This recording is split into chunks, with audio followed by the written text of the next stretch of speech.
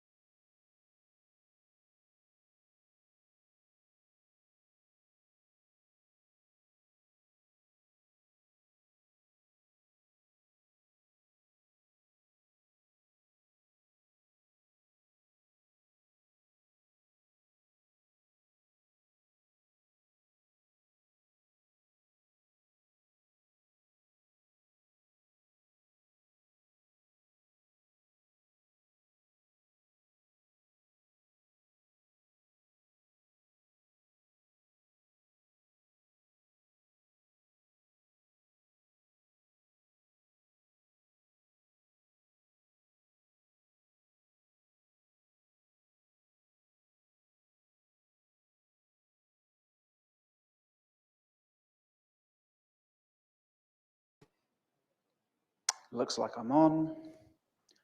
So I've got to present. I'll share the...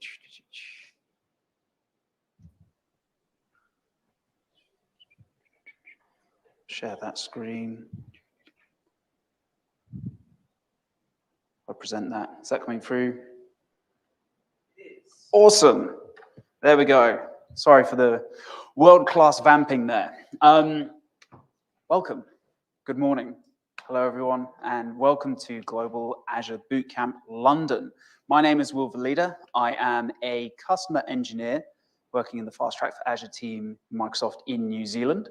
I haven't come all the way from New Zealand just for this. I mean, it's great to be here, but I wouldn't make that flight for one day. I'm originally from the UK. I'm speaking at Techorama next week. So if those of you in the room are going to join Techorama, it'd be good to kind of hang out and see you there. But today, here at the Global Azure Bootcamp in London, we're going to be talking about developing and deploying containers and microservices with Azure Container Apps. A nice, succinct title for all of you. Just in the room and online, maybe just put a comment. How many of you have played around with Azure Container Apps? Whether it's just POC or working production. Okay, about half of you in the room. That's good.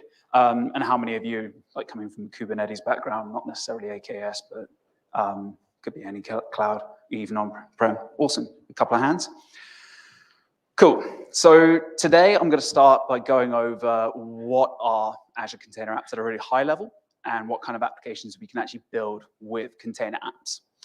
Then we'll go into a deep dive. I've only got half an hour, so I say deep dive in inverted commas, because there's probably not enough time to go dive too deeply into how, well, the different components of container apps and how we can actually use the various different components and keep those in mind when we're actually building apps to deploy to container apps.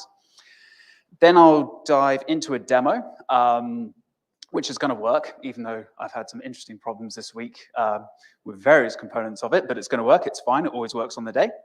And I'll show you, use an example of blue-green deployments and how we can actually deploy workloads or using blue-green deployments to container apps and GitHub Actions.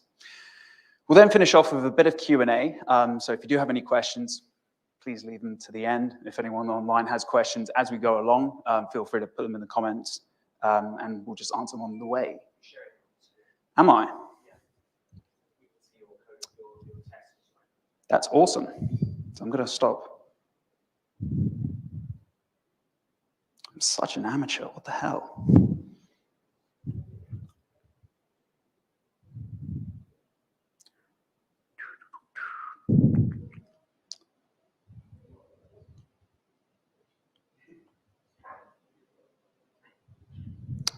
Okay, this is going to be fun.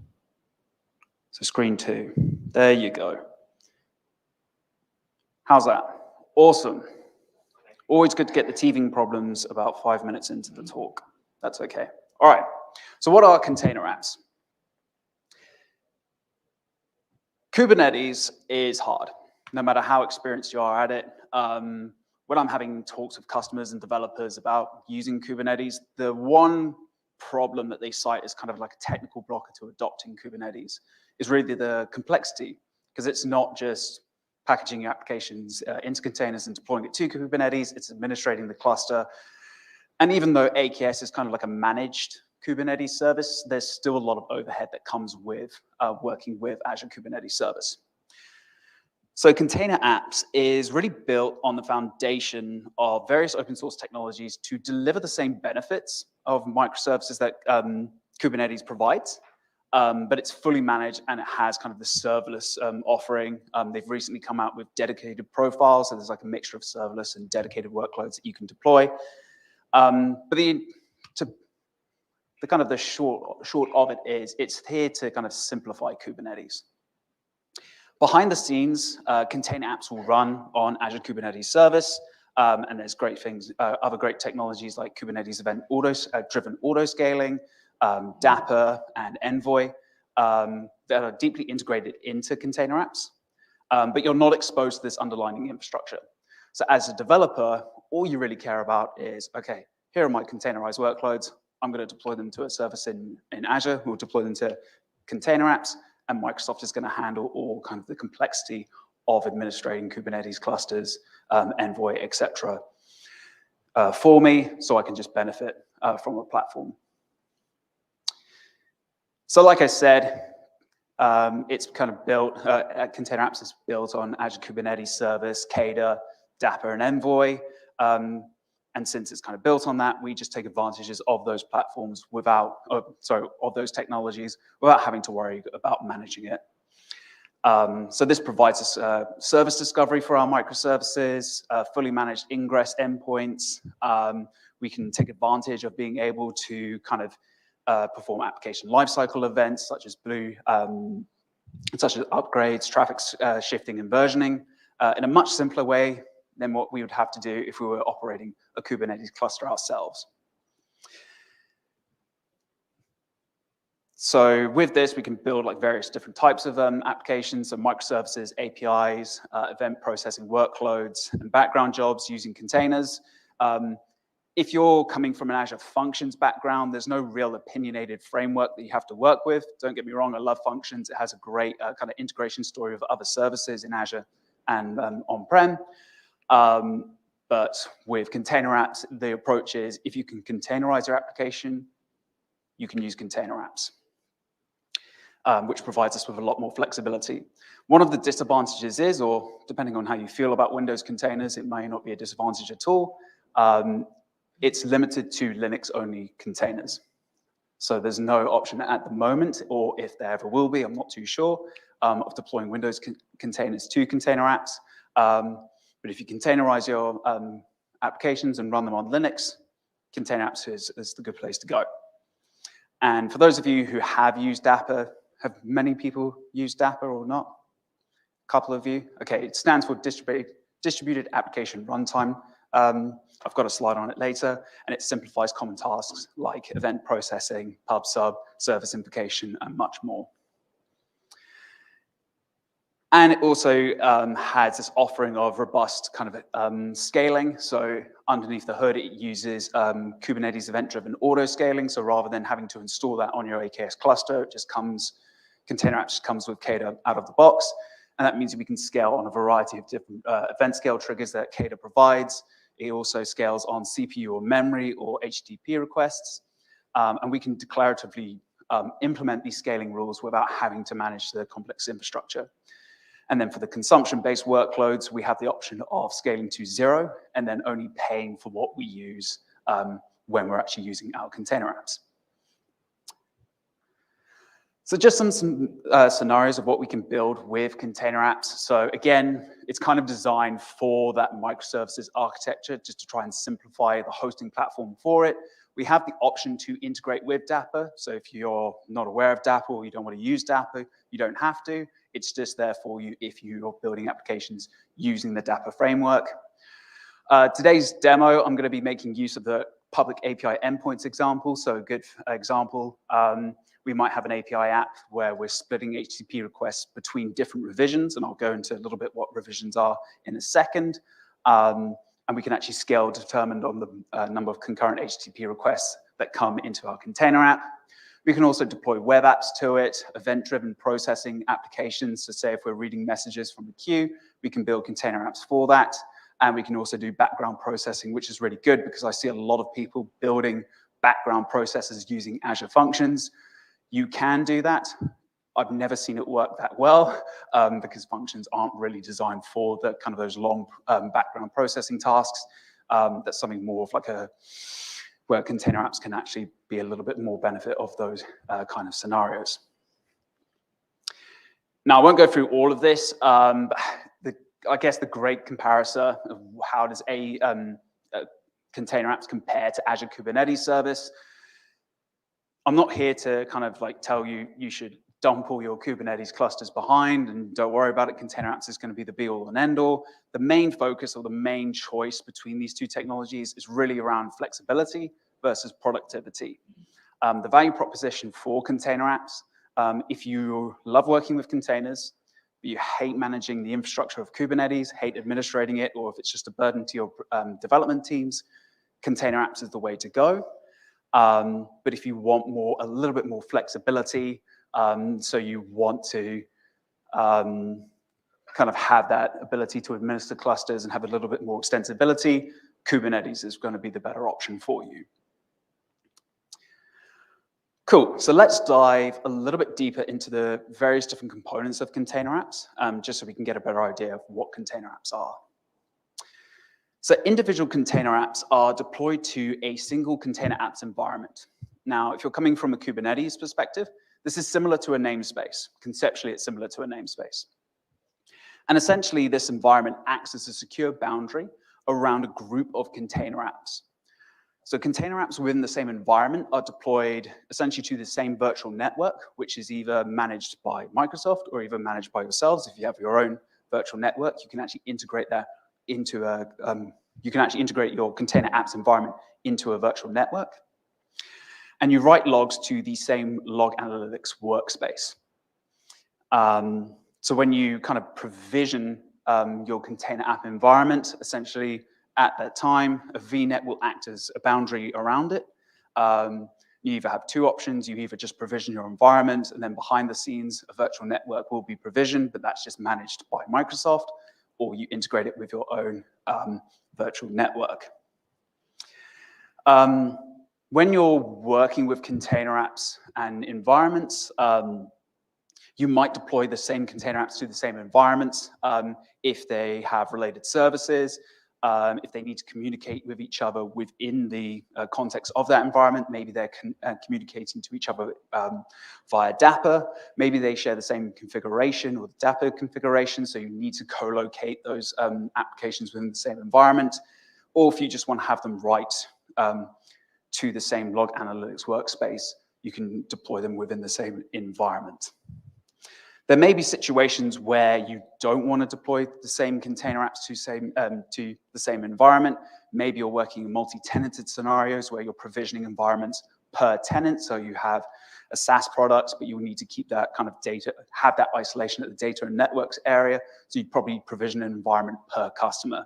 There are limits to how many environments you can provision within an Azure subscription, but these can be increased through some various support requests. And then kind of coming down into the container app. The container app is just essentially a single independent microservice that has its desired state configuration. So in the demo I'm going to show you later, this could be an API, it could be a web app. Those would be separate different container apps that you deploy to a container app environment. Now, as I mentioned earlier, this manages, the container apps will actually manage the details of Kubernetes and container orchestrations for you. And you can use any runtime, any development stack of your choice, as long as they support Linux-based containers. They can also be run from public or private registry. So I'm actually going to show you how you work with your own kind of Azure Container Registry to pull images and run them as container apps. You can also run them from public container registries as well.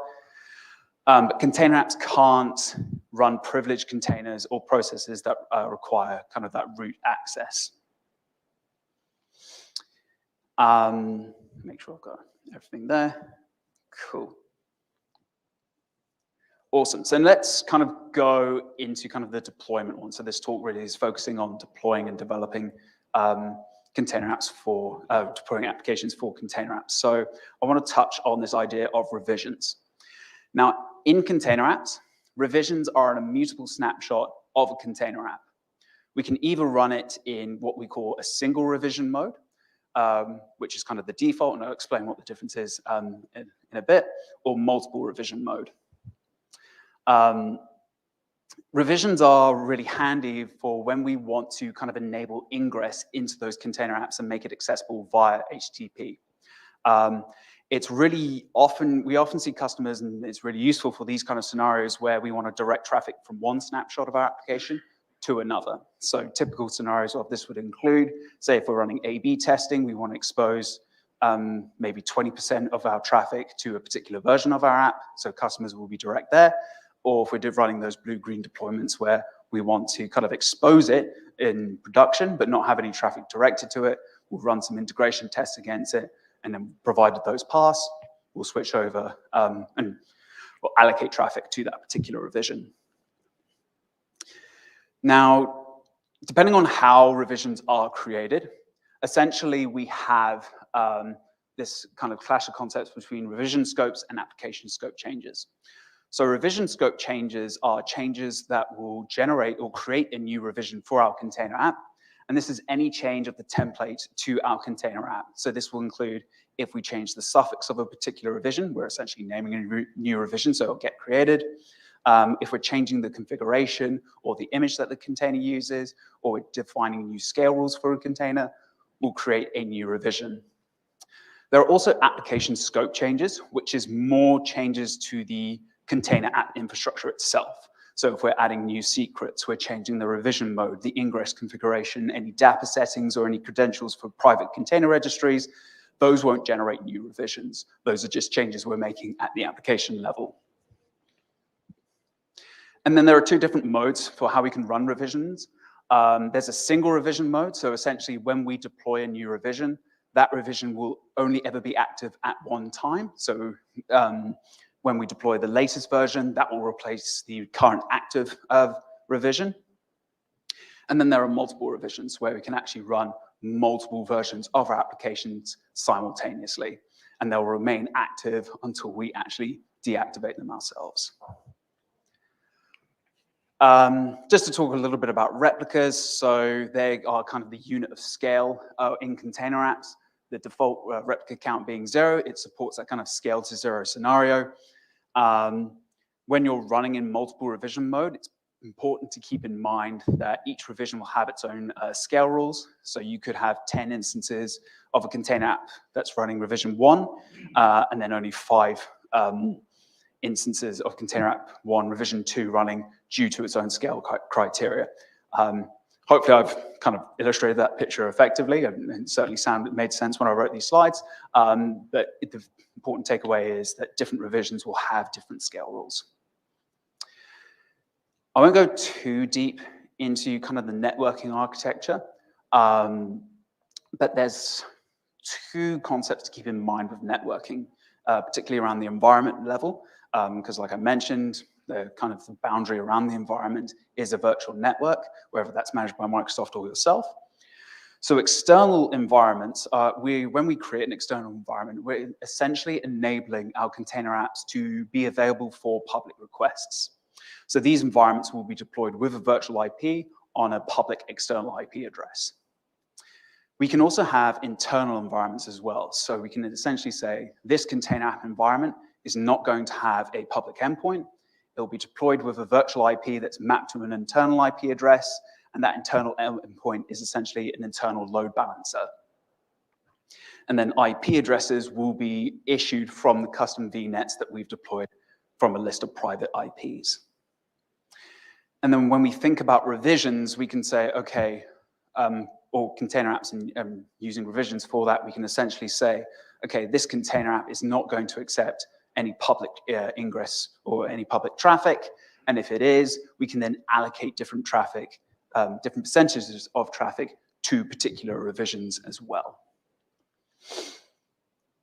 And I've kind of touched on bringing your own virtual network, but with container apps with the ability to kind of bring in your own virtual network, you can deploy an environment that's using that custom virtual network, and you can have that optionally without the public IP address. So you can really lock it down for those kind of use cases where you do need to lock down your container app environments.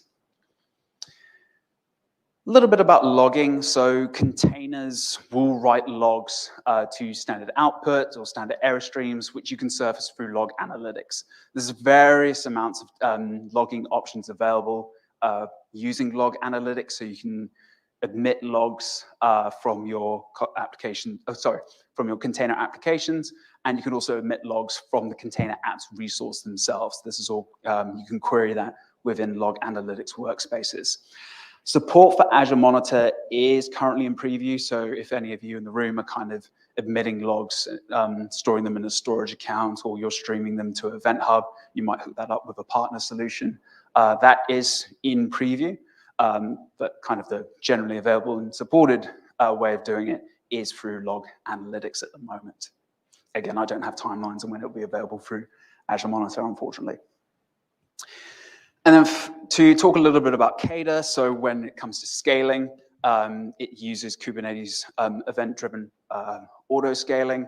So there's a whole bunch of scalars that Kata provides, and we can actually define those scaling rules within our container apps, so that it could be HTTP requests, it could be messages coming into a queue. Provided that it meets the criteria of our scaling rules, our container app will scale accordingly. And here's some examples. So we've got HTTP requests here. There's support for kind of MySQL events coming in, Redis streams, Event Hub, Service Bus, Azure Queue. And we can also scale on CPU and memory as well. And then just to talk a little bit about Dapper. So Dapper, the Distributed Application Runtime, is really a framework that helps us build event-driven, resilient distributed applications. So these can be, just taking container apps away for a second, these can be on-prem, in the cloud, or edge devices. It essentially provides a set of APIs that makes it easy for us to write distributed applications. So it'll have a sidecar process next to your application. This can be hosted on Kubernetes, container apps, or any other environments. And it will give us kind of primitive forms and APIs to work with pub sub capabilities, state management, service-to-service invocation, etc. And you can communicate with HTTP or gRPC. And it's also, there's a whole bunch of languages and REST APIs as well. So there's SDKs for C#, Node, Go, Python. I think they're working on a Rust one. Not too sure. It's still ongoing, but it's also exposable through HTTP or REST APIs, sorry. Cool, that was a lot of slides and a lot of talking. So we're gonna jump into the demo, which is going to work. So essentially I've got a web application that's gonna talk to two different APIs. And I'm gonna use GitHub Actions to kind of build my container image, and we're gonna deploy that to a blue slot. When we deploy it to this blue slot, there's going to be no traffic directed to the blue slot. It's going to be publicly available, so we're going to run integration tests against that slot. Provided they pass, we're going to swap the traffic and promote that revision that sits in the blue slot and promote it to the green slot. Now, for those of you that are coming from kind of like an app service environment, it works a little differently because there's the idea of deployment slots in app service. This is not really the same. It's more, these are just revisions that are existing. We're just going to be manipulating the traffic a little bit. So hopefully everyone can still see that. How are we doing on the stream? See that screen? Awesome, cool. So if I open up Visual Studio Code, no, we can't? Awesome. Okay, so if I scroll down, is it scrolling down? No, it's not. Apologies. Stop screen. Share screen. That's right. We're gonna get that awful there. There we go. Is that better? Scrolling down? Fantastic, cool. So here I've got kind of my three different APIs. And what I'll do, I'll actually show you. So I've got a simple Blazor application that's listening to two different APIs. And it's deployed in UK South. I usually deploy to Australia East because that's the closest data center to me. But essentially, this is going to just display some products in a hypothetical store that I've got. And to show you kind of like the underlying API, here it's just giving me product ID, product name, and then there's this manufacturer field that I've set to blank. So showing on my web app, there's no fields here, which is not very good. So I want that to be a little bit more descriptive. So if I go into Visual Studio Code, what I've got, I'll go into my kind of program CS file. Here I'm just using bogus to admit some fake products. And here on line 23, I kind of change that to actually fill that value for manufacturer. So in order to do that, what I'm going to do, I'm just going to go into actions. I'm just going to kick off this, run this workflow. I have to come back a couple of times, but that's okay. I will show you the GitHub action file here. So here, I'm just going to get rid of all of these, not now, go away. Awesome. So in this GitHub action workflow file, I'm running kind of two deployments side by side. So first, I'm going to deploy my infrastructure. So within this infrastructure project, I've got this main.bicep file that's kind of defining my container app. Was declaring my container app resource. So here on line 44, I'm saying, okay, this container app is going to have multiple revisions, which is going to enable that blue-green deployment scenario and allow me to switch ingress between one revision and another.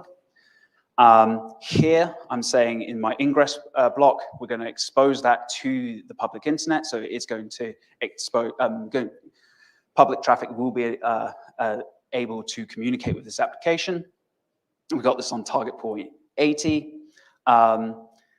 And essentially, that's going to kind of use a container image for this particular container app. So if I go back into my GitHub action workflow, I'm building or deploying that bicep template. I'm retrieving the existing image that's already been deployed to that container app environment, so that kind of version that's not showing any information about manufacturing or who's manufactured that particular product. I'm going to grab that image. I'm just going to preview my bicep, make sure it's all good, and then deploy it.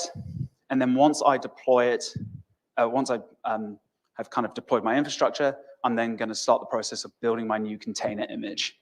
So that's going to grab the credentials for my container registry. It's going to build, do a Docker build and push that image to that container registry. And then here we're going to deploy it to the blue slot. So let me get some more real estate. Essentially, I'm going to get the current revision name, which is essentially going to get the URL of the current revision.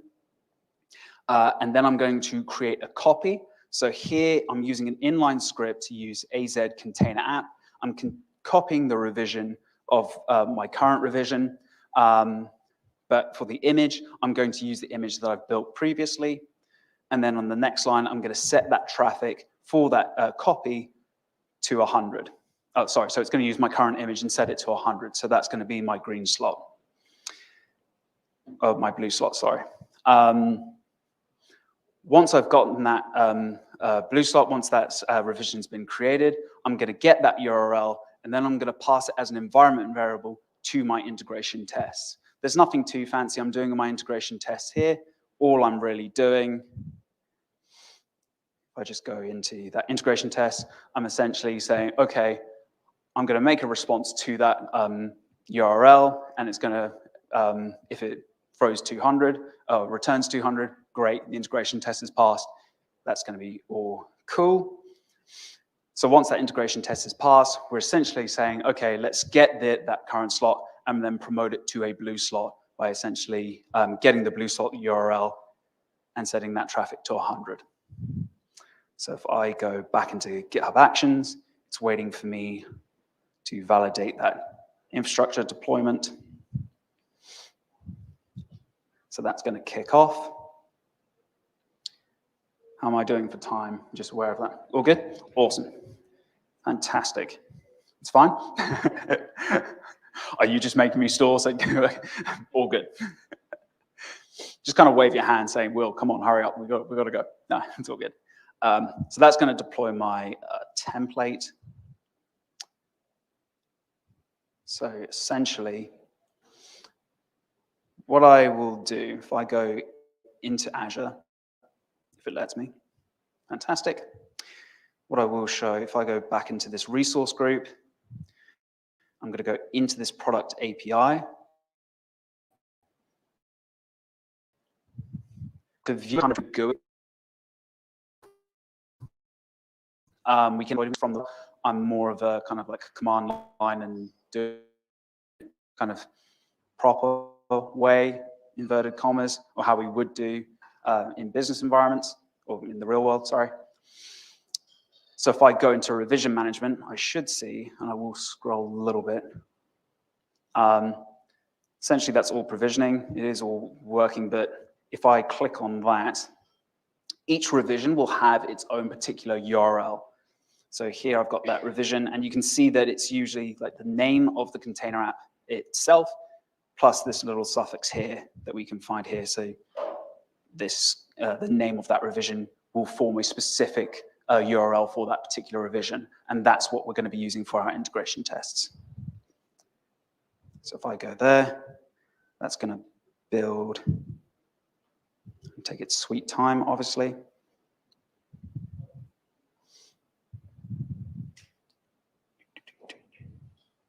So everything's still working there.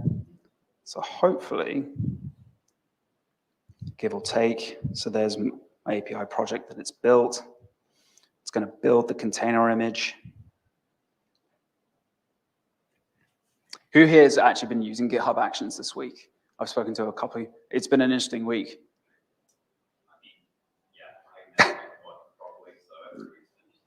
Yeah, like at the same time every day around 1:30 in the afternoon, there's been an issue.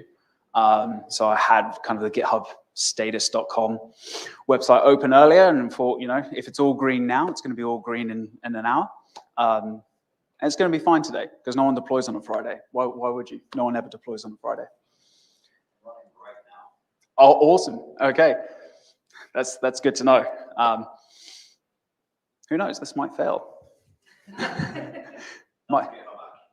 That is GitHub Actions. That's what happens when you say, okay, you handle this infrastructure for me, and I won't care about it. Oh, it's not working. Now I do care. Yes. Yes, it is. What I will do, instead of making you guys watch all of this, I will show you one that kind of worked earlier. So yeah, this is my GitHub Actions adventure over the past week. It was fun, lots of red. We always like to see that.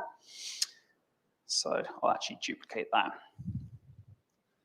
So in this deploy to blue slot, there's the high level. So we're getting this URL for that particular blue slot, and then we're going to pass it through. So it's going to look something similar to this. And we're going to use that for our integration tests. So if I go back into the one that we're running right now, there we go. So it's deploying to blue. So here I'm just setting up the .NET environment. I'm using .NET 6 for this. I can run it on .NET 7 as well. I just chose .NET 6 because I've done this presentation or a version of this presentation a couple of times. So here I'm going to get the current revision name. I'm going to make sure that we're going to create a copy of that. We're going to get the current revision name, make sure the traffic of that is allocated to 100%. Then we're going to create, with the new copy, we're going to deploy our container image to the blue slot, set ingress to that particular revision to 0, so we can run our integration tests on that blue slot.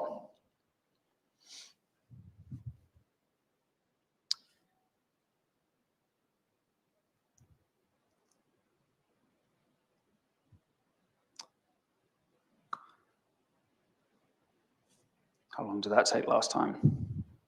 It took 8 seconds last time. Oh no, 1 minute, 7 seconds.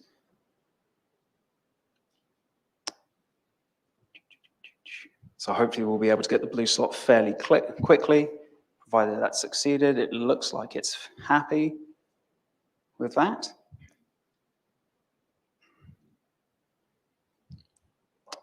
And then what I'm going to do, I'm going to show you kind of the JSON response from that blue slot URL, and that's what we're going to be running the tests against.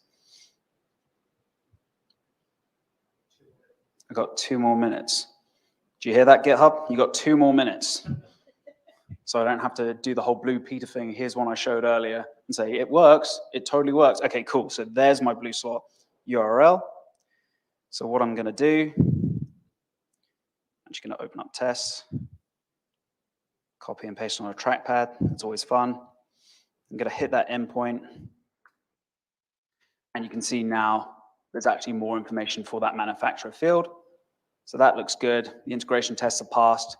I've put in a deployment gate just to try and emulate what we do in a kind of like the real world. We want to put some kind of manual controls in place. Say if we have to control our deployments, say we've got to answer to a control, a cab board or a control change board. These are the kind of controls that you'd implement in place. And that's going to deploy that to that green slot. So this kind of API will now be, we're going to allocate 100% traffic to that. I've actually hit that URL itself since it's publicly available. I can just go ahead and do that. But now we're actually going to switch 100% of our traffic to that particular slot. So if I look at that, how long did it take last time? Didn't take too long. You might just do it in time. Who knows? It's going to promote to kind of the blue to the green slot now. So it's very different from an app service or a function environment perspective. So one of the great things about Azure Functions and App Service, we have the ability to kind of swap deployment slots, and it's kind of almost instantaneous. The disadvantage here is we're only really setting ingress to a particular revision, so it's kind of that extra step. Within that command, which is like AZ container app ingress, there's no way to specify which image you're wanting to set ingress to. You're setting it to a particular revision. So it's not, you've got to create a copy of the revision and deploy your new image to that revision, then you've got to set ingress. So it's not perfect, but it is a way of how we can actually do it. Cool, so that has passed. So hopefully when I hit my web app, might be a little bit delayed, but hopefully,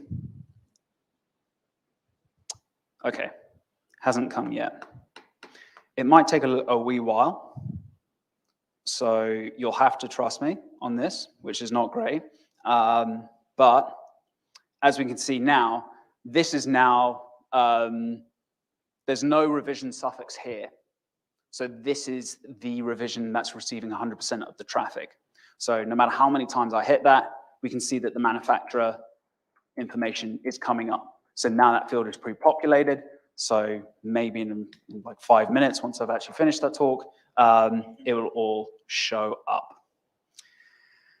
Awesome. So a very quick recap. Container apps is great because it's essentially Kubernetes without the Kubernetes. You get to enjoy the benefits of Kubernetes without having to worry about managing your clusters. Hopefully this is giving you kind of like an illustration of how we can use revisions to manage the lifecycle of our application, how we can open up some really cool deployment scenarios such as blue-green testing. There's also A/B testing as well that we can implement, which is quite cool. There's built-in observability, built-in integration with Dapper, Cada, so essentially all of those kind of good parts of the cloud-native ecosystem are kind of there available to you. You do sacrifice a little bit of flexibility that you would use using Kubernetes, but if you don't want to manage that and don't want to worry about it, this is kind of the answer to that. Awesome. Thanks for listening. Hopefully you had fun. If you had any questions, feel free to stick your hand up or come and chat to me afterwards. And sweet. Thanks, everyone. Thank you, Will. It was a really great session. Container apps certainly looks very, very interesting. We'll be back in a very short minute with Rachel Breeze, who's going to be talking about accessibility and doing lots of DevOpsy things with accessibility. So yeah, let's give Will another round of applause, and we'll bring Rachel up onto the stage. Rachel.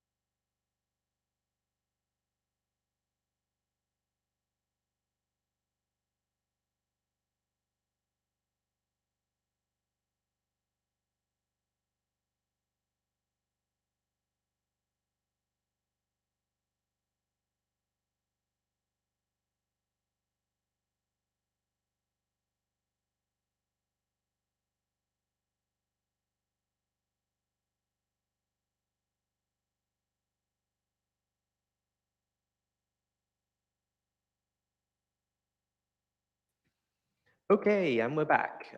This time with Rachel Breeze, who will be talking about building and deploying accessible sites. Rachel, over to you. Hello, thank you all for coming.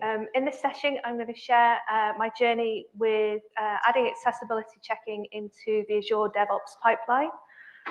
Before we start, a little bit about me. I'm a senior developer and technical squad lead at Nexa Digital. I am a C# developer. I'm not a front-end developer, but hopefully you'll see through this slide deck that everyone is responsible for making accessible websites and applications. Nexa Digital, who I work for, are a human-centered research and design and development company based in Macclesfield, and we've got an office in Cambridge as well. We're 110 people in the UK, and we're owned by Nexa, which employs about 2,500 people worldwide. I'm an Umbraco MVP. For those who don't know, Umbraco is a content management system, and it provides a framework for building websites and web applications. It abstracts the content management away from developers, allowing us to do what we do best, build websites and applications. Umbraco is open source and utilizes the Microsoft technology stack. I'm also part of the Umbraco community accessibility team. We've got Umbrad coming up next week. I'll share a URL at the end. That's all for Global Accessibility Awareness Day.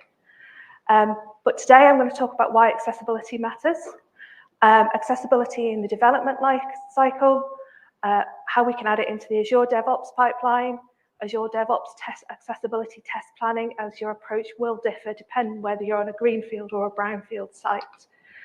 First off, to get people to add accessibility into the DevOps pipeline and get approval from management, we need to tell people why accessibility matters. So there's loads of laws that cover it worldwide, and that's always a good legal case for getting it added in. I've pulled out a few. These aren't all of them. But if we develop our websites and applications to level 2, WCAG 2.1 level AA criteria, you should comply with most of these laws. There's also a business case for it. Globally, there's a number of people with disabilities is over 1 billion, with a spending power of more than 6 million. In the UK, 14.6 million people have a disability. That's roughly 22% of the population. According to Optimax, 22% of the UK population have brown eyes. Imagine excluding people who have brown eyes from using your websites and applications. It's a big thought. Accessibility helps improve the usability for everyone. It helps SEO. And you've built your website, you've invested time, money, and everything in the service. You want it to have the widest reach. But for me, this is why I advocate for accessibility. This video sums up exactly why we should be doing it.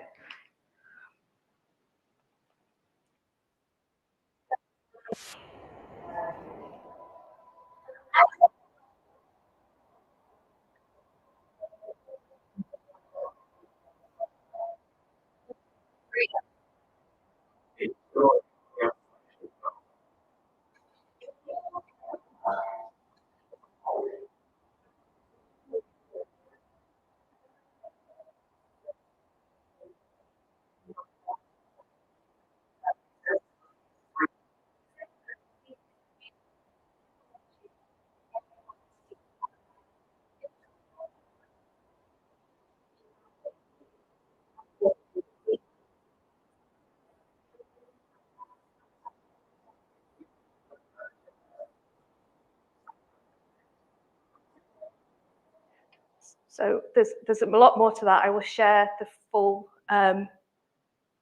text, full link at the end. So earlier you heard me talk about Web Content Accessibility Guidelines, or WCAG. These have 4 rules behind them, and they're designed to give guidance as to how website and content should work for people with different abilities. I'm just going to go over the bullet points really quickly. Perceivable means information and user interface components must be presented in a way that people can perceive content. For example, we provide alternative text for images. This allows them to be read in other forms like large print, braille, speech, And even when we have a slow internet connection, we see the text before we see the image. For operable, this means making all functionality available from a keyboard and as many alternative inputs as possible. We should also help users navigate and find content by providing consistent navigation and consistent identification of elements. Understandable means making the text readable and understandable.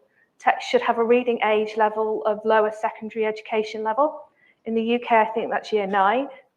It's also about users finding and correcting mistakes easily. And finally, robust. This means that when we write the HTML, it validates against the schema we specified. And it also means if we display status messages, then assistive technology gets the notification without having to focus on those status messages. There are 3 levels of accessibility. A, which is the minimum level. Without addressing these items, barriers exist that cannot be overcome by assistive technology. AA, this is more accessible, and the criteria at this level establishes a level of accessibility which should work with most assistive technology, and AAA, which is even more accessible. Some AAA criteria can't be met everywhere, so we recommend meeting it where you can. And if you say your site is AA compliant, it means that your site has met compliance of every one of the criteria at AA and every one of the criteria at A. We know that when we don't design for people with different impairments by accident or by design, we're excluding them from using our products and services. And as Kate Holmes says, exclusion isn't a PR-friendly word, but it is a universal experience. We all know what it feels like when we're left out. And as you saw from the video at the start, how important it is to make sure everyone joins us in the world of technology. So accessibility in the development lifecycle, it doesn't just start at DevOps. It doesn't just start when we go into accessible development. Into development. It starts before. We all work with designers and user researchers in our communities. Derek Featherstone's done a whole series of tweets a couple of years ago about how we can build accessible technology from our prototypes. He talks about using voice recognition to ask people how they might accomplish a task. Talk to people about who use voice recognition software and ask them how they'll accomplish a task. Share your prototype with people who have low vision to see if they've got the right contrast, and so on. It's a great series of tweets. Again, I'll tweet the link to them at the end. So we've gone through the design and research phase. When then we go into development, there are tools we can use in the development cycle to help us. In Visual Code, there's an accessibility link to plugin extension, that we can use. This, hopefully you can see that. Oh, is that on the? So this, as you can see along the top, it's got a red tab that's open that shows all the errors. So there's loads of errors on that screen. It says there's more than 9 on that left at the top. And at the bottom, there is a list you can pull up, and it pulls up all the errors on, that are in that HTML. And it says there's 19. Hopefully you can see the 19 here. And if we start to fix them, just like it would in wrong keyboard. That's the one with the T on. You can see as I fix it, it's now gone to 18. So you can fix your errors and find your errors with Visual Code with this extension as you go along. If you use Visual Studio, I failed to get this open. Let me just take that out so you don't see the client names. If I failed to set that up, just 2 ticks.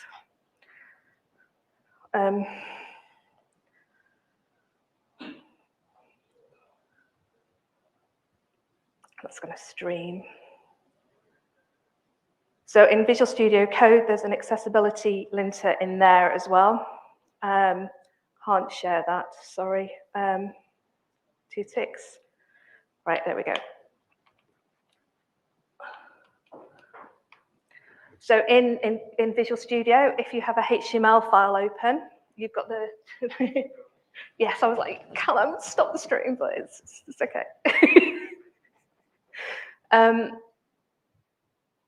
So just while this loads up, this has got a accessibility checker in it for HTML. You can also use an accessibility checker tool for WPF, sorry, and all the other tools that are available. I don't work with them, as you can tell, and I can't remember the acronyms. I'm a web developer. So for HTML, you can tick on tools and click on check accessibility. It'll pull up this checkbox and click validate, and it'll give you the errors to fix, and you can go away and fix them. The list of errors here is different to the list in Visual Code. I would start in Visual Code before going to this. And then most of us work with dynamic sites, so run that. And we have this website that I've pulled from Washington University's Accessible University demonstration. But what I want to show you in here is what Microsoft offers in terms of auditing. So we've got Accessibility Insights for Web. It's got a great 3-minute video that you can add to it to introduce it. There's this fast pass routine, and it highlights the errors on the page. And if you expand the errors, it will show you the reasons why that's errored. It's always important. All reports should contain details of why something is errored.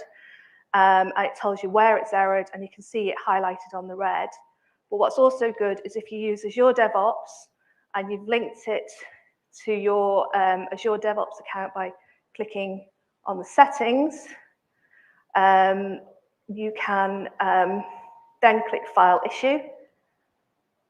And this was slow this morning, so fingers crossed. So it'll load up your DevOps board, and you can create a task straight off the back of there, link in with the issues and why it's failed.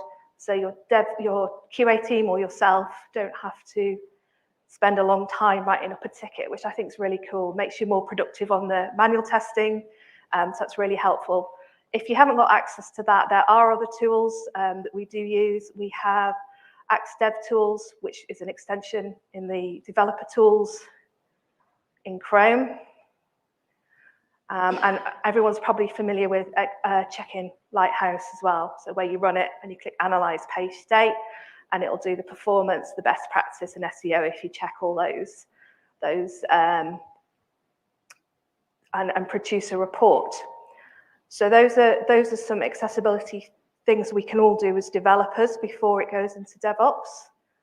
And then we also have DevOps itself. I've loaded a slide to come back out. I just really so there's an accessibility checker in Azure DevOps. So if you go into there, all my demos are going to be through the GUI. I know there's a YAML version, but I think the GUI is more helpful in explaining what we're trying to achieve. So what I've done for this is I've got an accessibility checker pipeline. Show you how to set that up. So you add a task in for it, click your plus sign, search for accessibility checker 1 and 1.8, click add, and then put your page URL in that you want to test. This is a default example from DQ. And then you set up the test title. That's important because it'll show in your test plans and the tests that you want to run. You can also do it on specific areas of the site, saying HTML to include and exclude. As you've probably noticed, the one flaw in this test, if I go back to it on here,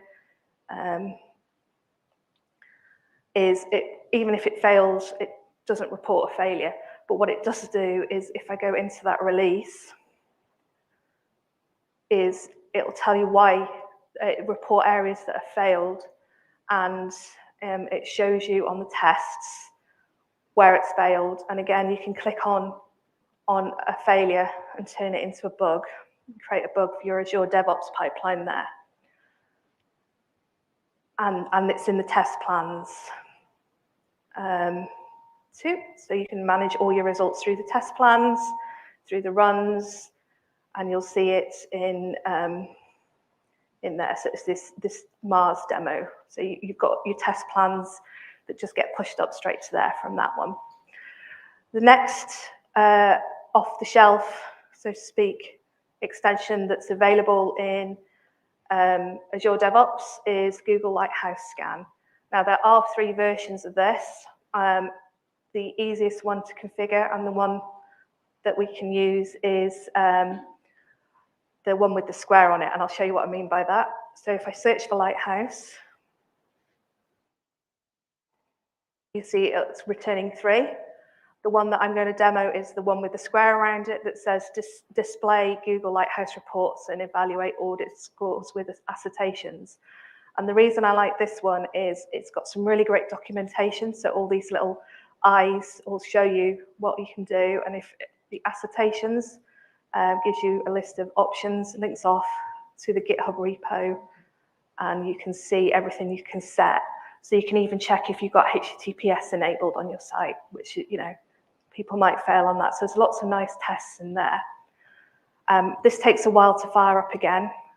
So I'll just show you a test that's run previously. These fail. When they fail, you get a proper failure.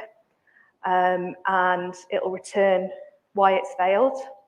And the other thing this one does is, this Lighthouse test does, is it puts a Lighthouse tab at the top.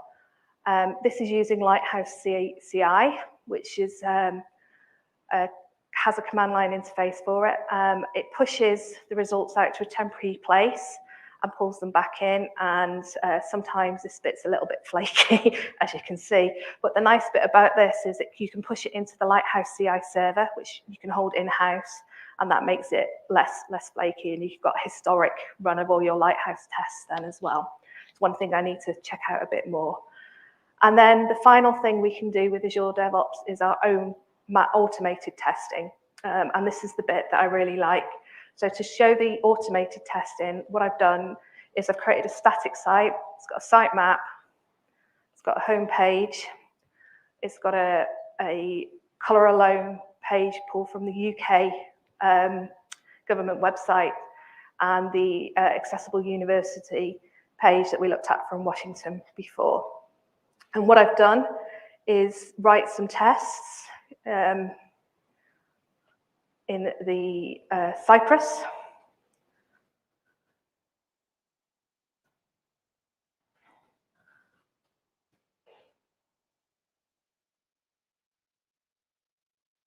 Like your boss watching you when there's a bug, having everyone watch you do a demo. So while that's opening, I will just show you the tests. The first test we're going to run is one that just goes off to the URL and validates the HTML. And that is for the testing the standard that the HTML is robust. So you remember the poor things we looked at the start. This is a HTML must validate, so this allows us to do that. And that'll pick up more than accessibility testing. This particular test will check things like your JavaScript includes and things as well. So it's a nice test to have. And then the next one we're going to do is visit the URL, inject Axe, which is the accessibility testing tool, and get the results back. And I just wanted to show that all the tests up to now have been single URL tests, but you can set it up to do the sitemap or a preset array. So hopefully that has loaded. It's loading. And you don't have to use Cypress. It's just the tool I've picked for this demo. And I'll talk more about picking a tool in a minute. Or whilst that loads, let's do that whilst that loads. So go back into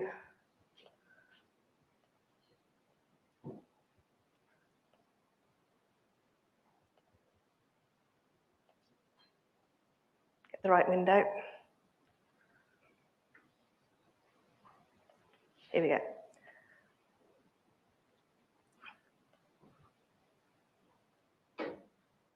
So for picking a tool, there's a few things, because you want the tool to work with Azure DevOps as well as for your developers. So you want one that's got a GUI. Lots of people like working with a GUI locally. You want a command line interface so you can run it through Azure DevOps. You want a reporter. You want it to support a reporter that's supported by Azure DevOps. So JUnit, NUnit, XUnit, and so on. and you want to use one that's been developed by an ACT accredited vendor. And the reason you want to do that is because ACT stands for Accessibility Conformance Testing, and they've got a rules format, which is a standard that describes how to write high-quality automated rules and manual testing rules as well. And it's the standard that's used by Axe, which we've seen demoed already. So Axe is for Lighthouse. It's used by DQ, sorry, and things like that. So you want one that's recognized so that you can say back to your clients, we've used a recognized, accredited tool. And just like you would for if you're doing your website, you write your scripts, then your development team can use them when they're doing the builds locally. You commit the scripts to source control, you build your Azure DevOps pipeline, publish the results to Azure DevOps test plan, and then, most importantly, you manage the findings from the results. You don't just say, yeah, we ran a test against it. You want to get the output and use those. So Cypress is loaded locally. I'm using the end-to-end option in this. And those 3 tests we looked at the start, just run them quickly. Doesn't matter if they pass or fail at this point. It's just making sure that they actually run. So our HTML validate, it's gone off. Cypress records where it's going to, so you get your GUI. And with Cypress, you can click through. There are other options available. Yeah, demo gods love me today. Right, this isn't the important bit of the talk. I just wanted to show that they worked. So I'm going to move into how you put that your automated front-end testing into Azure DevOps. So on the front end, we build it like you would normally. So if I go into this and click Edit,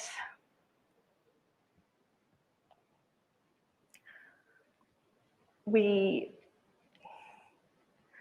pull. Can you see that? Do you want me to zoom in a bit? You're up a little bit.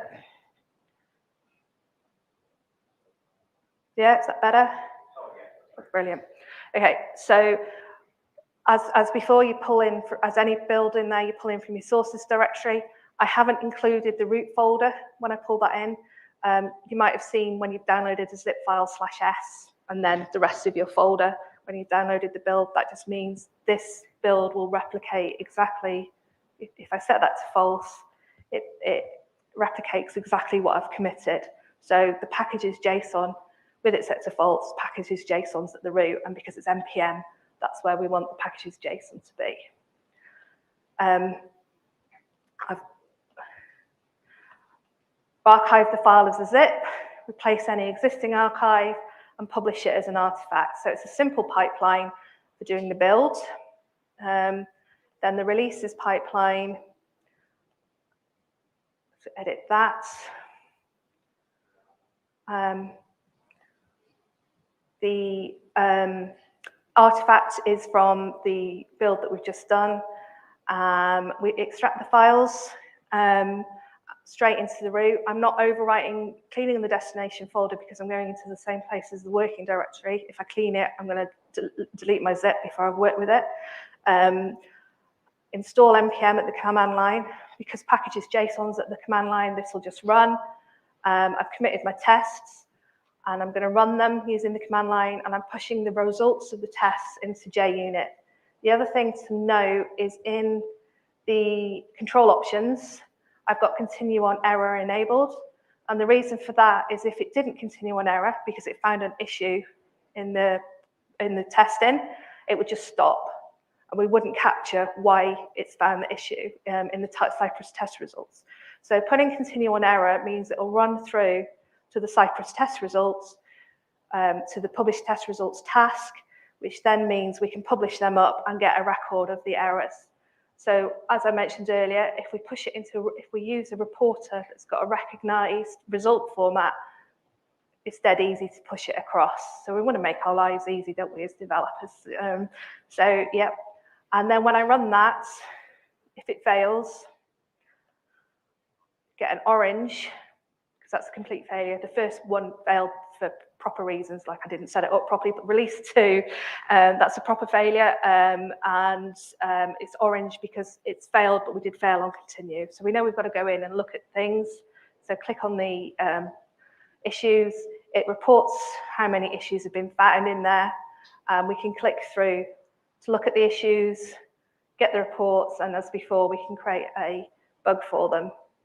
So that's automated testing with Azure DevOps, but accessibility isn't just about automated testing, it's about manual testing as well, and I want to show why before I show how Azure DevOps supports that. So one of the tests that we ran was on explicitly on this page, which talks about accessibility and contrast. And the errors that have come back that we can fix are related to landmarks and nodes. They're not related to the colors on the page. And we can go to that page and there are no contrast issues if we check it directly. So if we go to this page and run the contrast checker, WCAG contrast checker, there's no issues with contrast. So can anyone look at this page and tell me what the issue is? Why am I going to fail this page?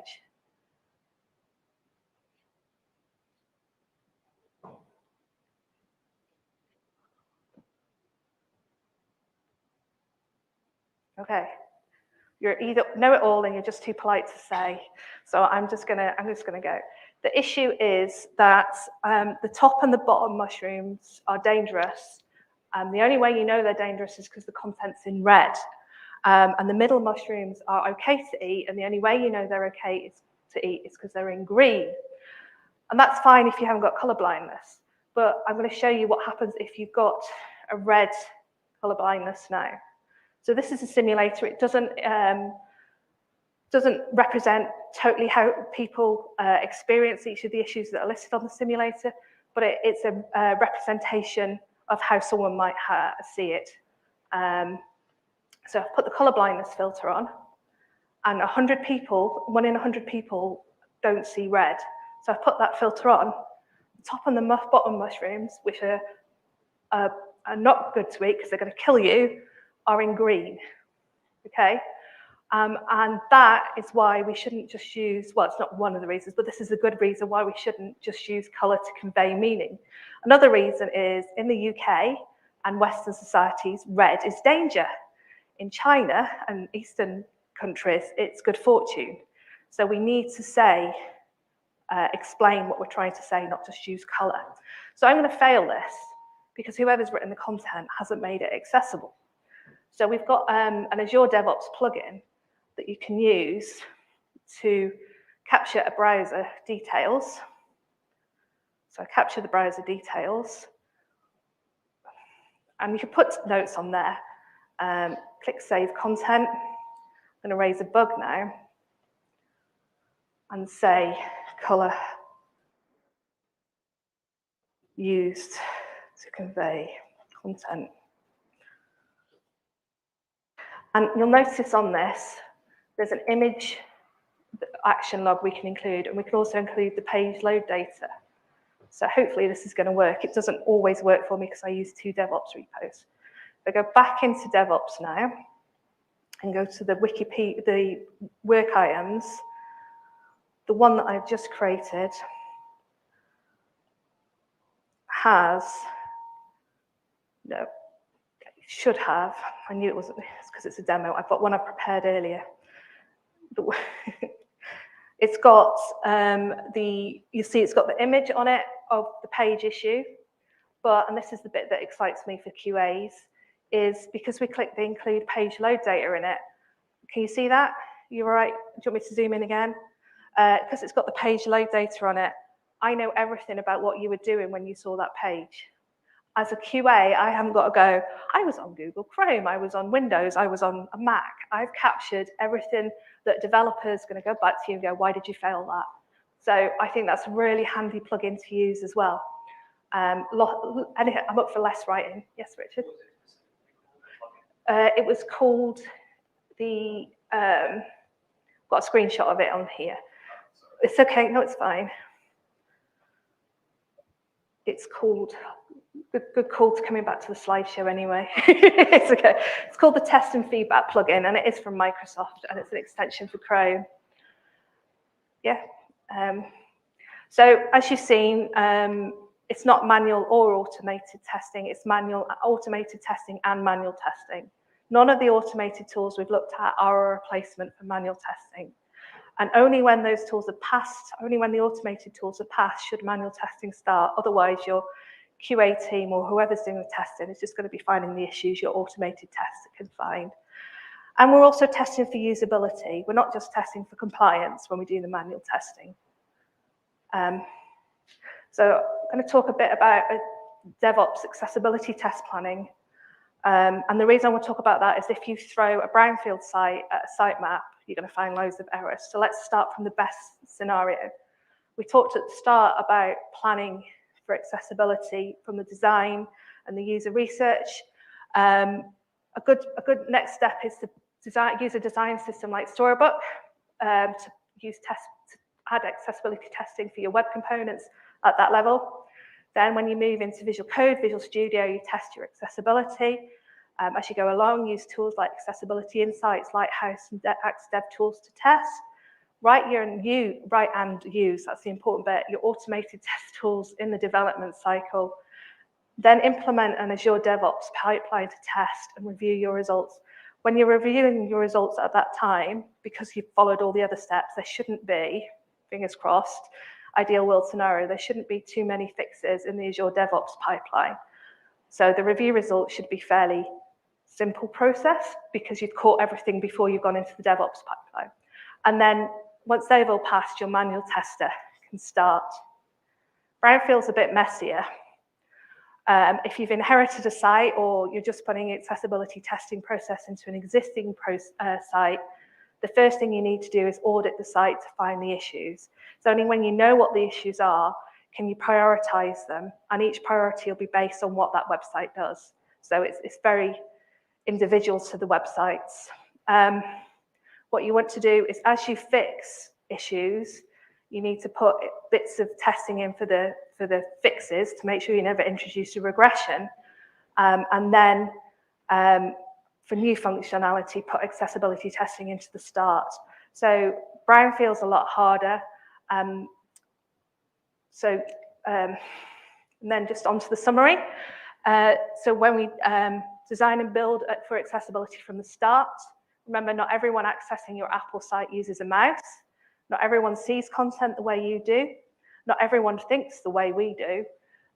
Automated accessibility testing helps as a support for accessibility testing, but it's not a replacement for. Never forget, accessibility supports social inclusion for people with disabilities. It can help improve the usability for everyone. And developed the right way, the internet provides equality of opportunity and social inclusion for everyone. If you want to learn more about accessibility, next week, May the 18th, is Global Accessibility Awareness Day. There's loads of talks around the world on it. The Umbraco community, we're running Umbrad. We've got talks on adding accessibility into your user acceptance criteria, as well as accessibility in Umbraco. But yes, thank you. Any questions? Thank you all. Fantastic. Thank you so much, Rachel. Incredibly insightful talk. I'm just checking if we have any questions in the chat. No, we don't. But if you do, of course, Rachel will be around today. You can. Oh, Will has a question. Here we go. Awesome talk. So for kind of accessibility for the back end, are there any tools that you see, because obviously a lot of developers might have their own accessibility issues. Are there any prominent tools that kind of help on the back end? So C# code or anything like that? So yeah, that's another talk I give actually about accessibility for developers. So coding standards are a big help.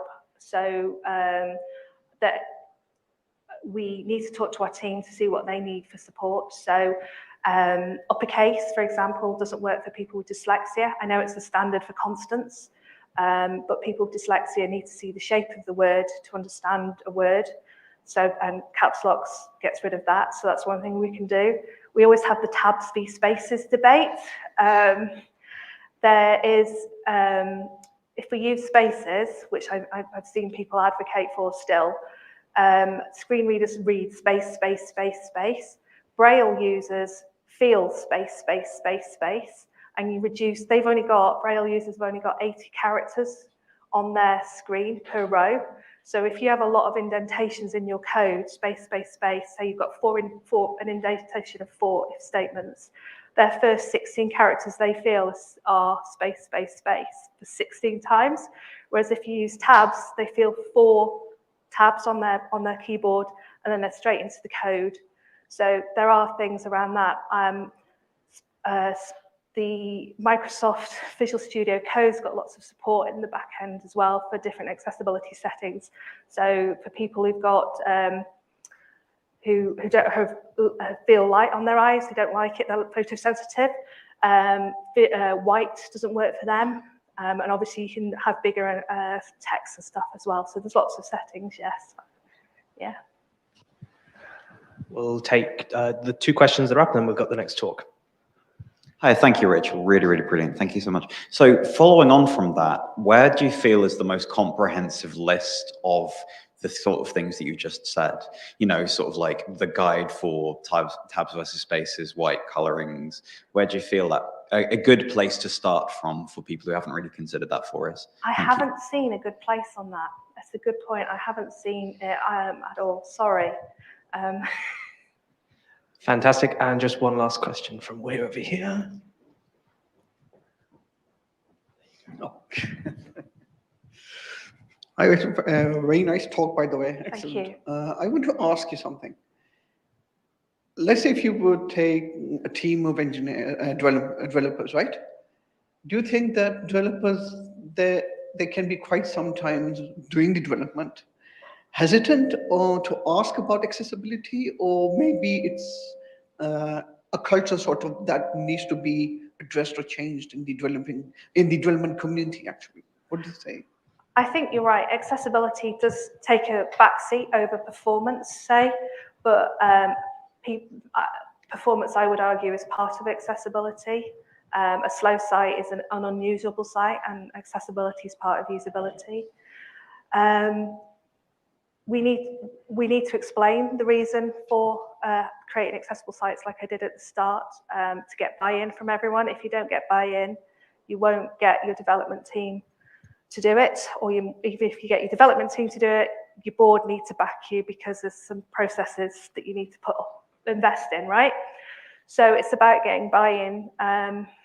Yeah, have I answered your question? Yeah, thank you. Sorry? Yeah.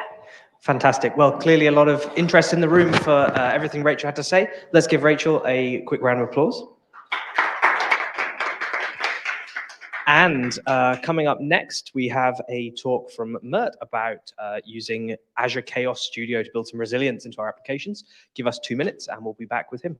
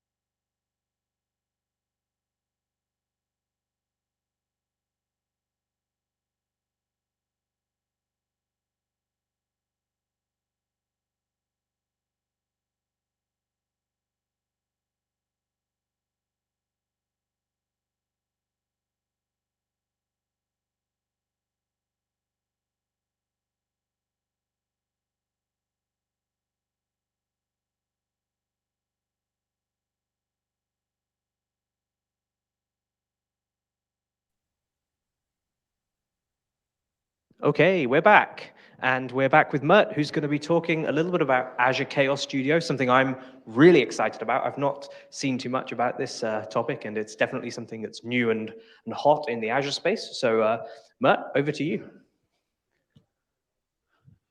Okay. Hello, everyone, and welcome to Microsoft Factory London and Global Azure. And my name is Mert Yeter, and today I am going to talk about the Azure Chaos Studio.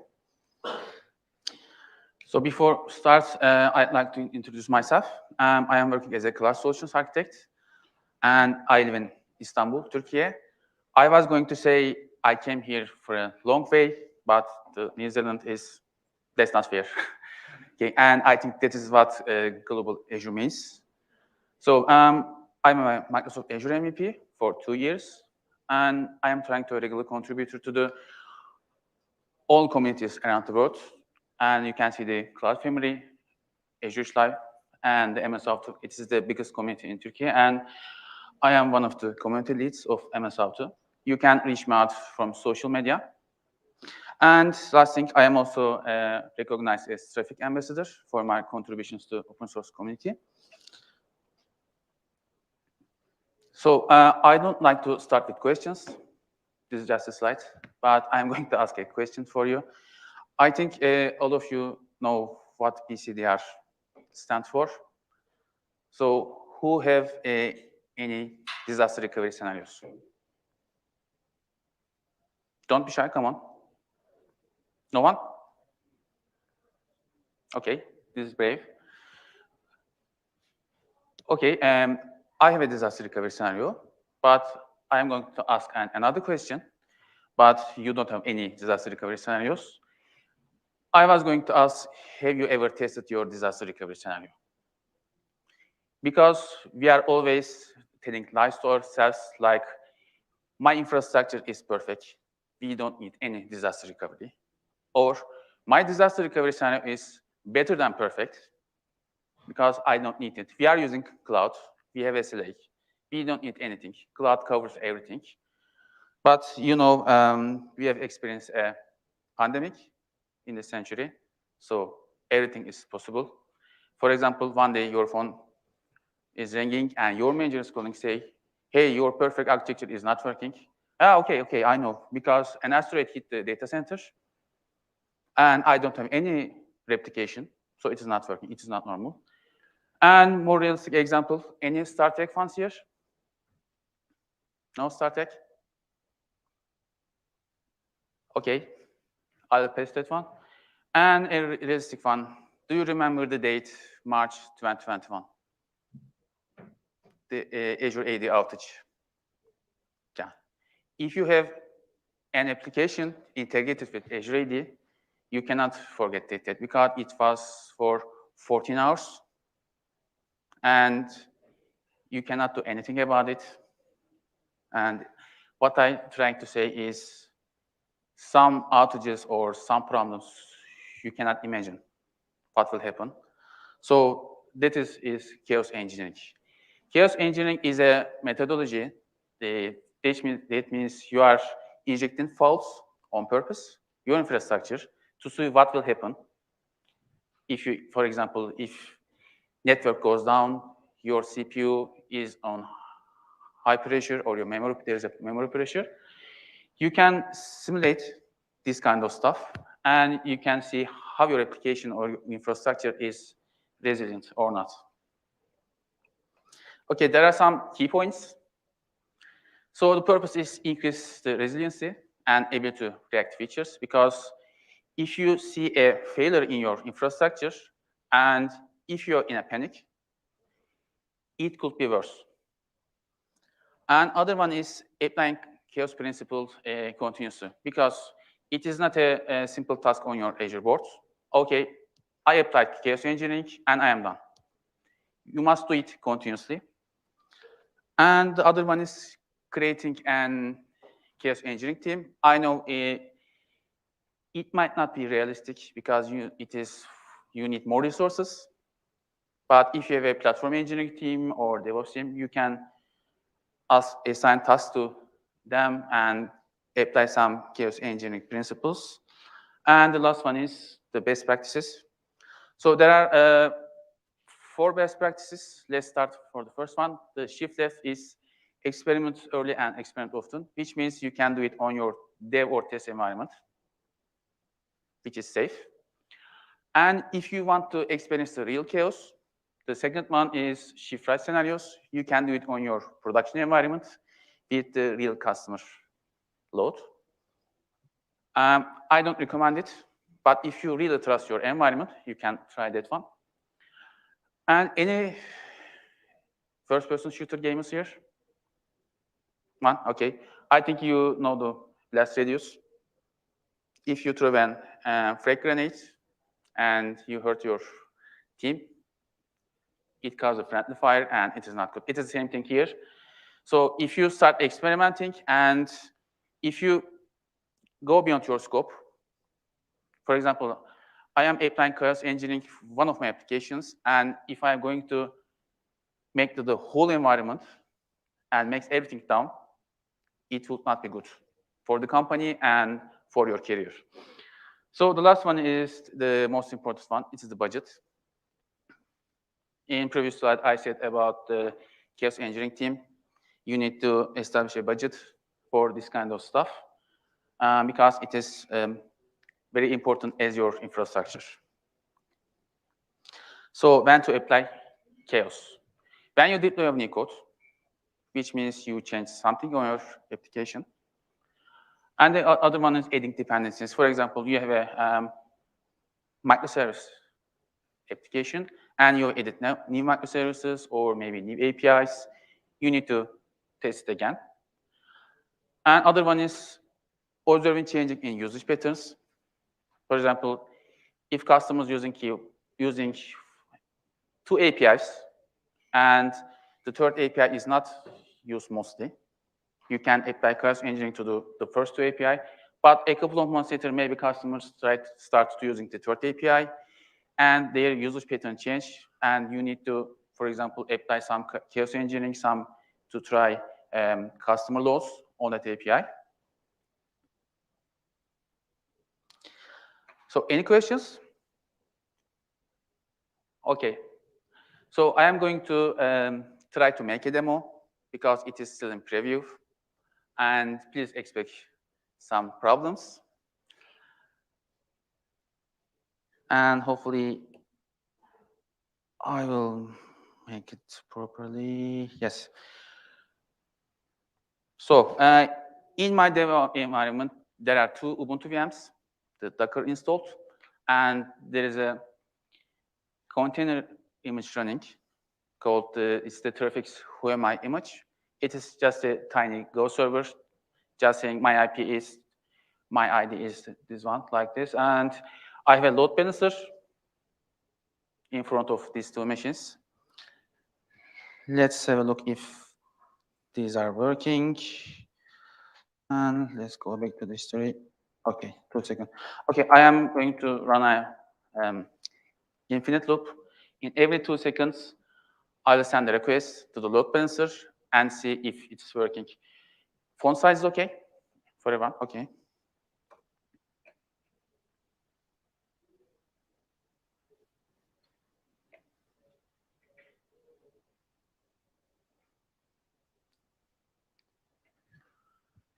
Okay, you can see this is the first one and this is the second one. It is like the round robin. Okay. So let's apply some chaos.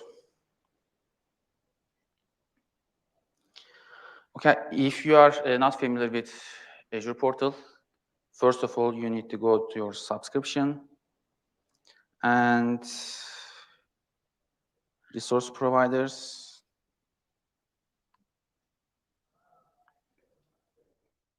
And register Microsoft Chaos. So let's go back. Okay, I know you might be disappointed. Just 2 options here. Chaos Studio is not a resource. It's a tool. You can think like the Visual Studio. And as I mentioned before, there are 2 options here, targets and experiments. Let's start with the targets.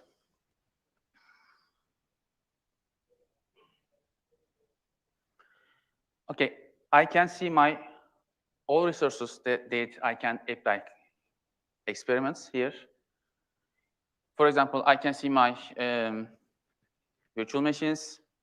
Also, I can see my network stuff here because I can also apply network faults.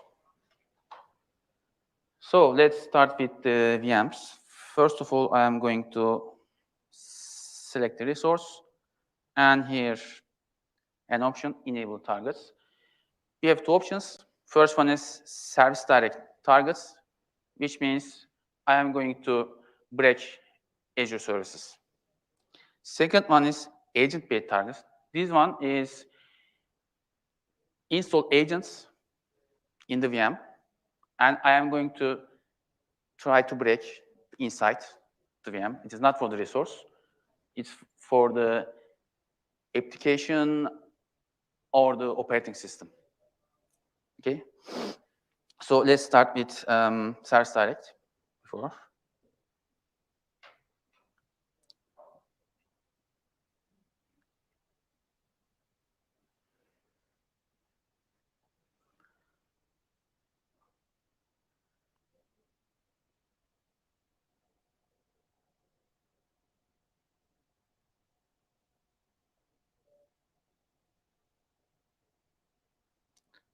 Okay, I think it is okay.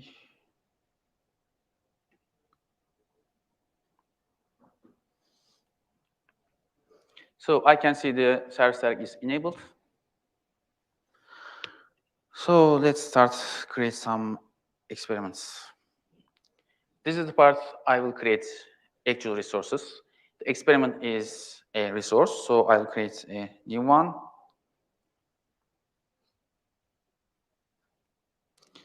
Let's select our resource group, name, let's say there's one. There are not so much options. You know, this is the standard resource creation.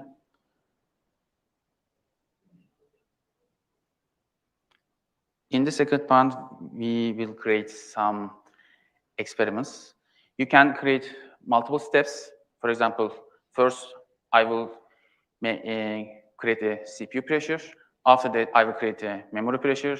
And after that, I will stop the VM, and you can create multiple steps to see how it works.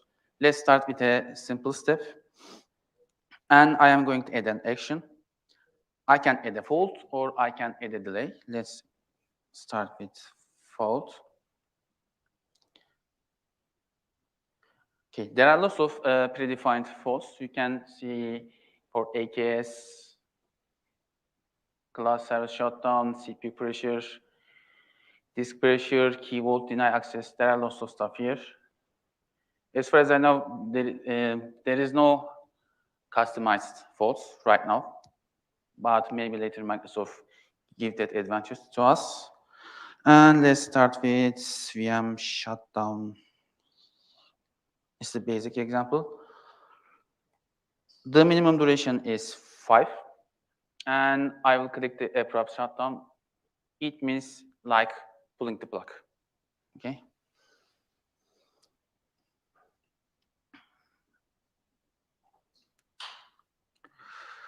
Okay, so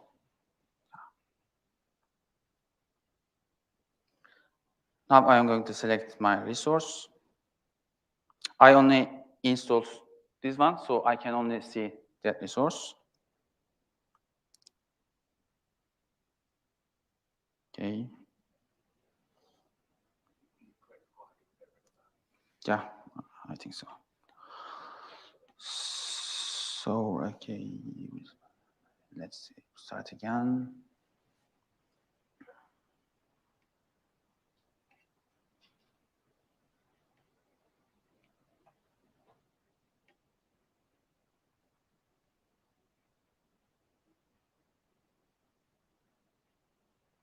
Okay, I edit my action.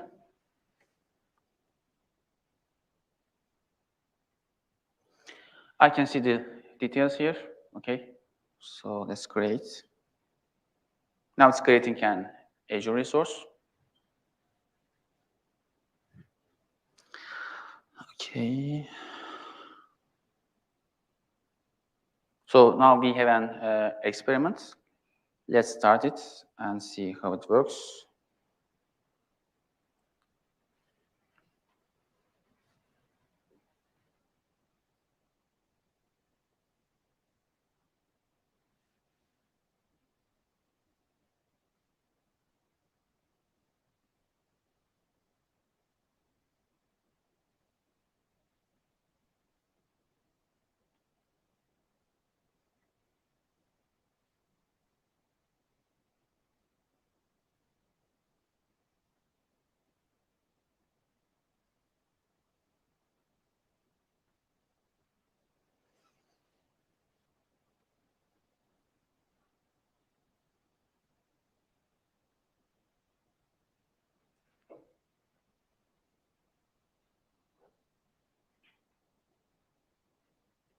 Okay, so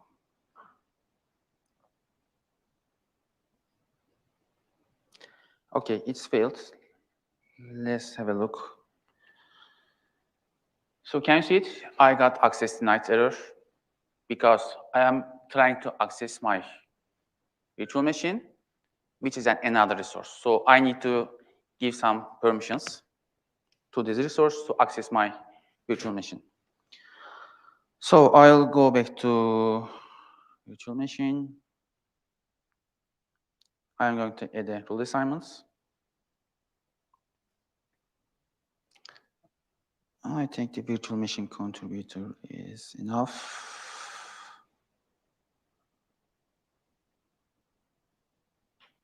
Okay. I'm adding my chaos experiment. Okay.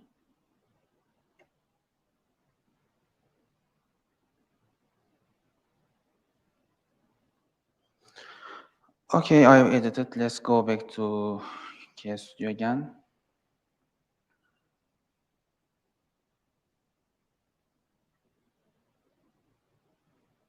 Okay, I will run it.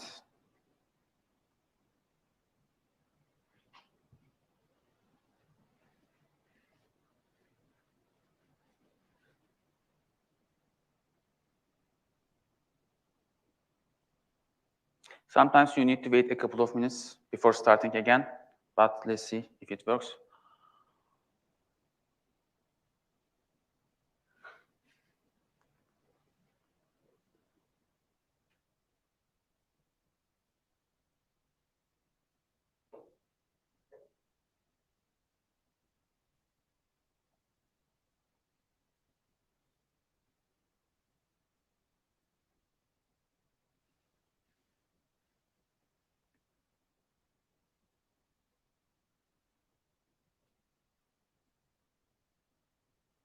It's failed. Let's have a look at the details. Yes, I need to start again.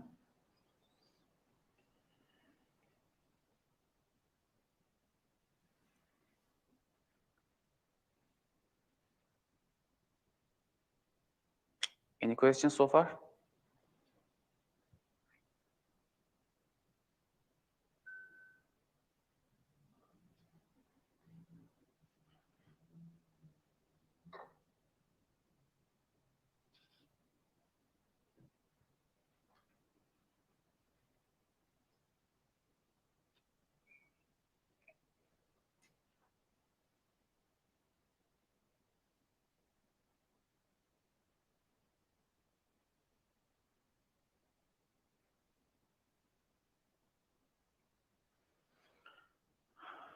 Okay, it seems working.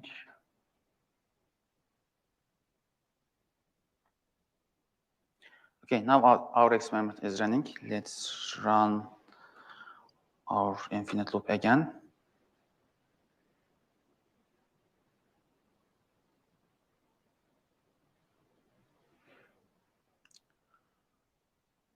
Okay, it's not going to VM1, only it's going to VM2. Let's check on Azure portal.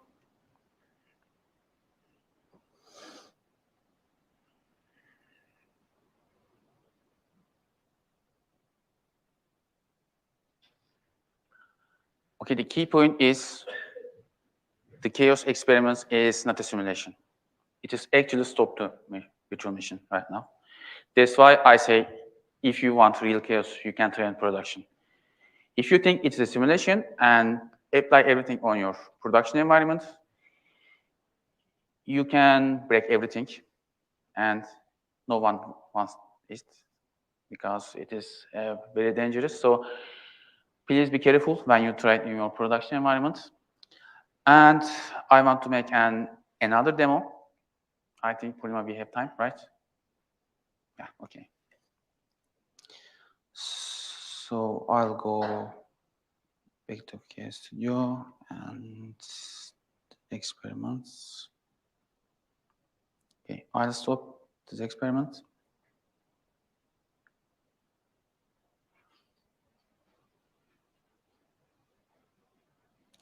Okay, it's canceling. Let's go back to virtual machine.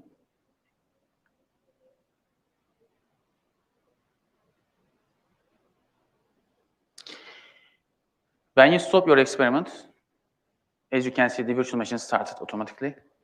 So you don't need to go to the resource and start or whatever. So this time I am going to inject another fault.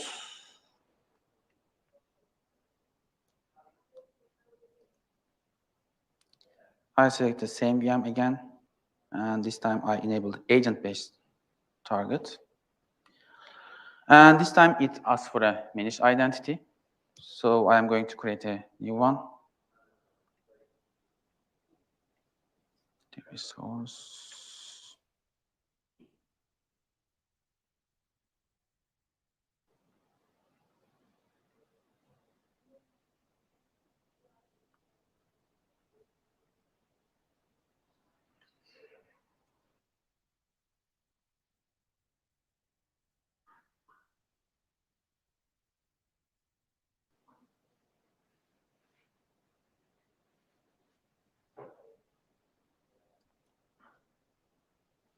Okay, it is asking for a create managed identity because I need that identity to access the resource.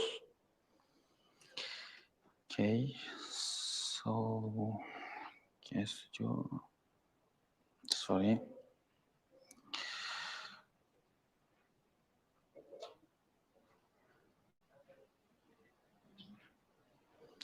It's not enabled. Yeah.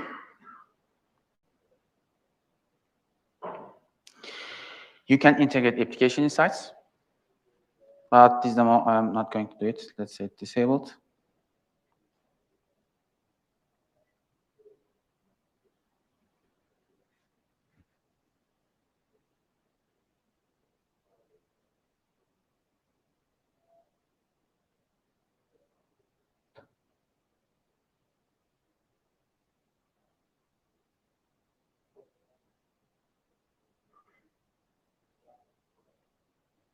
By the way, there are some limitations for the agent installation. You cannot install agents for every operating system. I can share the link for the limitations. I am using Ubuntu VM here, and I think if I recall correctly, it is required to install ngstress, which is already installed in that Ubuntu VM. Okay, so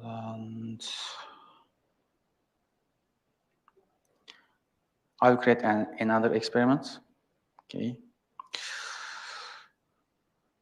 let's say 2.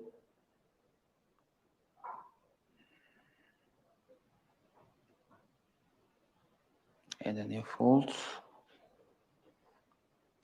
And this time I am going to select CPU pressure. You can adjust the pressure level.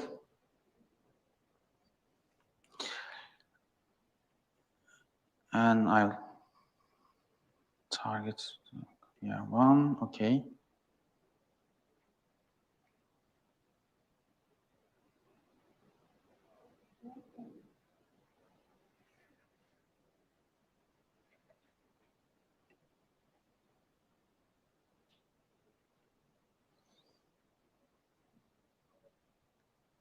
Let's start.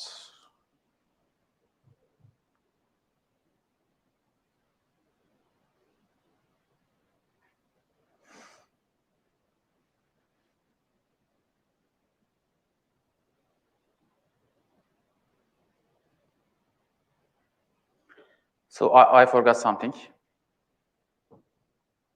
right? So let's stop it, and because it's a new experiment, another resource, so I need to give another access permission. I am going to the Chaos VM.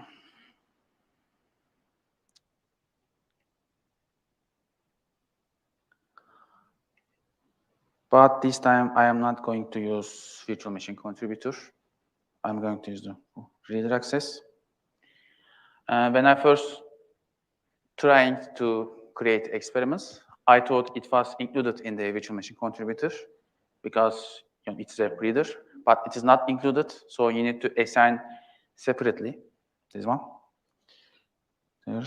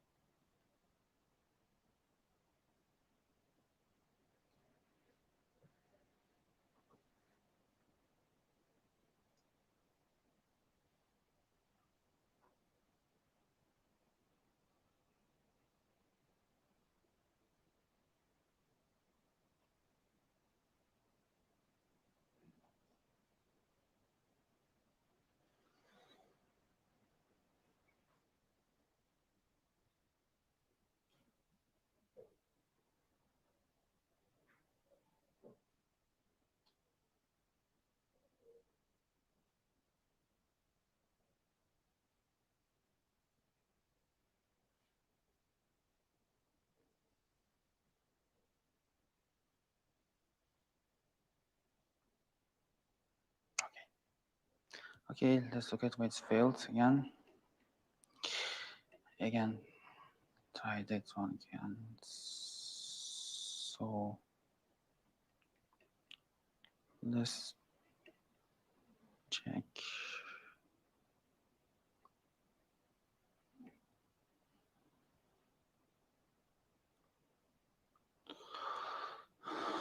Start.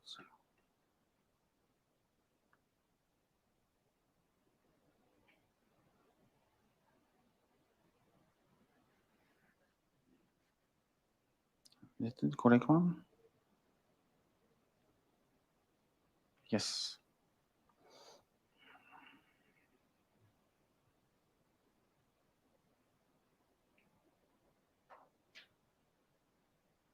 Okay, now it's running. And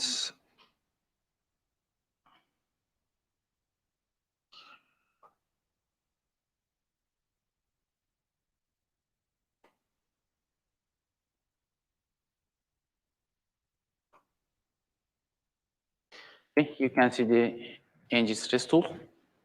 It is now applying pressure to the CPU. As I said, it is pre-installed on Ubuntu. If you are using a different distribution, you need to install Agius stress before using CPU pressure.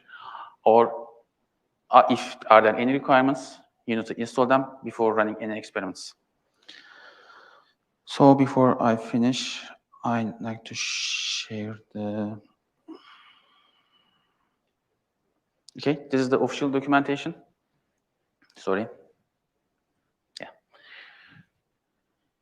You can see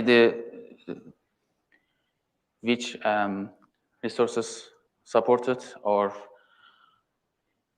what can you do with the Azure Chaos Studio or the experiment details or some nice samples. Okay, any questions? We unfortunately don't have time for questions, but we'll, of course, Mert's going to be around all day and you can. Yes, you can I will grab be him. around. So if you have any questions or if you like to try other experiments, I will be around here so we can have a look at together.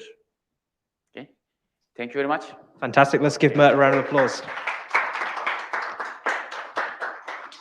Okay, so coming up now, we have a session from Marcel Lupo on passwordless authentication with GitHub and Azure and federated credentials, and it all sounds incredibly interesting.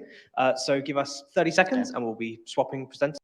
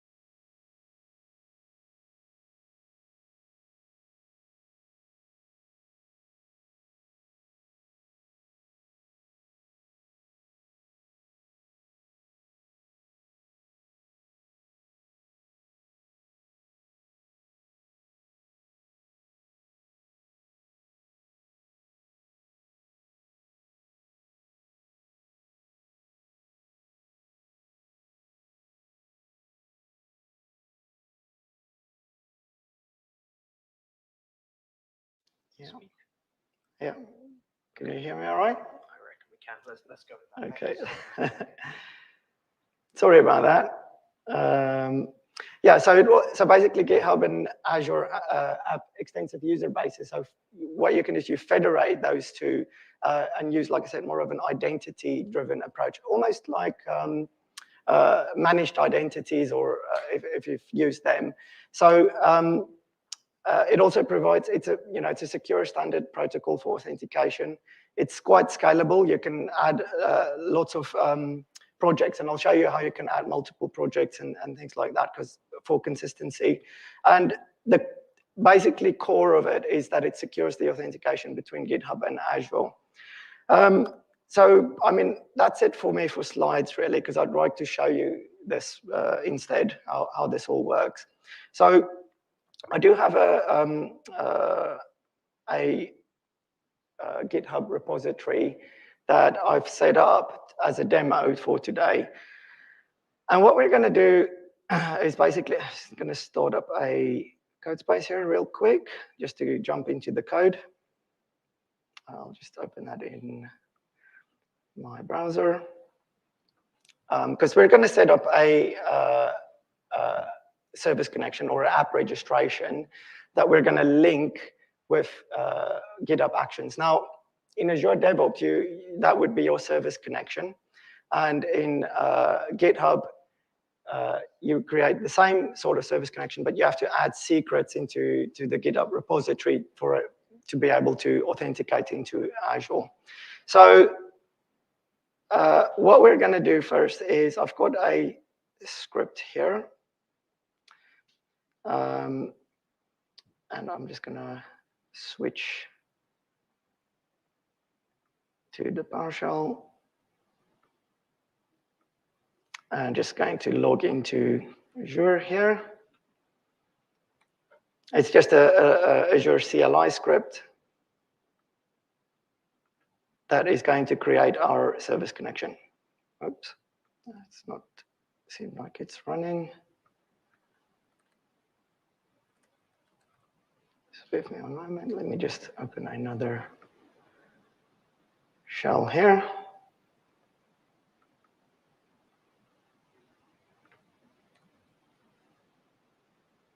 Okay, I can't run that.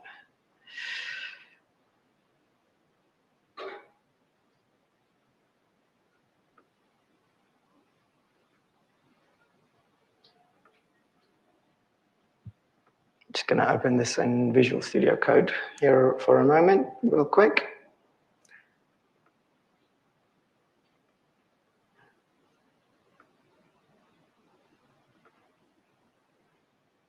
Just out of curiosity, who uses code spaces? Have you ever used code spaces? Okay. It's pretty cool. I'm just going to jump into here.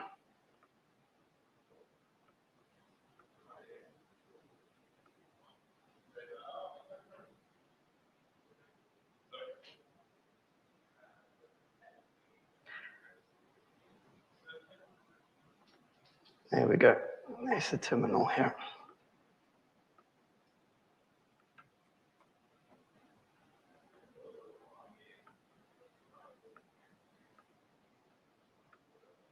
Let me just paste that in here.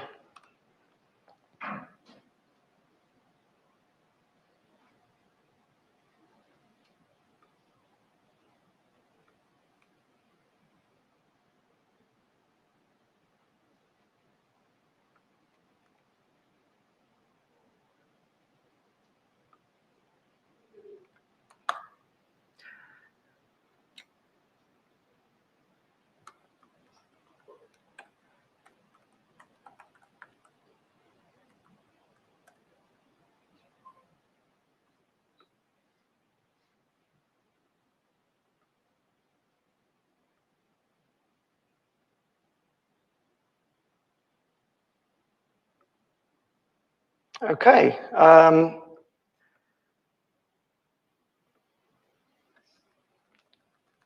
Let's see, if that is logged in. Sorry, having a bit of trouble logging into my session here.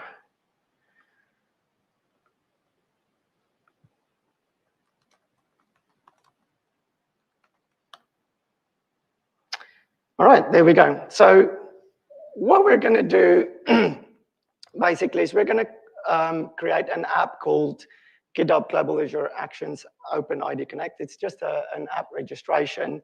And I'm just going to give it a contributor access. So just to explain a little bit how this code, what this code is doing.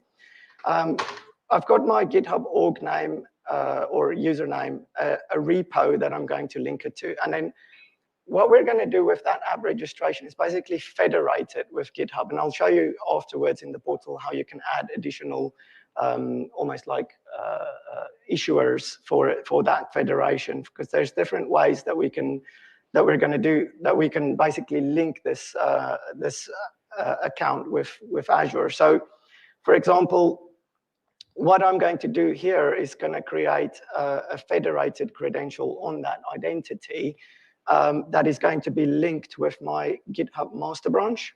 But I will also add a federation that will kind of initiate if there is a pull request. So anything that's on a master, that's basically on a branch or on a pull request. And just to show you the different types of federations that you can set up, so you can basically link a federation of the account with a specific environment. So what I mean, what it does basically is when your GitHub action runs and does something in Azure, it will authenticate based on a branch maybe that you run that pipeline against, or that GitHub actions against, or it could be based on a pull request. It could be based on an environment. And these are just the different constructs. But I'll show you that in just a moment. We're going to do it on specifically a master branch and also based on a pull request. So just having a look at the code here. This is just building that kind of credential. And then the app, I'm going to give that contributor access over the subscription. Now, you don't have to do that. So for example, if your service connection or GitHub action is maybe writing data to a storage account, you can use that identity using the RBAC access to just give your identity access to whatever it needs access to in Azure. But I'm just going to use the contributor there. So I'm just going to run all this code here.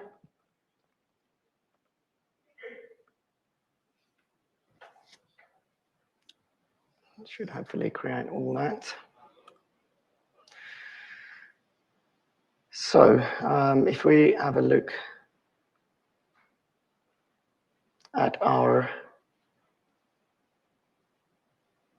app registrations. Oh, that didn't run.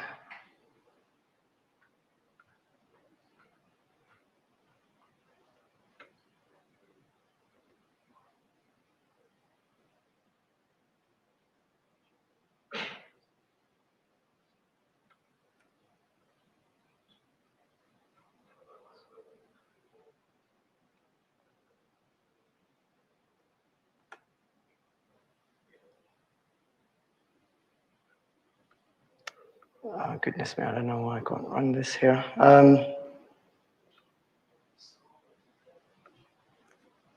me just try running it in here again.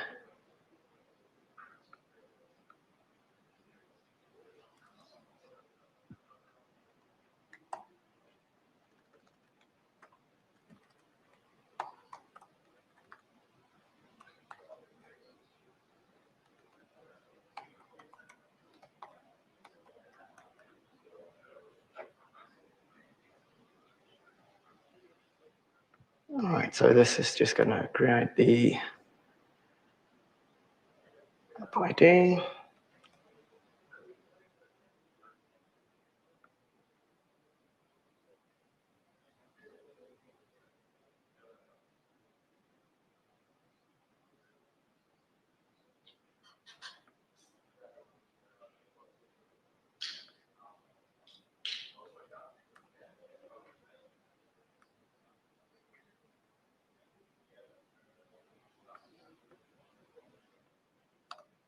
Sorry, it's logged me out again here. Let me just get back.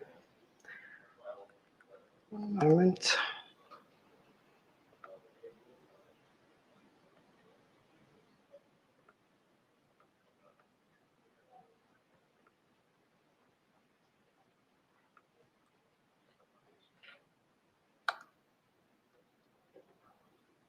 Hopefully that will create it this time.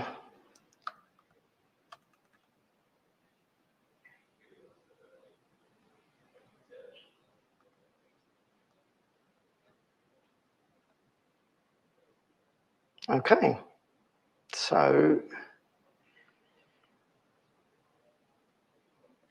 I'll refresh that.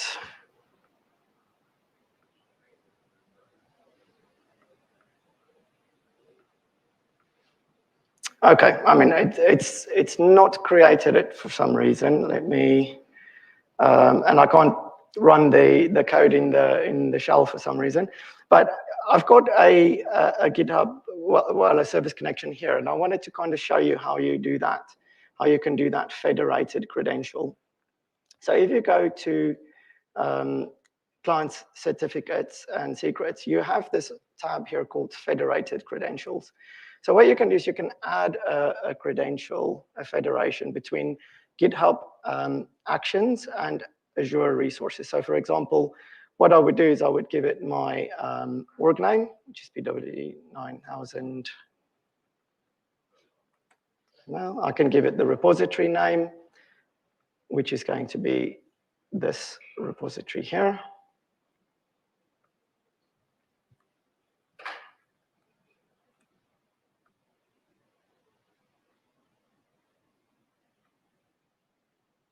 So go and copy that. And here's where I was talking about the type, whether you can do an environment, a branch, a pull request, or a tag. So we can do it on the branch. My branch is going to be the master branch. And that's how it constructs the subject and identifier. Now, if I select it like pull request, we'll do a pull request one as well. And we could just call this master branch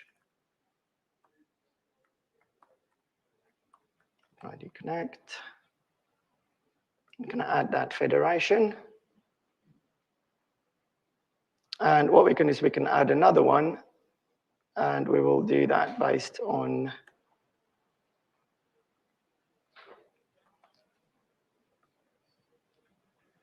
the repository, but do this one based on a pull request, for example. And you'll see that it changes the subject identifier a little bit.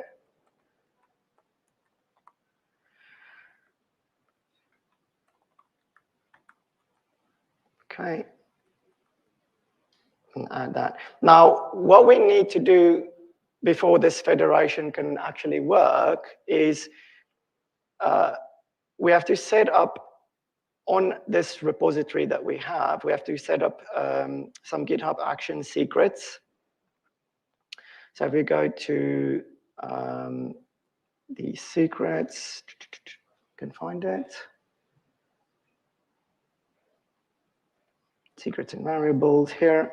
Now, if you've used service connections before, here is where you would put the client ID and client secret for it to use that that credential. Like a service connection in Azure DevOps is the same sort of thing, but you would have to use a secret. So what we're going to do for our secrets is, so we've got basically a workflow that will use that, will log into Azure, but all we need to add is the client ID, the tenant ID, and the Azure subscription ID. And then what we'll do, because that identity has got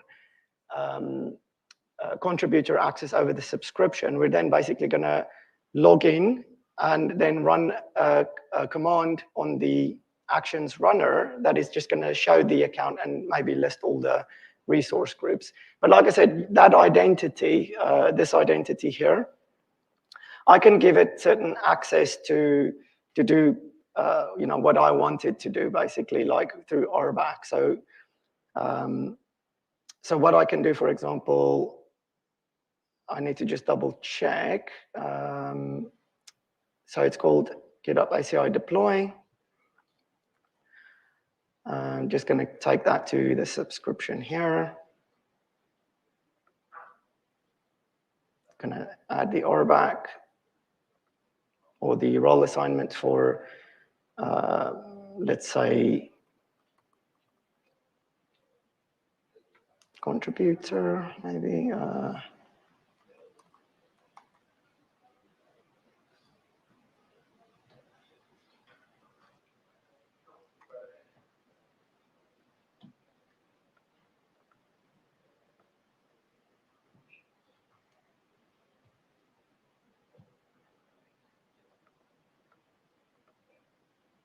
There we go. Add that. And then we'll add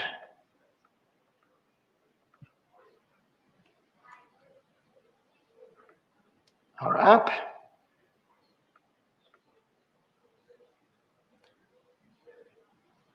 And this is now where we're going to basically do that. We're going to take that app and create the secrets real quick. Oh, okay, so it must have just taken a little bit of time, but it did create my app actually here through that PowerShell code. So just to quickly recap and show you, these are, you see there's no client certificates, there's no secrets, and there's the two federated credentials that I was going to run there. So what I can do now with this app registration is basically just take its application ID, and I'm going to add a secret in here, which is called Azure Client ID. I'm just going to paste that in here. I'm going to take the tenant ID. Going to add that as a secret as well. And it's just called Azure Tenant ID. And then the last thing I need to do is just get the subscription.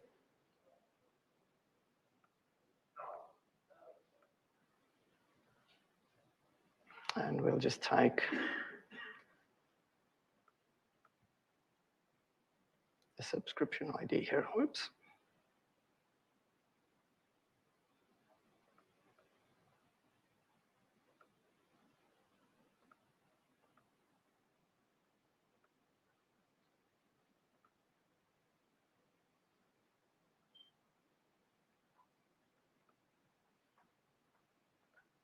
The Azure subscription ID. There we go. So as you can see, there is no client secret in this environment variables, and this is for me the key thing that I kind of want to. The key benefit of this is that there is no password, there is no secret that can expire after 2 years. This, and you can link this identity now with. Just quickly jumping back to Azure, to that credential, because remember that's linked to my master branch and my pull request. So if I run my workflow, my actions workflow here, just going to quickly do a run of that. Remember the code for our workflow is going to basically log into Azure using that identity, and then it's going to do an account show and an account list. But this is linked to my master branch, or if I did a pull request, say I had some sort of application that gets triggered by a pull request on my master branch, that's the only time that this identity will talk to Azure AD, get a token, and basically execute the tasks. So let's take a look at that real quick. You can see here that it's logged in using that identity, and it's run some commands. So basically it shows me the subscription that I'm logged into, and it also shows me what resource groups I have in that. But you can have now, you can run with this identity. And just quickly, just to show you, if you have multiple repositories and you want to use the same identity and not worry, I mean, you can separate them, but just to show you real quick, if we go to the registrations again, and if you wanted to, so I added the federation for my project and the branch on master, and this one is for pull request. But what I can do again, like I said, you can add multiple orgs, repositories, and then based on these types. So even if you want to use just one identity across, maybe you have 2 orgs or maybe 3 or 4 repositories that kind of work on the same thing or needs the same sort of access, it cuts down on all those service connections by having a service connection. Obviously, that service connection has to be linked with certain permissions. So maybe if you have different service connections for different permissions that you want to give a repo only certain access, then yeah, you can split them up. But you know, if you've got if you're deploying infrastructure, for example, through automation, you can use and maybe you have a few different repositories. They all kind of need the same sort of access. You can use one identity in this way and link that up with your GitHub Actions. Yeah, and that's all I have really about GitHub Actions and OpenID Connect. There's my details again. There were a few hiccups with the demo, but we got there in the end. Was there any questions at all from anyone? Any questions from Marcel in the room? We've not got any in the chat, but anyone want to ask anything here? Or you just want your lunch? Just want lunch. Let's give Marcel a round of applause. Thank you. Thank you again. Ready. Well, thank you again, Marcel. Yeah, we have lunch here. Just hold that a sec. So we have lunch here now for the next 45 minutes or so. For people watching at home, I'm sorry, you're going to have to go and have your own lunch. But for people in the room, go and enjoy it. We also have a talk coming up during lunch. So if you want to grab some food and come back and watch, there'll be a virtual talk about Open AI, which is definitely a hot topic coming up soon. But otherwise, thanks again, Marcel. Thank you. And we'll see you back in a bit. Thanks, everybody. Thanks for coming today. Okay. I'll touch that.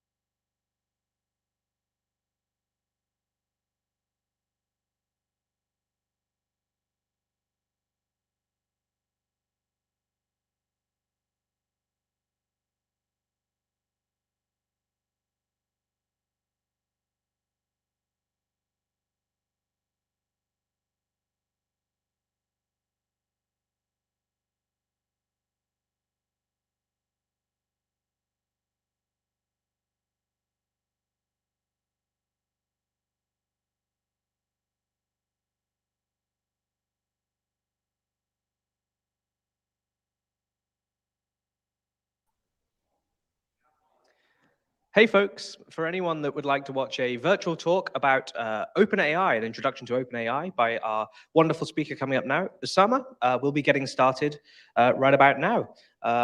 I'm thrilled to introduce Usama. Usama's based in Dubai. He's talking for us remotely, but I expect this will be a particularly interesting topic that you can watch now as well, if you'd like, or if you're still finishing your pizza, that's more than okay as well. Hey, Usama, I'm just adding you into the stream now, and I think we have your slides. Hello everyone. Good afternoon. Hello, London. How are you guys? And first of all, thank you for giving me this opportunity. I was supposed to be there, but unfortunately, I got in a motorbike accident. I hurt my shoulders and arms very badly. Couldn't be able to make London at this time. However, I'm missing the in-person meetings. And I know there was a tons of amazing session has been delivered by my co-fellows. So kudos to everyone who have done, and I enjoyed thoroughly the last one especially. Thank you, Poornima, and everybody to making this effort and everybody participating in this contest. I'm really excited about the today's topic that's called the OpenAI. Let me quickly give the short introduction. I already been introduced by my friend. Today we're going to talk about OpenAI. It's a buzzword in the market. Everybody wants an AI. AI is really getting started on. At this moment, believe me or not, in Dubai, everyone is talking about AI. AI on asteroids out there. So, and we want to make sure that when we're going for any technology adoption, we have all the ingredients. We know the technology inside out from every single aspect, from responsibility, for compliance, from governance, for security, for control. And there are so many fascinating things that are available out in the market. But when it's come for enterprise-grade implementations, they're not ready. But the OpenAI is one of them. It does not only making buzz, but also ready to use as well. So today, I'm going to talking about OpenAI at Azure. My name is Usama Wahab Khan, and I am Microsoft Most Valuable Professional and certified developer, DevOps, or there are lots of things. I'm basically Microsoft certified trainer, deliver 500 training across the globe, currently based in Dubai, working as Chief Technology Officer at Evolution Technologies, ex-alumni MIT. And more important, I'm a father of two beautiful, gorgeous daughters, Manha and Lena. Lena's photo is just missing it somehow. And I'm running also DevOps and data engineering and Azure developer community in Dubai. So anyone who stopped by Dubai, please participate in our event online and physical as well. So let's get started. So first of all, we're going to talk about the OpenAI. So what is an OpenAI? OpenAI is a descriptive development of generative models that are trained by a very large number of parameters. But before we get into the segment of OpenAI, where this OpenAI thing's coming out there, OpenAI makes AI model available for developers. OpenAI make this model available, and the build is so powerful with so many big, large amount of data sets or large amount of parameters that is being used to train these models out there. These models are humongous. Microsoft Azure provide a supercomputer for that, where they can be used out there, where they can develop that kind of model out there. But if we take a look, it's not something very new. It's been there for quite a long time. We don't have the compute power like that or the kind of data that we can process.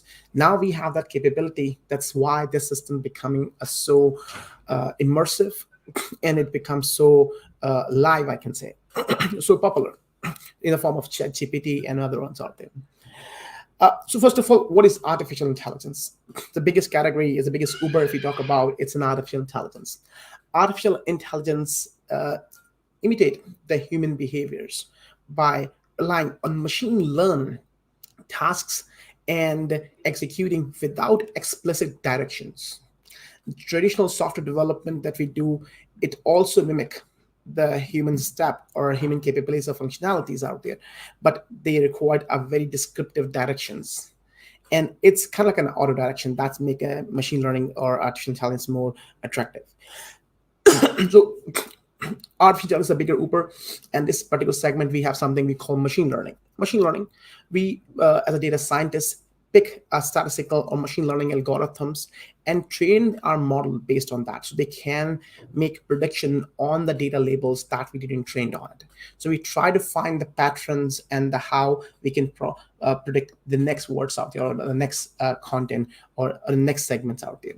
And an advancement in this particular topic, when we go furthermore in this particular area of machine learning, there's one specific segment or one inspiring segment of machine learning that called deep learning.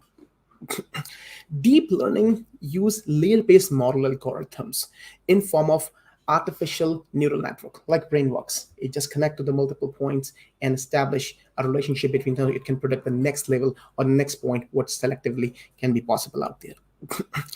Deep learning, it's making buzz in this industry from quite long. You have heard lots of things from Google. You have lots of things up to so many different points, so places out there.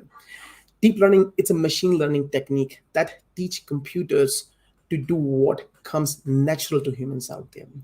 And it learned, for example, deep learning is basically a main technology behind the scenes, the autonomous cars, behind the also generative AI and many other forms. One of the recent time advancement in the world of deep learning and in the world of artificial neural networks, we able to develop a so smart and so large neural network, it can almost predict the words or process things like human mind can do out there, which is fascinating and also scary as well. So deep learning can be considered as a subset of machine learning. It is a field that based on learning and improving at its own by examining the algorithm. And while machine learning use or simpler concept out there, deep learning works with artificial neural networks, which is slightly a more complex and more advanced form of training models out there. It simulates the same way that human brain works. And we try to find different kind of algorithm to build different kind of neural networks to basically achieve a better outcomes. Also, the black box, that's another scary thing. The way the brain works, the way the brain can process data or signals in order to generate results, same way AI now can do out there. But it's in a black box. We don't know how these models are being trained. We don't know how those signals are processing. And it's very difficult to debug. It's very difficult to debug how this neural network will process the single signals. And that's another key thing in the world of AI that Microsoft also contributing in it in order to overcome that particular challenge. However, it's not fully complete, I can say. So artificial neural networks is basically compressed of multiple, I can say multiple layers, and drive a deep learning neural networks, or DDNs, are the such type of neural network where each layer can perform a complex operation such as representation or abstraction of a sense or detecting image, or might be different context out there. I don't want to go deep dive into a machine learning or deep learning out there, but one of the most advanced form of a machine learning and a deep learning we have in a form of generative AI. Generative AI is a new word or a new buzzword in the industry. Generative AI models can produce new content based on a description that you provide in a form of input. Most probably people call it nowadays, the way that you provide this input, as prompt. So like in a prompt engineering, might you have heard that word out there. And OpenAI is one of the company that is really leading forward in this particular area. OpenAI built the open source machine learning models, deep learning models out there are a collection of a generative models out there. So they have built 6, 7, or more than 7 basically generative AI model which perform different kind of tasks out there. We're going to learn about what those tasks out there. So majorly, they are currently work on 3 different areas. One is basically they talk about the language, so they can process different kind of languages and natural language processing, and also related tasks to it. So generating summarization, tokenization, prediction, all those things about the text they can do, like human. And they can also use we can also use or train our model on programming, on software code or software programming, I can say out there. So that way that we write software and write up computer programming, same way we can train our models so they can predict the right piece of code, or they can guide us in the code. So the task related to the code, the understanding the code, writing code, or generating code, verifying code, providing assessment on the code, summarization on a code, evaluating on the code. So the thing that human can do by reading those complex scripts and scriptures out there. And now these machine learning model can do that. And they can do so efficiently that it's really scary and also surprising as well. We can generate images by providing a very basic information, and the artificial intelligence will take those images and use their large scale language models to basically process data and generate images for us out there. Second question that you might have heard of it, that why Azure? And Azure can, first of all, Azure has participated heavily in a build or an execution or preparation of or training of OpenAI models out there. You can also bring a large scale AI models with Azure, and there are several advantages. Many people have asked me that why we're going to pick Azure for the large language models. There are lots of other options that are available. Even OpenAI can directly provide you services as well. There are lots of open source tools and large language models are available. Why should we go with Azure? Taking advantage of a large scale models, generative models, and the deep learning, it's required you to understand the code, and Microsoft has tried to simplify in a form of API. You don't need to really worry about the comprehensions behind that. You don't really need to worry about all the infrastructure that beneath that. Another challenge with the AI models is compliance and responsibility, that how responsible those AI models are, how compliant, and we're talking about AI ethics, that how much they take into account for the transparency of those models, how much harmful those models are, how much biased those models are, how they've been trained, and all those need some level of certifications out there. They need some level of trust to develop between the vendor and the consumer. In Microsoft filling that bridge. So you can also, first of all, not only use an OpenAI model in Microsoft with all the Azure goodness, it's more compliant than anyone else.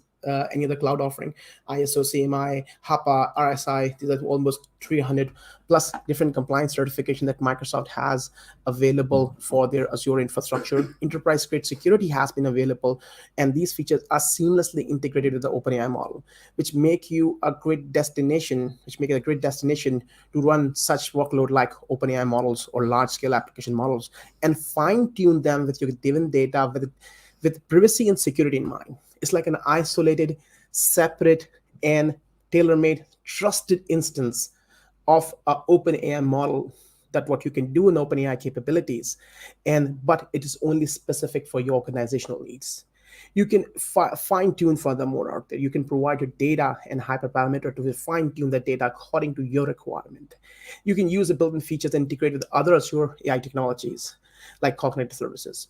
And you have the ability to control and access that how this data and model make it available to your applications, how this data will be available to others as well. So you have a complete control over the access management, over the networking, and every single aspect of it. So it makes it more trustworthy and more easy to implement out there. If you take a look at the portfolio of Microsoft AI, it's evolving very rapidly out there. So AI is nothing new to Microsoft. Microsoft has heavily invested in past and has created some decent amount of progress, I must say, and some very useful services out there. So we have applied AI services, cognitive services, form recognition, and we also have video indexer, metric analyzers, impulsive readers. These are the applied services that you have seen or have you seen out there. Microsoft Cognitive Services is a platform behind those services or those solutions that we can use. And so Microsoft provide an API for ready-to-use AI services such as speech, vision, language, decisions, and now OpenAI as well. But the best part, Microsoft is a complete stack for everyone. So the people coming from a business applications, so no code solutions can also take an advantage of an OpenAI. So they have an OpenAI builder, AI builder, and AI agents that you can use to build your bots without writing a single line of code. You can use these particular languages, these particular APIs from Microsoft platform as a PaaS platform as service, which means you don't care about the infrastructure. And you can use these pre-built services, pre-trained model, or ready-made AI to embed them in your applications and embed the AI capabilities and build a modern fashion applications as well. But you can't fit the ready-made things sometimes can do the job, but they're not the best fit for your requirement. So Microsoft have a great infrastructure for machine learning. So they have a machine learning workspace and the computer resources in a very unified environment where you can build your custom trained models out there. Even OpenAI is built on Microsoft platform. So you can imagine what kind of things we can build with it as well. So if organization decided to build their own custom model, they want to use scikit-learn, any Python library, TensorFlow, whatever their favorite machine learning or deep learning libraries, whatever the kind of compute they're looking for, and whatever their requirement of size in terms of scale, Microsoft has enough beef available that everybody can take piece of it. That's why enterprises is heavily exciting out there. In Dubai, we have implemented OpenAI in many organizations and many perspectives as well. So it's the best place to run the AI workloads because, again, it's very powerful. It provides you the resources that you needed in a glimpse of price, and the availability of these supercomputers and these super trained resources that must require for large learning models is easily available for us, so we can fine tune for our data. Microsoft has heavily invested in OpenAI, the largest partner in OpenAI. And Azure OpenAI service is a result of a partnership between Microsoft and OpenAI. And this service combined the greatness of Azure enterprise capabilities and embedded them and deeply integrated them within the OpenAI APIs. What is the result? Number one, it available for the users so they can consider the 4 different components: pre-trained models for generative AIs, customization capability, the ability to fine-tune your model. So once you basically get an OpenAI model, it can really predict and do things, but many organizations don't want to give their own data to OpenAI they can train or they can use for their processing out there. Or they want their systems to be trained and optimized according to their work needs, like financial institutions, medical institutes, they have a financial data, medical data, or geographical information systems. They want to get advantage of it, and they want to use an OpenAI capability. They want to do a summarization, tokenization, and all that, but they want to fine tune. They want to furthermore optimize so results becomes more easier or more realistic. That you can do. Also, these are built-in tools that can help you to deduct, migrate the harmful use cases, and implement a responsible AI, one of the key things that Microsoft has able to achieve. And enterprise-grade security. So when you're working with the data, the security comes first in your mind. All of those things filtered in a single packet out there. You can use the OpenAI that can allow you to translate between your work with Azure services and OpenAI. You can utilize a private virtual networking. You can select the region availability and responsible AI for filtering content that you think so it's not appropriate or require a moderation. So what kind of workloads OpenAI can support today in Azure? General language detection, so natural language processing, text completion, embedding, search. So embedding can cover the search, classification, and comparison of target text and documents. So we can build a modern knowledge bases. We can build a more advanced text summarizations and code generations as well. We can also do a code generation. We can also do image generations as well. So we have a multiple components available. Benchmark for natural language processing, we have a capability of texting and embedding such as search, classify, and compare text. Generating is editing and modification of text as well, and the code is also can work in the same fashion. Even we can create a model that can explain code that can help us to build automation in a testing or other kind of DevOps processes. OpenAI models are solving AI workloads that can be categorized into 3 different categories or 3 different groups. Azure Machine Learning Platform, Cognitive Services, and Applied AI. If you can see that in my previous diagram, I have just categorized them earlier as well. If you talk about that how Microsoft is being engaged with this process, so Microsoft is been within OpenAI from a very long time as well. And Microsoft introduced OpenAI on their platform earlier in a strategic partnership in 2019, and it's keep evolving over the period of time. Recently, they have introduced Codex model, which basically implemented by also in 2021 by the GitHub called Copilot.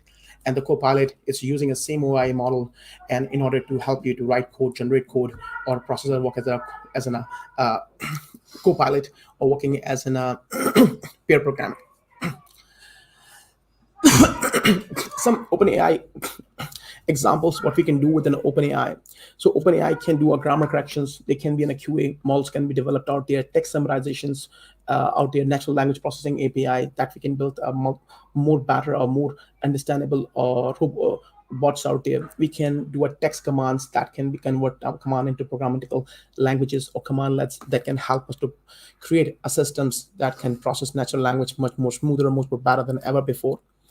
We can write T-SQL queries and from natural languages as well. So we can in future say that join the table 1 from table 2 and it can generate a SQL query. It can help us to process and parsing data, create a complete data pipeline by sliding few lines of simple English.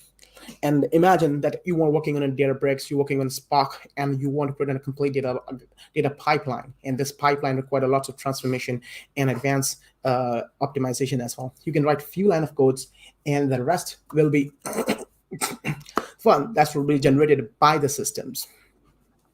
And that's a dimension where we are heading up out there. And I have tweeted a few months back that everyone should know that where we are heading towards. Learn programming with an AI, learn building software with AI, otherwise you will left behind.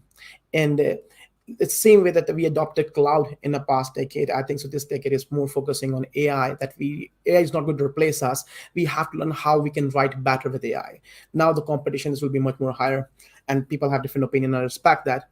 Microsoft initially provide you the OpenAI access, but you cannot just is general availability. You have to apply for an access, and there's a form available, and you can see the link here.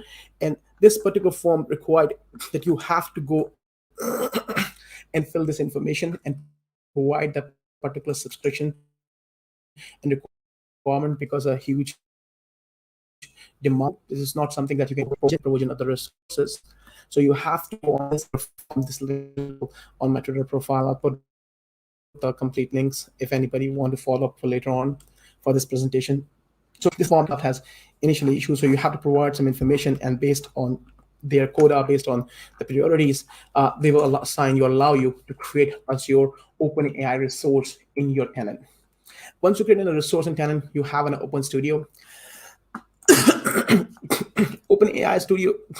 If you talk about the OpenAI Studio is like a one single model where you can, or one single place where you have all the services that you can test, run, and there are lots of use cases where you can do some fine tuning. You can do your prompt engineering before you embed thing in your application. So it's a Microsoft pre-built application where it can help you to play with the pre-trained models. And this is kind of fun, and you can really use this OpenAI Studio, and it's a very friendly UI, and you can see a list of capabilities and different models that you can test, and there are lots of use cases that you can try in the browser, and you can also have so much advanced fine-tuning capabilities here as well. Playground, you can start testing your model with the different prompts, and if it's already available in the list of examples, you can just keep it running out there. If not, you can fine-tune and you can provide your own specs there. If you can, let me just zoom it. If I can zoom, not take much time. So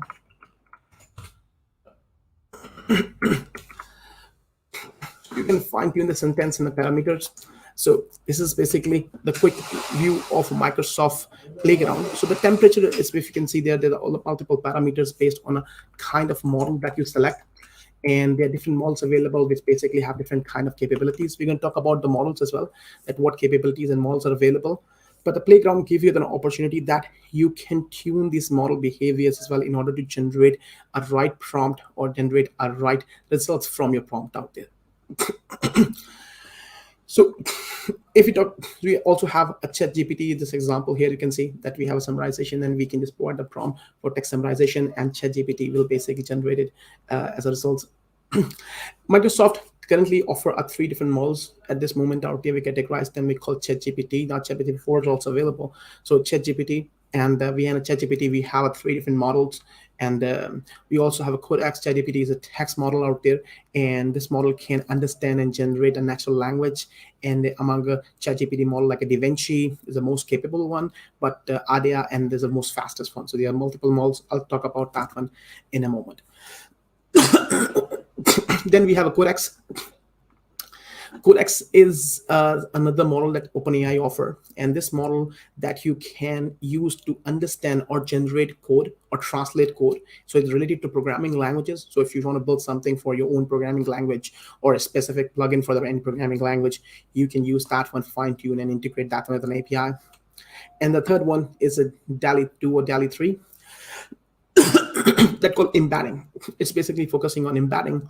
And so it uses embedding, which means that representing the word or a sentence with a multi-dimensionality in space out there.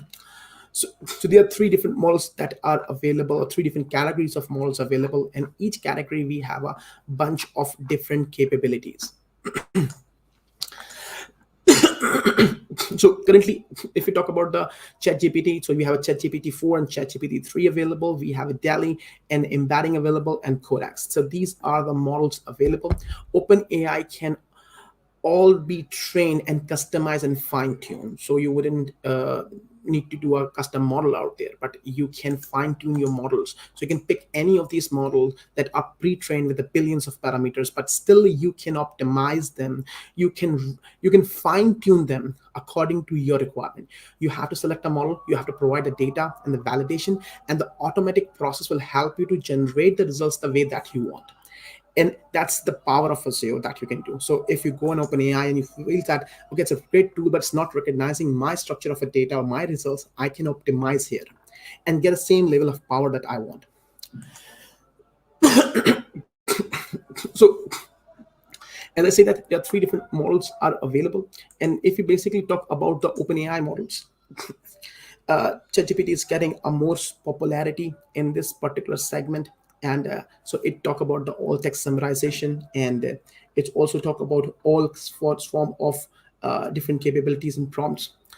If you talk about the prompt out there, so the prompt means that how you provide the instruction to the model out there. So when you talk about the prompt engineering, or we talk about the prompt modeling here, it is very important to understand that how OpenAI can respond to your given instruction. So especially ChatGPT model is completing a several of language tasks out there, summarization, comparison, text answering, suggestions, all that ChatGPT can do out there. But how you provide them your instructions out there. So you provide your instruction in a form of context. And this particular context or input is basically called prompt nowadays. So prompt is a giving information or giving text tokens that the model can understand and predict that what kind of response you need out there. It's the do auto completion and like that. So this model of natural language processing becomes super popular, and might be you guys have seen this a prompt engineering thing that's going on across the globe out there. The better the prompt you will provide, the better the tokenization you will provide, the completion, it's the more sophisticated and more reliable results you will get out there. Microsoft integrated Azure Cosmos DB rich cache out there that to optimize and help you to use this process to be more optimized and take these inputs or these prompts from various points as well. And you can use them, your databases and your knowledge bases, to basically get the better prompt in order to submit that one into large language models so they can return the much more better and easier results. So prompts are how you get ChatGPT 3 or ChatGPT 4 to do what you want.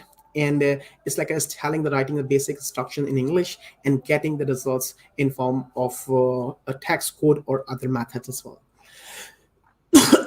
So it is important to basically how we can provide a short and better prompt, how we can provide a sample examples.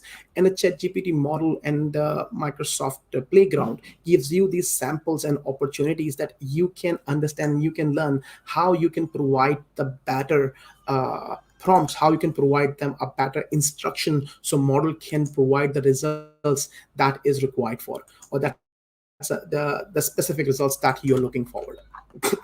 And programmers and developers can use various ways, like integrating ChatGPT models with a Microsoft cognitive search that can help you to receive the better search content and provide that search content so it can do a summarization based on the given prompt. And this prompt is very important out there. So the prompt design is very important out there. So classification and all those things is very important to understand. So in a very simple word, so in a form of completion, we provide a list of instructions and the sample content and the kind of results that we want, and the Open AI model receive this instruction and the sample data and sample instructions, and provide you the quality completion results as well. That can be text summarization, prediction, generation, and different kind of activities as well. So activities will depend on that what kind of model and task that you assigned it. But this thing is make it ChatGPT super easy, but also super difficult to control in order to receive and retrieve your required results from it as well.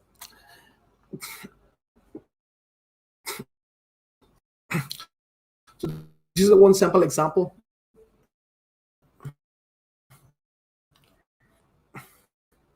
In Azure platform, number and results. So I can just simply write the instruction here, write a function that adds 2 numbers, and that's my prompt. That's my prompt. That's an instruction I'll pass.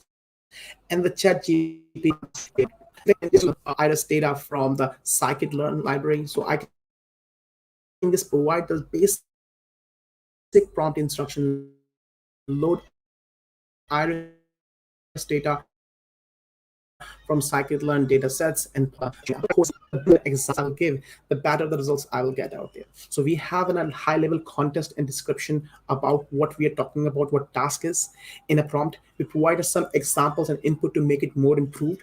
And also, it has a session buffer that can keep optimizing from the other related inputs that provide in a single session.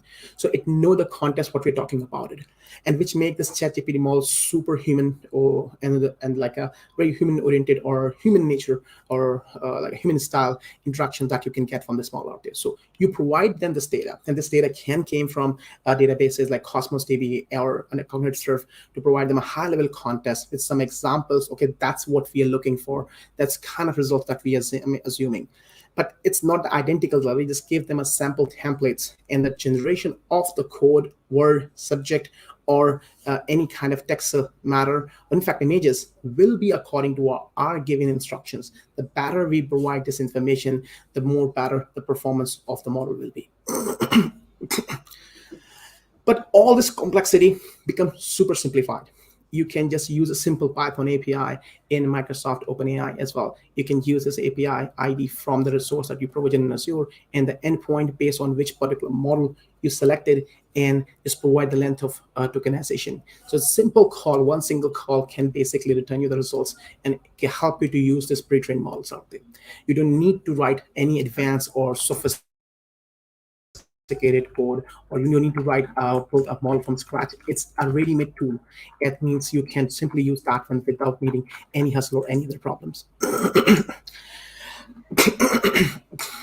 So one of the use case of a codex that you guys have seen earlier for OpenAI nowadays, and it's a codex. So codex is being implemented into GitHub Copilot, where GitHub Copilot help us to generate codes. So we provide them on an editor context so it can understand that what the code we have written in editor. We provide them a suggestions in the form of comments or text, and then we try to keep improving them by adjusting a code or providing a better prompt.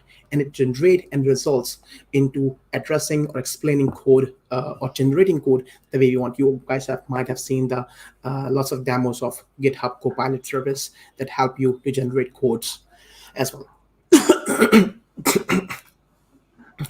So if I'm going to show you one example, just 1 second. So if you can see this one, come on. Oh, come on. I'm just opening a separate image.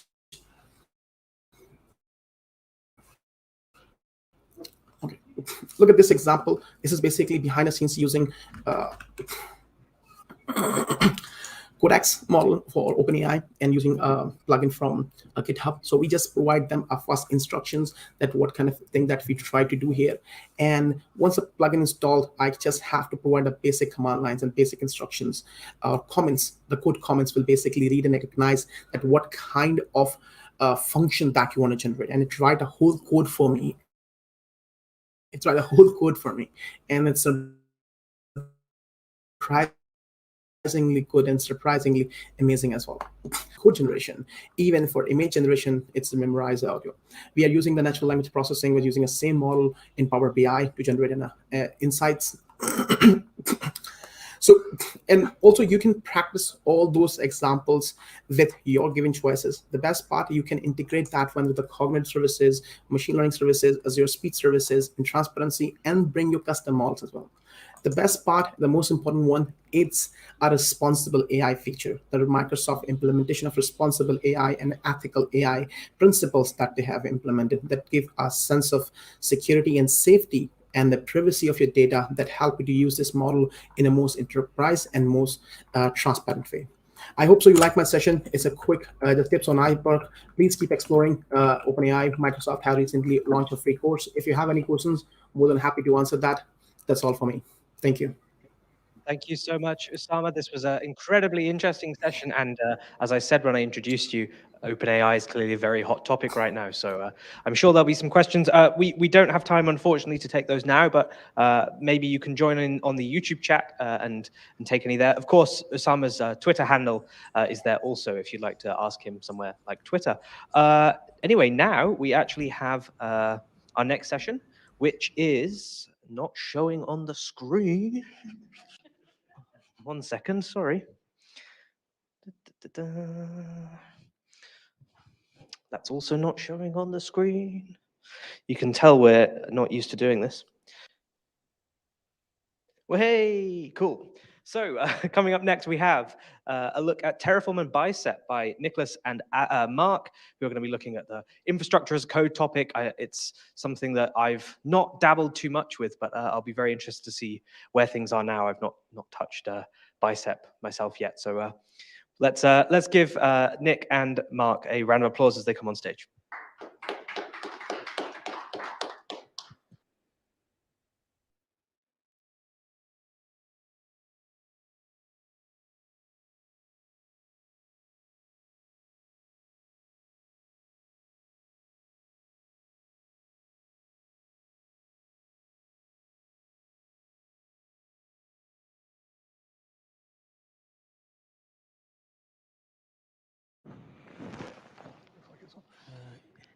PowerPoint.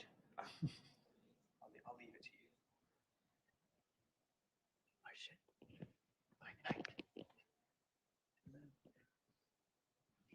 Excellent. There's definitely a slide. Okay. Let's go. Yep. Okay. Well, thanks everyone for coming along to Global Azure. Particular thanks to the people in the audience who are full of pizza and yet still haven't fallen asleep yet, which is very impressive. Also, thanks to the sponsors. These are the people who keep the lights on, pay for the venue, all that sort of good stuff. So go and buy their products and apply for their jobs and all the things that they want you to do. Now, this is Nick's talk, so I will let him explain briefly what we're going to be talking about. So in this talk, I'm going to give you an overview on how you can use Terraform and Bicep to deploy resources in Azure, and there's going to be a live demo at the end. So who am I? So I'm a platform engineer at Kainos, working for a Microsoft partner that works with different providers like Azure. Screen share.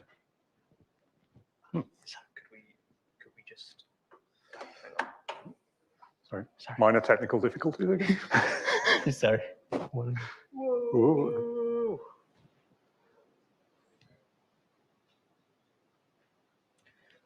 We were seeing, that. I don't know what's that. Right, let's try that again. Slide, no. Screen. You wanted your entire screen. Yeah. Entire screen, but it's not showing the correct display. Can we just share?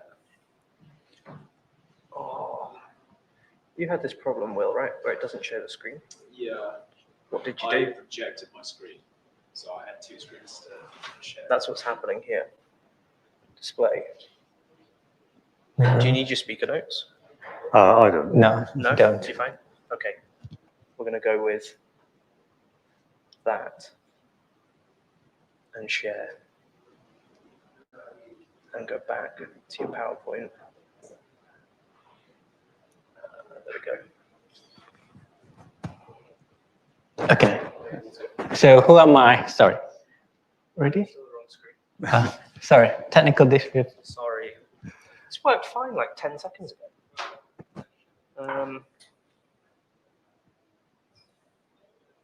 Oh, that's presenter mode, right? So can we just do slideshow, play from start without presenter mode? Always gives you presenter mode. Let's try that. Okay. Welcome to Global Azure. Lovely sponsors.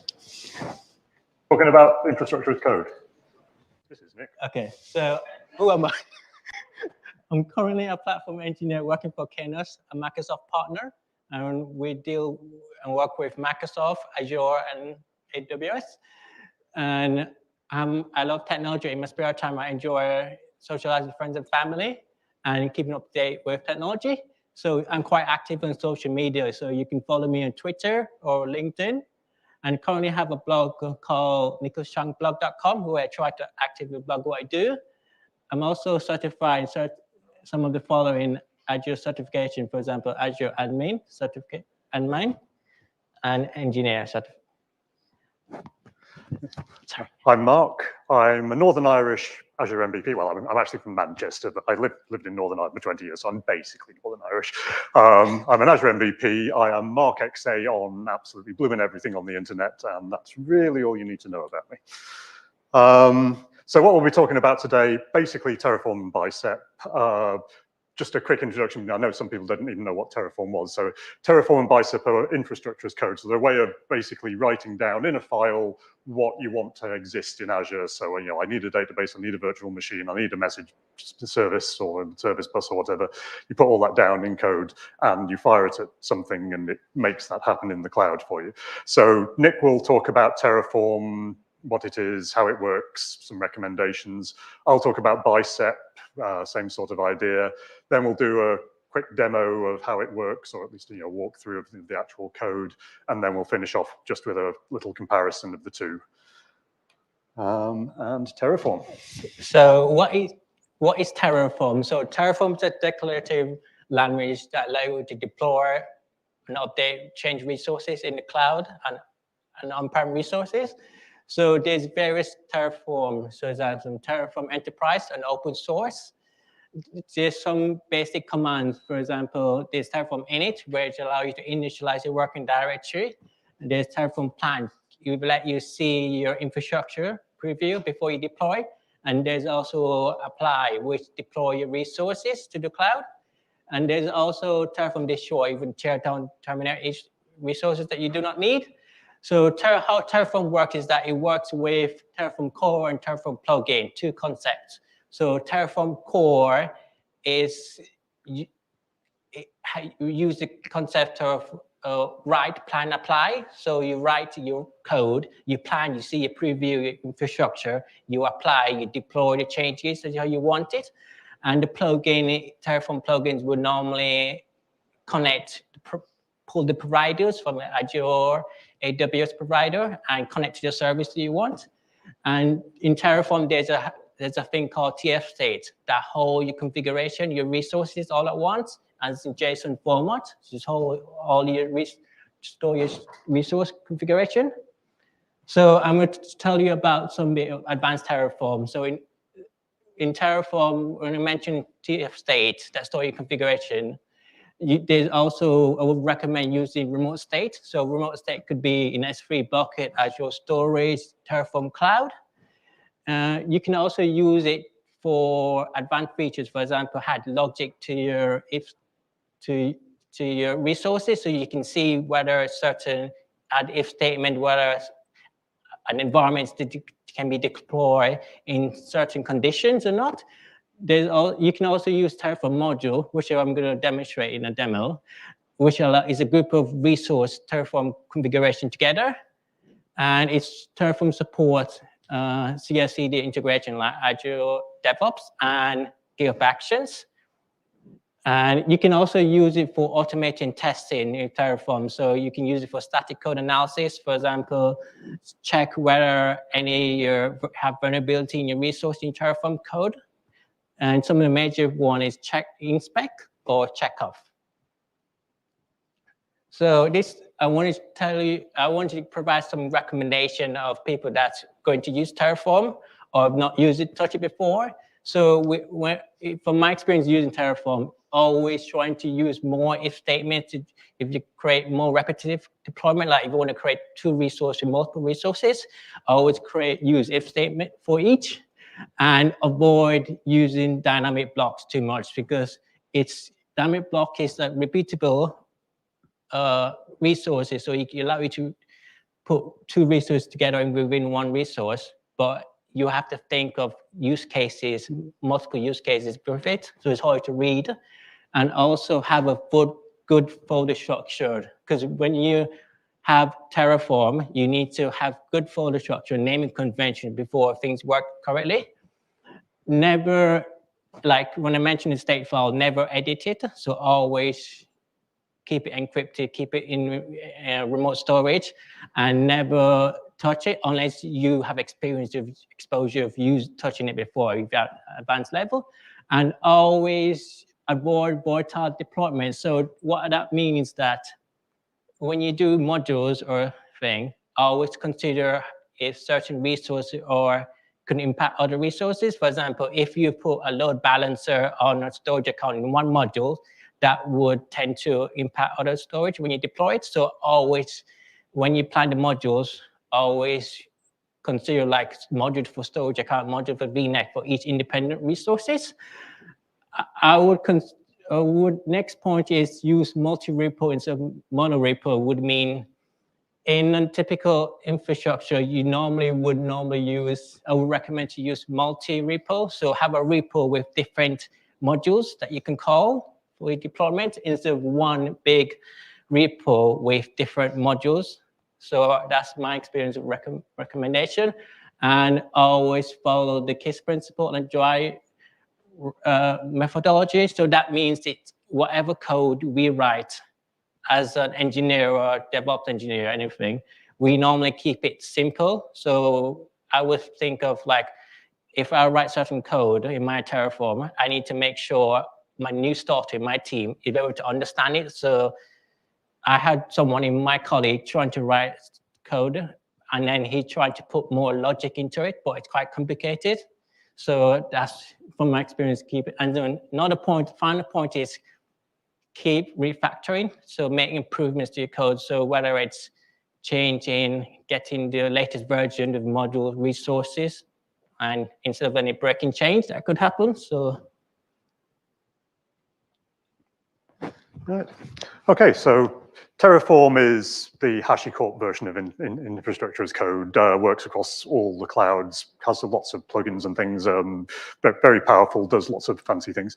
Bicep is the Microsoft one, which is native to Azure, so it's built into Azure.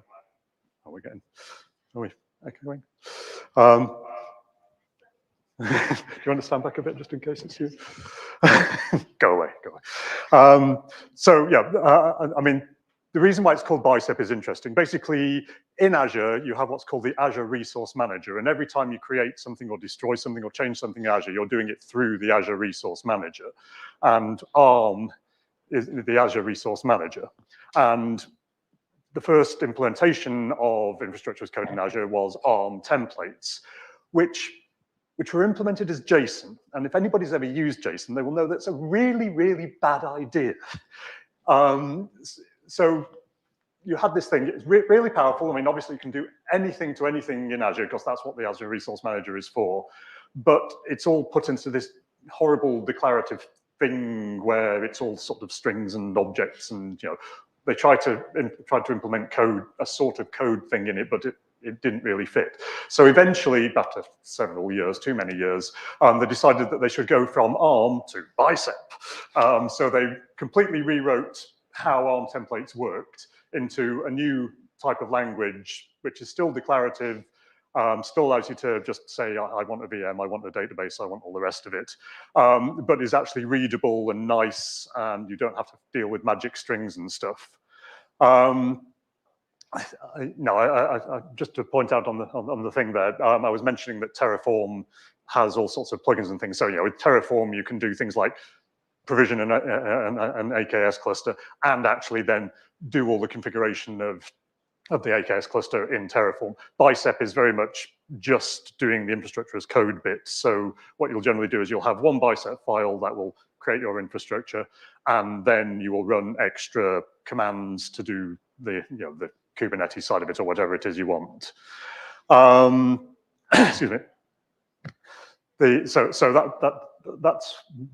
of one of the main differences between Bicep and Terraform. The other difference is that Nick was talking about the state file for Terraform, which is where essentially you're trying to remember in a local file what was deployed out to Azure. The nice thing about Bicep is it doesn't use a state file, it uses what's actually in Azure. So if you've got a development environment and somebody's been mucking about with that development environment, if you feed a Bicep template and say, this is what I want, it will actually go and look what's in Azure already and just make changes to it. So it's what's called a desired state. So it will just change what's there until it is exactly what you've got.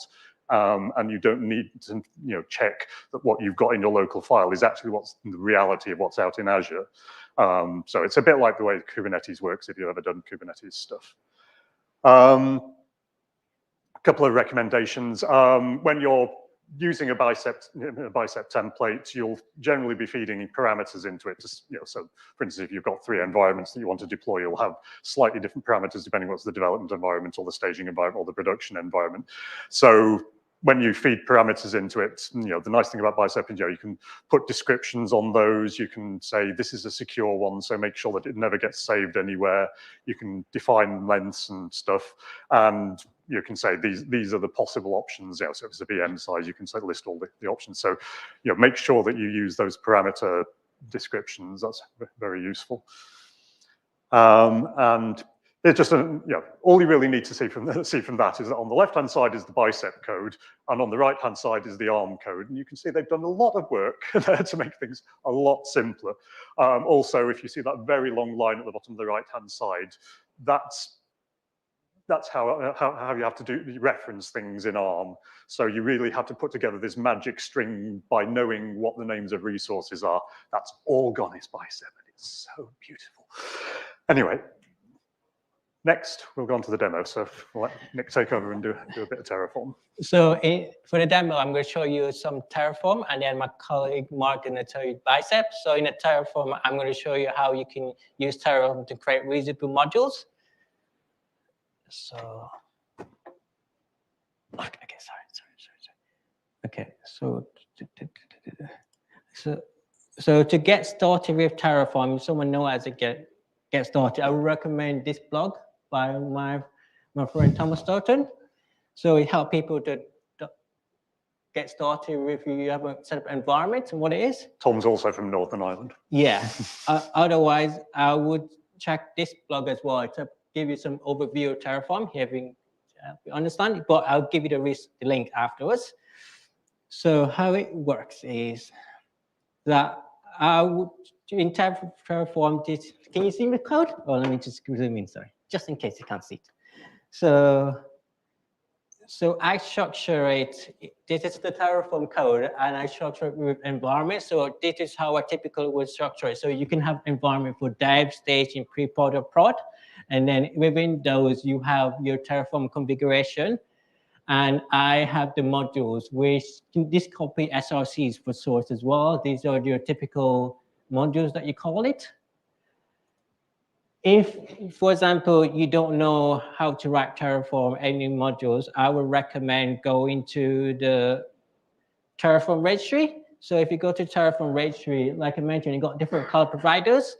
You can go to Azure, like we're talking about global Azure. So and then we can go to documentation and type any resource that you want. So for example, PIM. And then it would tell you, give you all those arguments that you need. These are required arguments, and any other arguments like these are optional that you support. You can put it in.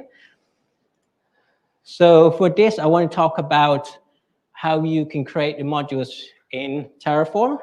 So when I mention in modules, in the dev modules, we declare it with source parameters, and within source parameter, we put in inputs. So a module can be based with the source arguments, inputs, outputs that you use. So you can reference Azure module as well to get outputs.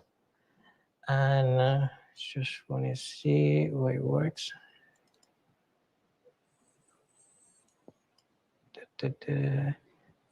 Yeah, so we use the important bit of when creating modules is that you need to tell the difference when to put in inputs and environment variables and using defaults. So the environment variables is like the TF where it's like in Bicep will be the parameters, the values, actual values that pass into runtime.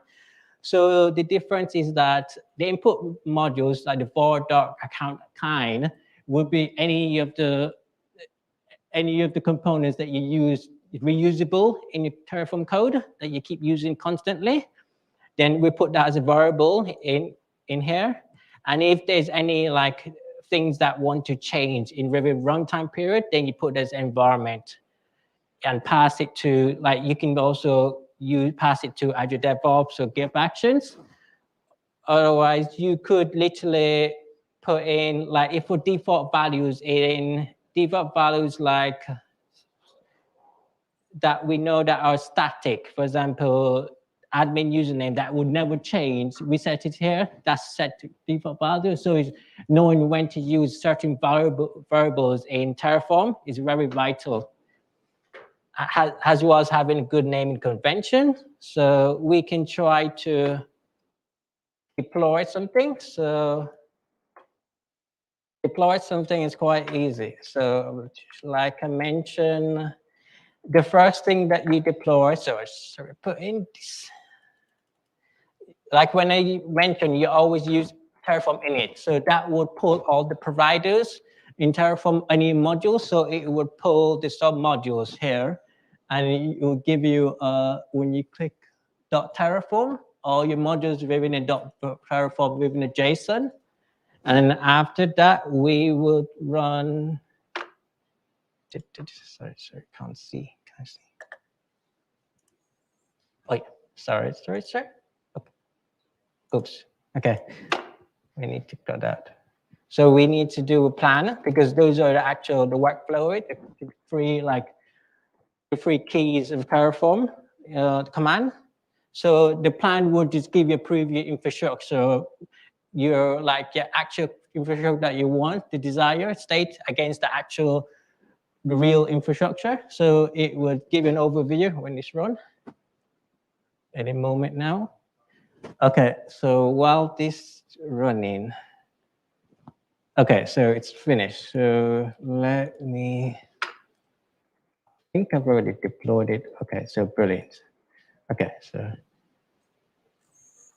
I'll see some of these or like your preview. So this is quite insight because you can actually, before you apply it, you can also preview what you want to deploy and exactly what it is. Sometimes it'll give you confirmation as well.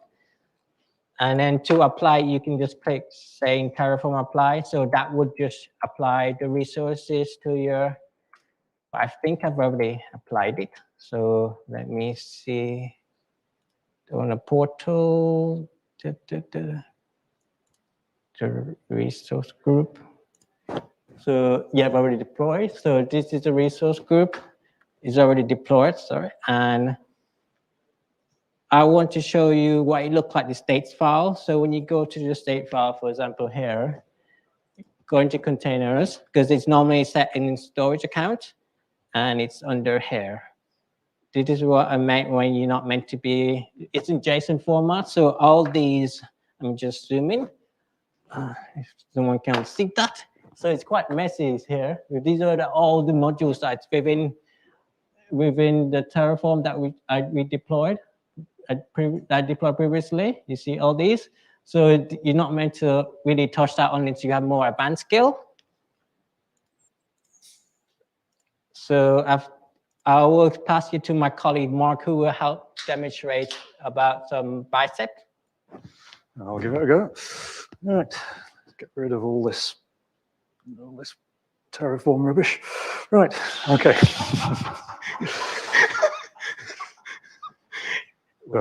Scroll this. Oh, you've got your trackpad the wrong way around. I can't scroll. Right, okay. So say you want to deploy a VM to Azure in Bicep, which generally involves deploying not only the VM but also the network security group and the storage account with the hard disks and the VNet and stuff.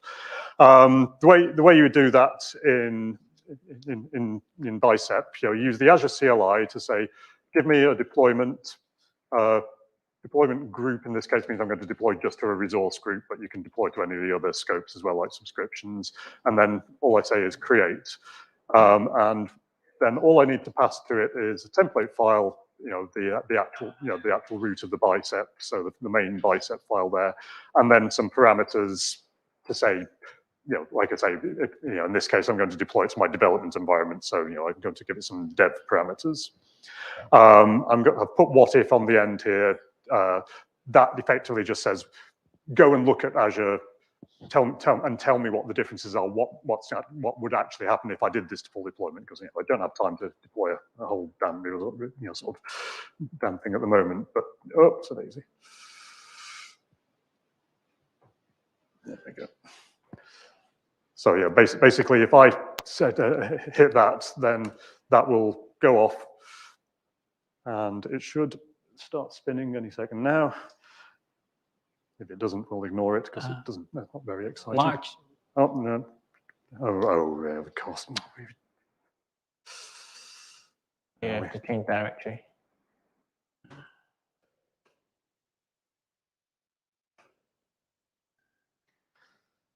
You'd think a Mac would be faster at finding out that there wasn't a file there, wouldn't you? But yeah, so it goes off. It goes and looks at what's actually in Azure already, compares that against what's in the Bicep, and then will tell us in a minute. Should we show them a code trick in Bicep? Okay. Yeah, we'll do that. So yeah, you can see there, a bit like what was happening before with Nick's stuff. It lists all the things that it's going to change. In that case, it's going to create 7 resources because there's nothing actually up there at the moment. So how does that work? First of all, that's our main.bicep file. I'm just going to close that so you can see the full structure here. So there's a main one at the top there, and then in this module section, you can see there's the actual things that we're going to create. So there's a virtual machine, virtual network, storage account, and NSG, not a network security group. And here is our parameters.json. So you can see that is still JSON there. In this case, we're just feeding in the name of the VM and the password.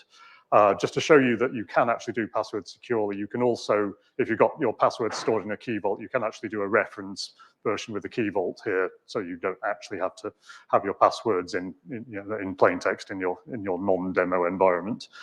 But yeah, so you come in at the root here. We'll get rid of that. Oh, no, I meant that. Go away.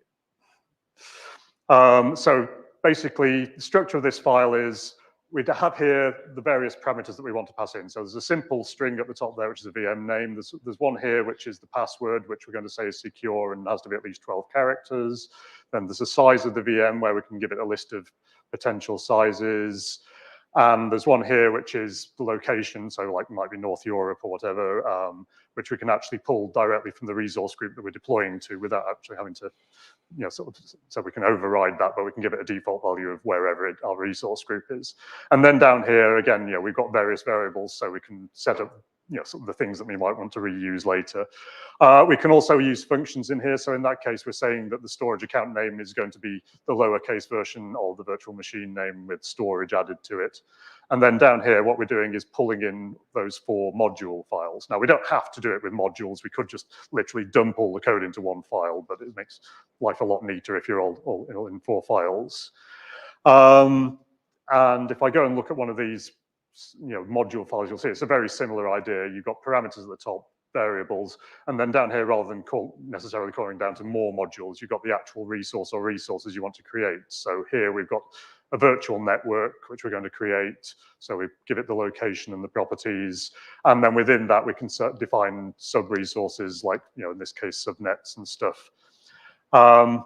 This is the thing that we saw earlier in the thing. You can see I want to return out, a subnet ID from this module so we can use it somewhere else. In Bicep, all we have to say is vnet subnet ID. If we were doing that in the equivalent in the original ARM templates, we'd be saying reference resource ID, magic string, variables vnet name, 2022.subnet0.id. And by the time you've done that a few times, you don't ever want to do that ever again. And you can see there, it's not a great format. But yeah, so at the end of the day, we've got some very simple stuff here. A main thing, some parameters that we pass into it, some modules, one or more, and in each of those, we get sort of a list of resources that we want to deploy based on the parameters and variables that we've got in there. So nice and easy, very simple. Just a little extra thing. If you're in the main Bicep there, and if this is working, as long as you've got the Visual Studio Code extension installed, you can actually tell it to visualize, and it will show you there exactly what resources are going to be created. Another useful thing to know, if I want to add an extra resource in here, then if I want to add an AKS cluster, I can just say, give me an AKS cluster. Hey presto, one AKS cluster ready for you to fill in all the details for. So that's a neat little trick. Anyway, with that, I shall hand back to Nick, who knows how to drive his Mac.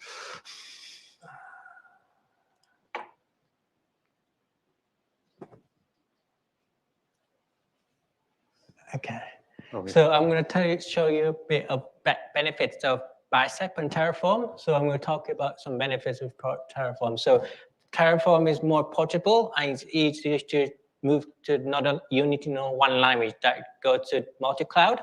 So like you need to, if you want to do AWS, you can transfer it as well because it's very similar. You don't need to know much.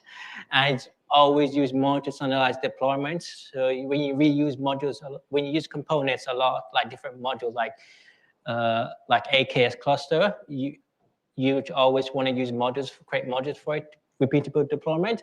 And it's also a good thing because when you map resource using state file, you can track your resource right there.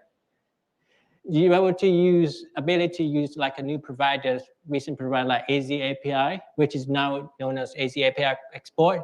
Between that one provider connect to Azure API service. So it's similar to Bicep with, but it will give you new features of Azure by using the API. And I recommend always pin your module version or any provider version, just in case of breaking change that could damage your code as a repo. So my colleague is going to talk about the benefits of Bicep. Yeah, so one of the benefits of Terraform is that it has a state file. One of the benefits of Bicep, it has no state file. So yeah, if you prefer to actually work with the real world and the real stuff, then Bicep is better because it gives you that ability.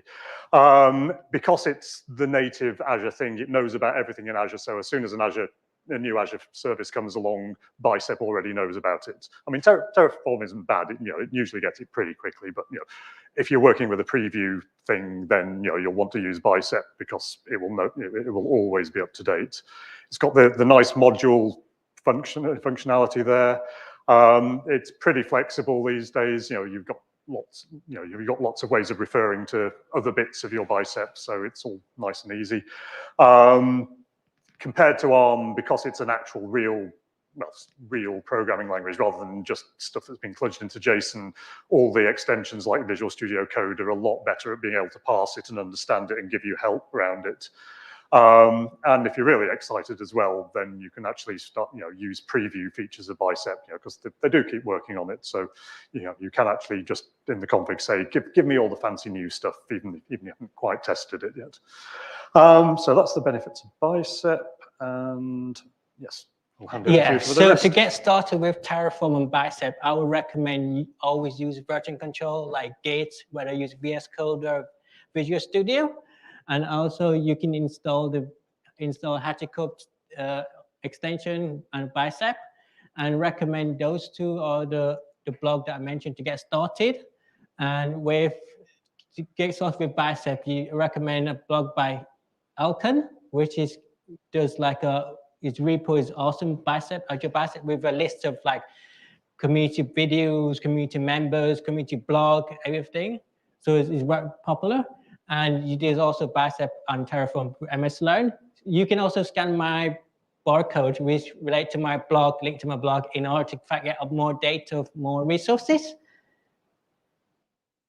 Okay. So if you've got any questions, so I've also added a next slide because I'm talking online with how to use reusable modules with Thomas. So if anyone wants to know more about it, check it out. So I'm talking next Thursday at 11 p.m. online. Any question? We don't have any questions in the chat, but if there's any in the room, we'll happily take them. One for Will. So with modules, I know in like the Bicep world, if you want to share those modules across different organizations, there's Azure Container Registry. What would be the best way to do that in Terraform? Because I know Terraform has a concept of a registry, but is it something that you can use in Azure? Or is there a resource, say, maybe even Container Registry or Azure Storage, I can upload my modules and then other developers in my organization can just pull that down? No, but then if that's why we use the multi-repo thing. So if we have a modules on another repo, we can just pull it through Meadow. We can call that module using Git, or we can call it through an external, like call that repo. Right. And then we can use that if we have a registry there as well. Although we use the ACR. Okay, all right. Cool, awesome. That's all I had. Hi, thank you so much for your talk. Out of curiosity, do you have any feelings towards CloudFormation, the Amazon version? I would say CloudFormation is pretty similar to Bicep. You know, it's the Amazon version, or ARM is the Amazon version of Cloud, the Microsoft version of CloudFormation, whichever way you want to look at it. But yeah, it has similar benefits, compared to Terraform, really.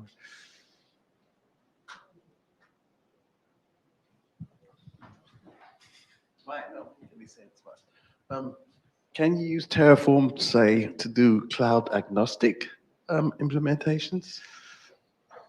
You can debug in Terraform, track the logs. So you can like turn on verbose logging. He does okay. But then for if you hook it up with like, you can use like Azure Loganetics workspace for that.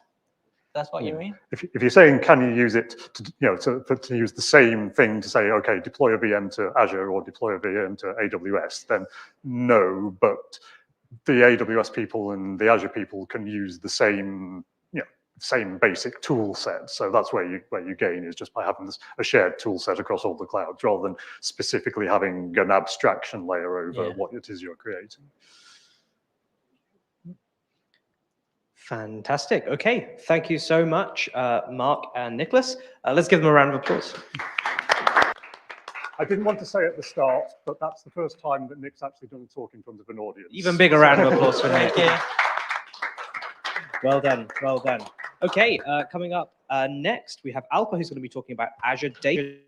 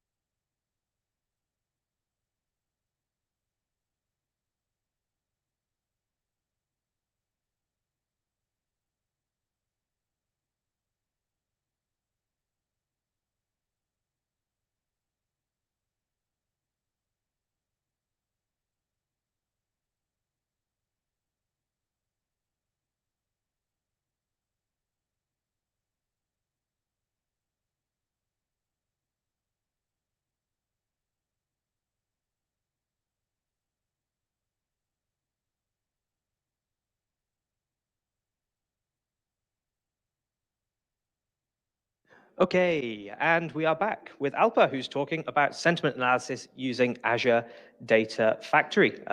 Alpa, over to you. Hi all, thank you and welcome to my session. Sentiment.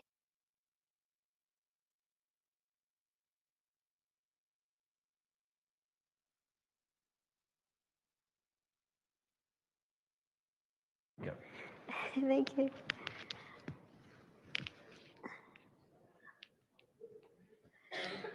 Thank you all and welcome to my session, Sentiment Analysis using Azure Data Factory and Azure Cognitive Service. In this session, we are going to apply a sentiment analysis without any prior knowledge of maths, data science, or machine learning, or without writing a code in programming language like Scala, Python, and Java. This is purely no-code or low-code solution using Azure Data Factory and Azure Cognitive Service. So this is me, I'm Alpa Buddhabhatti, and I'm working as a lead data engineer, as well as I provide training as well. You can find me in GitHub, Twitter, LinkedIn, GitHub, Medium, and YouTube as well. So let's start with today's agenda. So today's agenda is divided into three main parts. In first part, we're going to see a very quick overview of Azure Data Factory. In second part, we're going to see a quick overview of Azure Cognitive Service for language, and then we're going to see a demo. So Azure Data Factory. So what is Azure Data Factory? Azure Data Factory is a cloud-based data integration service that orchestrates and automates the data movement and data transformation at a scale. It is also Azure Platform as a Service, and it's a serverless. Because of these two reasons, you don't need to worry about compute infrastructure, software installation, web server configuration, or implementing your monitoring tool or similar things. Azure will do it for you. So you can fully focus on implementation and you can build it very quickly. And because of the above two reasons, you only pay for what you have used. So for example, you have Azure Data Factory and you have more than one pipeline. Let's say you have 100 pipelines. So if your pipeline is not executing, then you won't get any charge. However, you get a small amount of charge for storage, which can be negligible. So you only get a charge if you execute your pipelines. And last but not least, it's a low-code or no-code solution. So you can build your pipeline very quickly by just drag and drop components and setting few properties. So this is a quick overview of Azure Data Factory. Now let's see a second part, which is Azure Cognitive Service for language. So for sentiment analysis, I have used Azure Cognitive Service for language, which is a text analytics, but you can use audio or video data as well. If you like to apply sentiment analysis on your audio data or video data, you can do that as well. So first one, sentiment analysis. So for that, we have used Azure Cognitive Service for language. It applies analytics, text analytics on your text in a big paragraph or big documents. Then it extract your text, it classify your text and understand the text within a documents or paragraphs. And then it applies a sentiment label, positive, negative, or neutral. And this you can do it using the natural language processing technique, which is used inbuilt. So you don't need to worry about that it at all.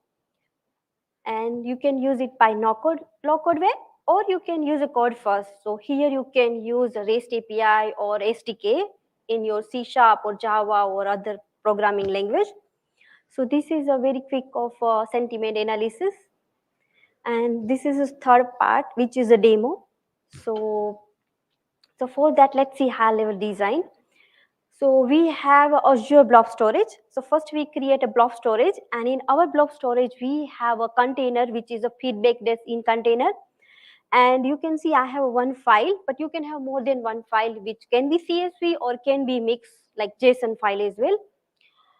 So I have a file in my blob storage. Then you need another Azure service, which is Azure Cognitive Service for text analytics, which you can create by few button clicks away. Then you have a Azure SQL database for store the results of your sentiment analysis as a sync data source. And then you have Azure Key Vaults. Azure keywords I have used for two main purposes. One, security, and another one to store in a central place. So if you have a more than one Azure services, for example, you have two systems which using your SQL database, Azure SQL database. So if you're going to change your password in a database, then you have to modify both systems. But if you use a keywords, then you only need to modify in a keywords. So that is another purpose to use the keywords. And then we have Azure Data Factory. And inside my Azure Data Factory, I have a pipelines. So my pipeline reads the data from Azure Blob Storage. So for example, we have a CSV file, which is of customer feedbacks. And for example, it has 100 records. Then it will read 100 times. So it will pick each and every records from that file, and then it pass to a sentiment analysis. Then sentiment analysis apply a sentiment on your that record or customer feedback, and then it return a sentiments. And then we use some transformation, and finally we'll store the result into Azure SQL database. So this is a higher level design. So before we see demo, let's see how you can integrate Azure Data Factory with Azure Cognitive Service. So you have Azure Data Factory, and inside your Azure Data Factory, you have web activity, but we have another Azure service, which is Azure Cognitive Service. So you have two Azure services, and then you have a web activity in your Azure Data Factory pipeline. So here you are passing the URL and key of your cognitive service, and then it will apply a sentiment analysis and it return back to Azure Data Factory. So here you passing endpoint, which is URL of your cognitive service, you passing the key, and you passing the message and header information. That's it. It's very easy. You can do that. So now let's see a demo. So we have used Azure keywords. So this is my Azure keywords, and it's hold the secrets here. So I have Azure Blob Storage connection string here, and I have Azure SQL database connection strings here. And only one thing you need to remember, if you use the keywords, then you need to provide a access policy. Then and then your Azure Data Factory can access that secrets, otherwise secret is not visible. So here you can see that I have applied access policy. So my data factory is here. So that is Azure keywords, and next one is blob storage. So this is my source data source. It's hold here, and you can see that I have 3 containers for this demo. So this is feedback desk in containers, hold the source file, which is a customer feedbacks. And here you can see that this is a sample data, but in real time you have millions of data here. So you can see that I have a customer ID, I have a product and feedback. It's like ADF or SQL database or whichever, like, product and feedbacks as well. So these feedbacks I'm passing into sentiment analysis. So that is the feedback source, and you can see that I have a staging container, which is at the moment empty, and it's hold the sentiment results here. And I have one more container, which is a feedback container. And here I would like to store the aggregation information, like how many feedbacks are positive, how many feedbacks are negative, or how many are neutral. So you will see summary here. And I have given a name like this way because I would like to use the same pipeline for another business outcome as well. So that's why I applied folder structure is like this way, like in, staging, and main container, which is feedback. So let's go to here. This is Azure Cognitive Service. So for that, you just go to portal and you search Azure Cognitive Service, and then you will see that here is a language service. So for text analytic, you creating a new Azure Cognitive Service for language, which is very quick by just clicking here. So I have already created. So you can see that this is the language cognitive service. And here you will see more information. So you can go to studio as well here. And you will see there are few other purpose you can use that. You can use this for extract information, classify text, and as well as understand the question and language as well, and summarize big paragraphs or text as well. And you will see more information here as well. So this is Azure Cognitive Service. And then I have a SQL database for storing the final results. So at the moment I don't have that feedback tables, but once I run my pipeline, you will see here new table. And this is my Azure Data Factory. And here you can see that I have a link service. So I have a 4 link service, 1 link service for key vaults and other 3 for source. I'm not using this one for this demo, so other 2. So this is blob storage. So you can see that I am now connecting with key vaults. So here you're not able to find which storage account I have used or anything else because it's secure. And so that is a key vault, and this is not blob storage, and this is Azure SQL database. And here you also see that I have used via key vaults. So here you cannot see that which database or which server or which user name or password I have used. So this is a link service. And now let's see pipelines.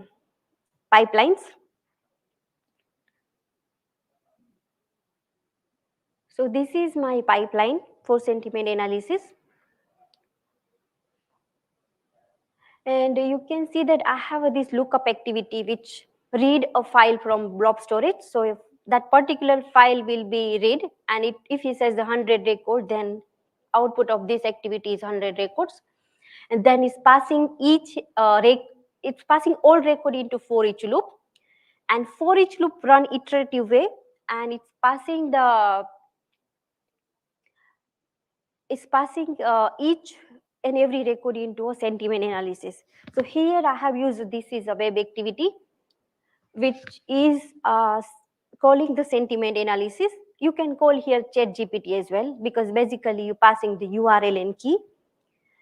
So here you can see that this is a URL of my cognitive service, and I'm selecting method.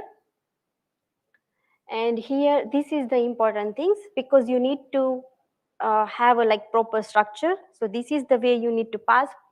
So this is a predefined one, and this is a language. So as it's supporting more than 90 language, so you have to select which language your text is. So here is English language, and then I'm passing the ID as a customer ID. And this text is actually a feedback. So I'm passing here feedbacks which customer has provided. So that's it. And then is apply a sentiment analysis and store the result into this variable. And this is the important thing. This is the key. So in your cognitive service, when you create, it will create 2 things, key and endpoints. So this is very important things. So this is a key, and this is the endpoints. So these 2 things you need if you like to call your cognitive service from Azure Data Factory or Azure Synapse Analytics via no-code or low-code way. So let's go to here.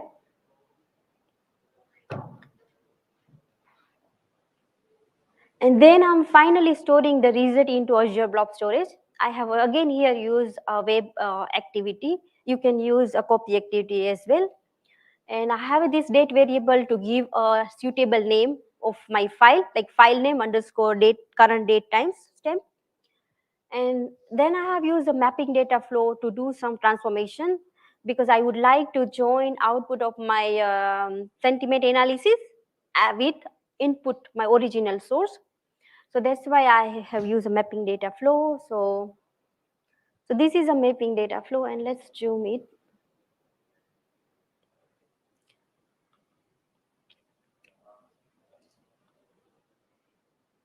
So you can see that here I'm joining 2 different data sources. One data source is CSV file, which is original file, and this another one, which is output of my cognitive analytics, which is a JSON file.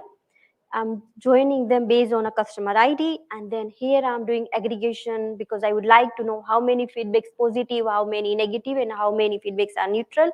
And then output I'm storing into Azure Blob Storage, and here I'm storing output into Azure SQL database, which is a final output. And this is a mapping data flow, and it's a very easy. You can add any, see these are the old transformation. You can very quickly add by just clicking here. So now let's run our pipeline.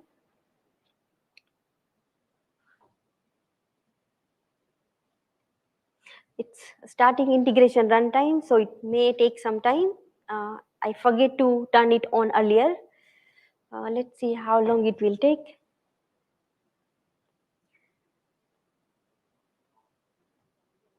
And this is the Azure Data Factory pipeline. While it's doing, I can give, oh, it's done. Okay, so let's run now. So now my pipeline is running and I'm specifying spec code, which is my business outcome for feedback, and I'm specifying file name. So now it's looking for that particular container, which is this one, feedback in container, and it's looking this file, and this file has 8 records. So that's why it will return 8 records.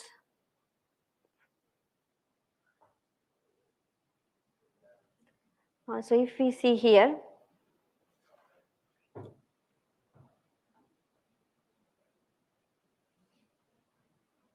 so here if we check, then you will see it has the output of 8. And so my for which loop run for 8 times, and it's pass each and every time say, feedbacks, customer feedbacks, and it's call a sentiment analysis, and then sentiment analysis return a results in a variable which is here. So you can see that this is append variable. This is the inputs, and so now it has run file into blob storage as well, which is output of sentiment analysis. So if I check here in staging area, you will see there is one file which is created recently, and it's a JSON file.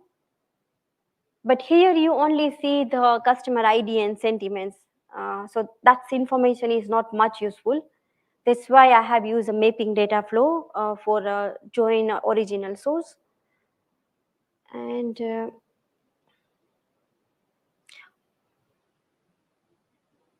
so this is aggregation information. So here I will see how many feedbacks are positive and how many negatives. So 3 positives and 5 feedbacks are negative. And if I go to my database, which is here, you will see that it will create a new table here, which is this. And if I select here, you will see there is 8 records, and you will see the sentiments as well.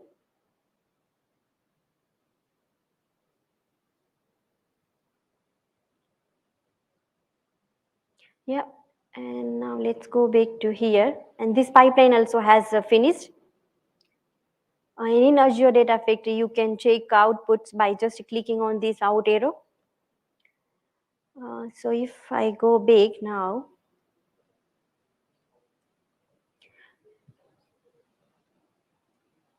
so I think with that, I would like to thank you for attending this session, and I'm open with questions. Fantastic. Thank you, Alpa. If there are any questions for our online viewers, make sure you put them in the chat, and anyone in the audience as well, you're welcome to ask. We can pass the microphone around. Okay. Hi, thank you so much for your talk. Are there any particular starter projects that you think are good ways of making use of Azure Data Factory? I'm someone who's heard about it, but haven't really made good use of it. Was there particularly an idea that you think would be a good starting place? Thank you. Yeah, so for Azure Data Factory, you can use for data movements and data transformation. So if you like to move your data from on-premise system like SFTP or SQL database to Azure Cloud, or you can use like SaaS system, for example, CRM 365 or Salesforce, or you can see like other cloud service, for example, Oracle or AWS or Google Cloud. So if you like to move your data from one source to another source, you can do it very, very quickly by selecting source, selecting few properties, and that's it. So migration. Yeah, that's it, one thing. Yeah. And also you can do data transformation. you can do it very, very quickly using the Azure Data Factory. So if you like to apply some data transformation, you can use Azure Data Factory. Fantastic. Any other questions? No? Cool. Well, let's give Alpa a big round of applause. Thank you so much.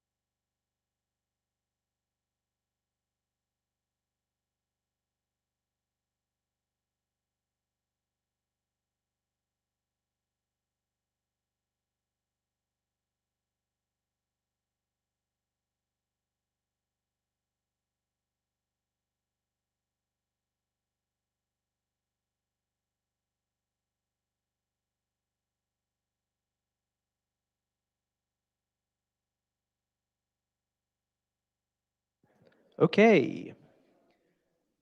So we are now going to start our next and final virtual session of the day. And this time it's going to be Unleashing the Power of Code-Driven Virtual Desktop Deployments by Jake and John. Let's just dial our speakers in. Hey both, I think you're on stream. Can you hear me? Yep, loud and clear. Hello. Fantastic, and we can hear you. Thanks so much for joining. And whenever you're ready, take it away.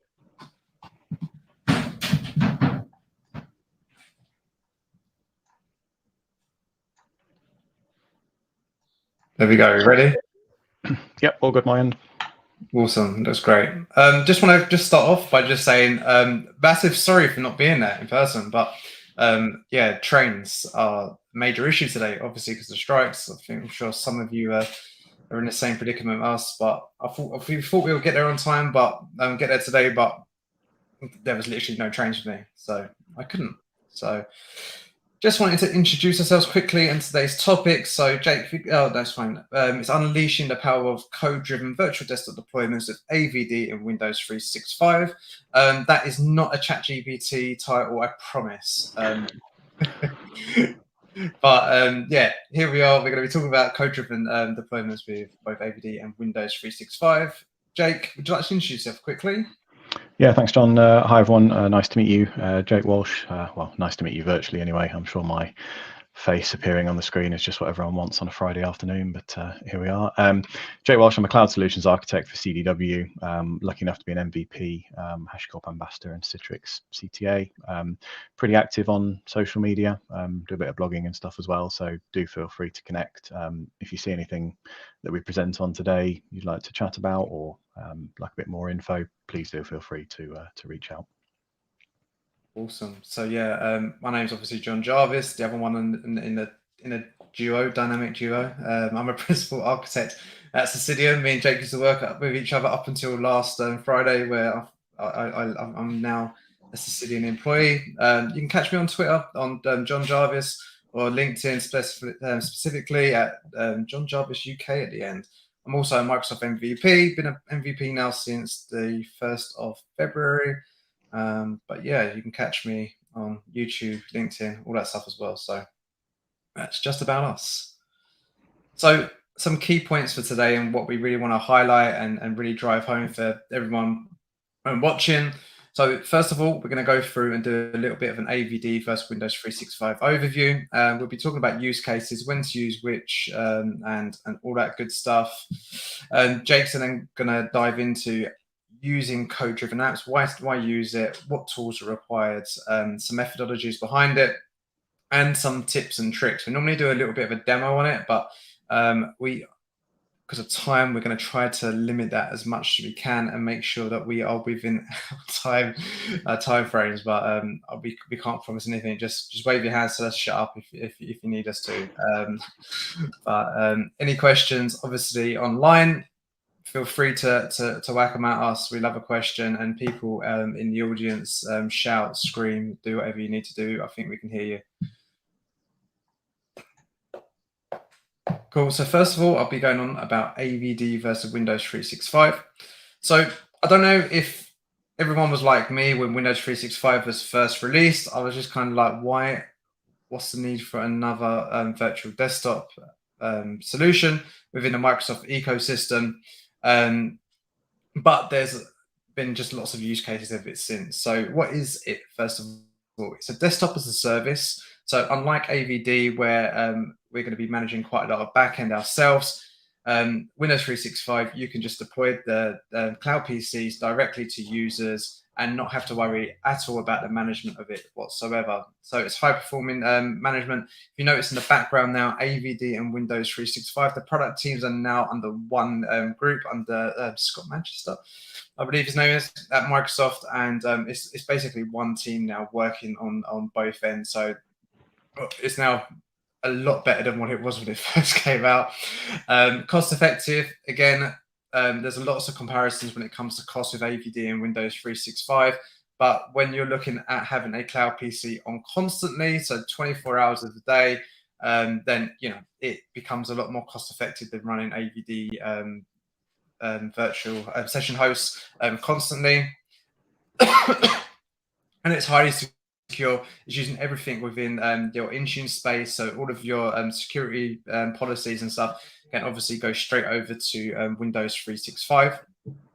And we have two deployment choices. So business deployment and enterprise deployment are completely different.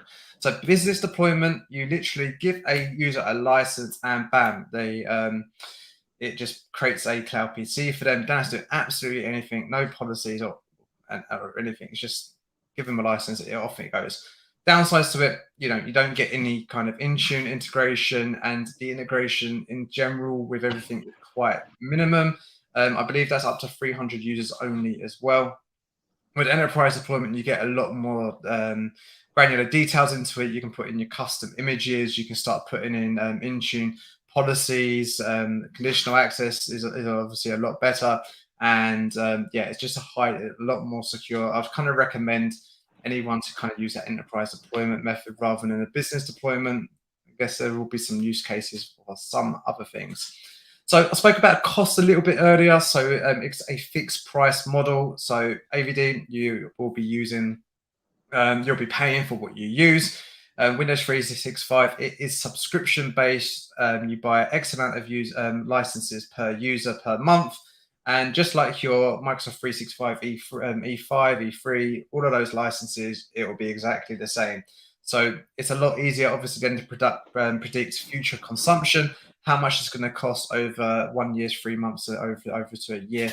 That becomes not a finger up in the air and hoping. It becomes an actual fact of what you're going to be paying. Just thought I would note some things to come. So boot to cloud is coming soon, and that's going to be a massive feature where you can boot your device straight into your cloud PC.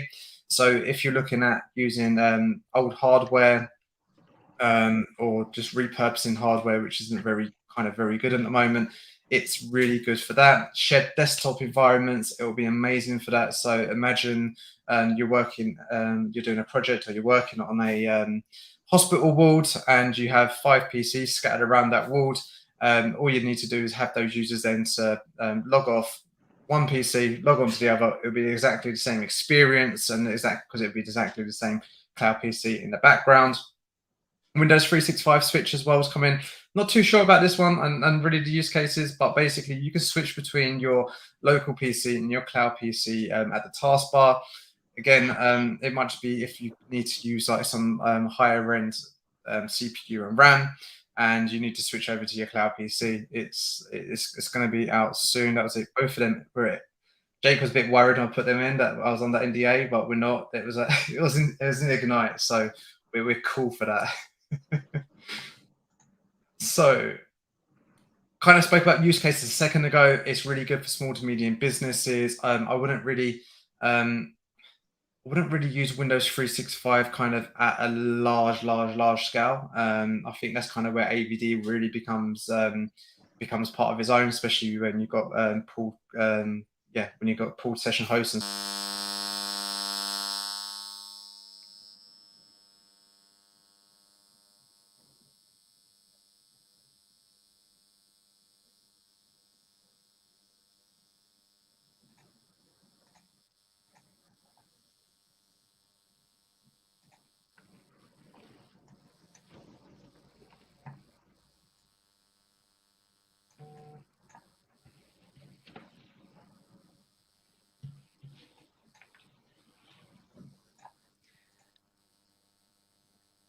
Hey there, John. I think we seem to have lost your audio.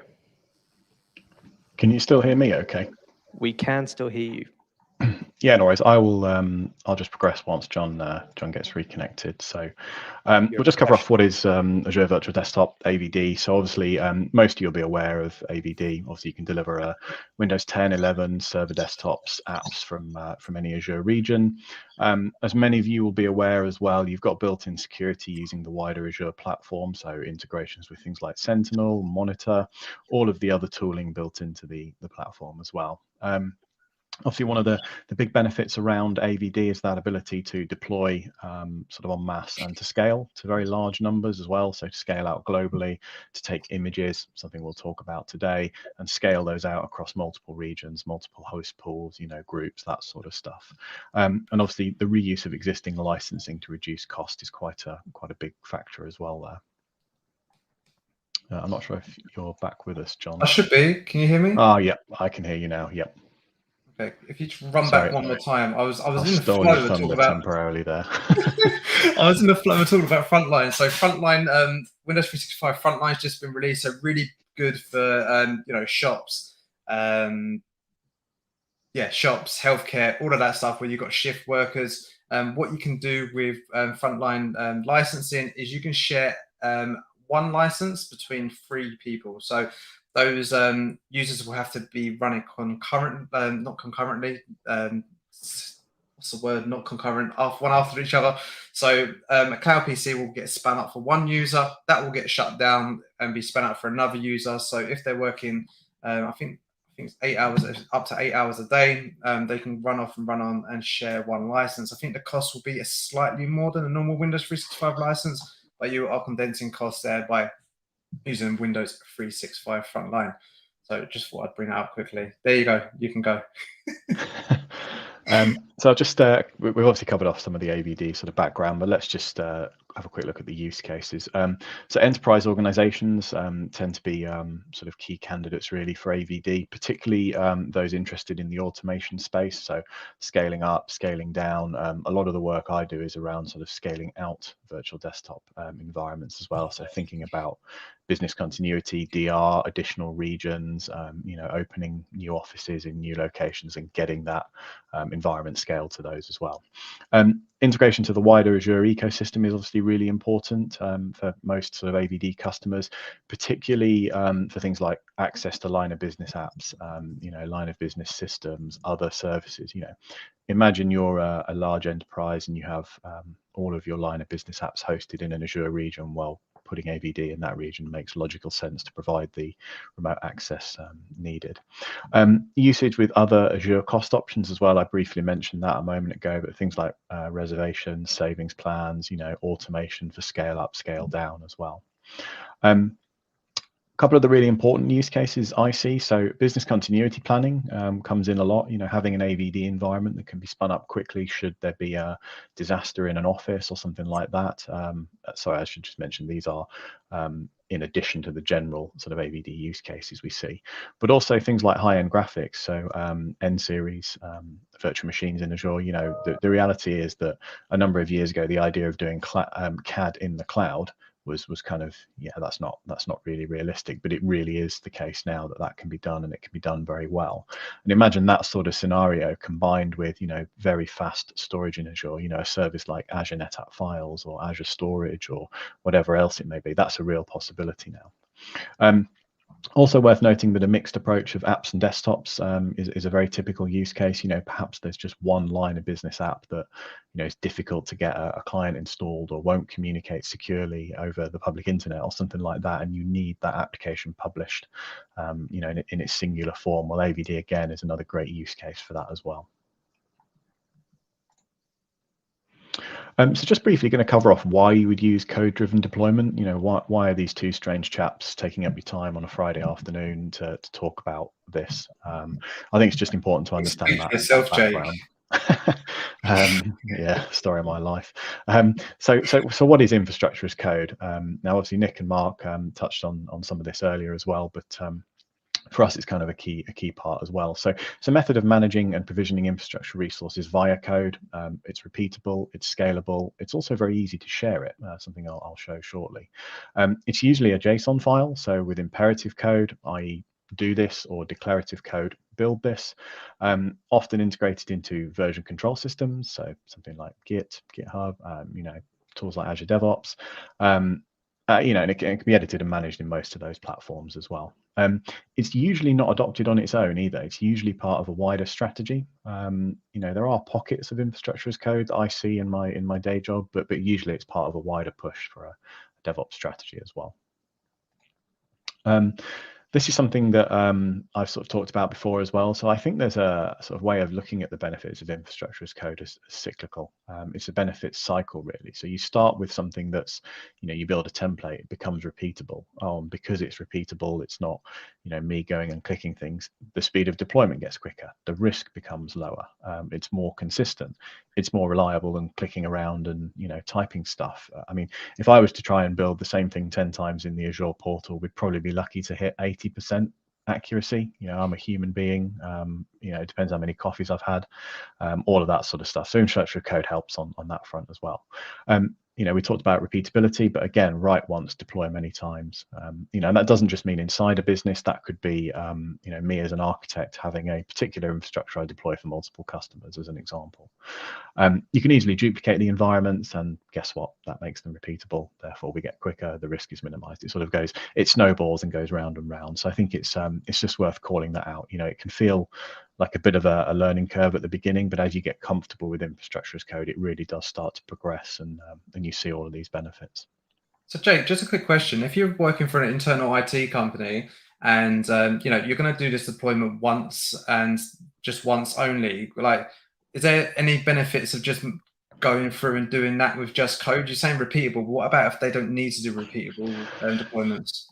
So my answer to that would probably be that just because the production environment isn't repeatable, that doesn't necessarily mean the dev environment or the test platform wouldn't be. So the ability to quickly spin up a copy of the environment, test out a change or something like that, I think is very valuable. Also, it's worth considering aspects like documentation. Infrastructure as code, once you get comfortable with a tool like Terraform, you can look at it and read it and understand what it's doing. So it forms part of things like your documentation, but also, BCDR strategy. If the worst happens, we can redeploy this environment quickly because we have the code for it. Nice. Sorry, I might start with a question from the audience there. Just a brief bit on tooling.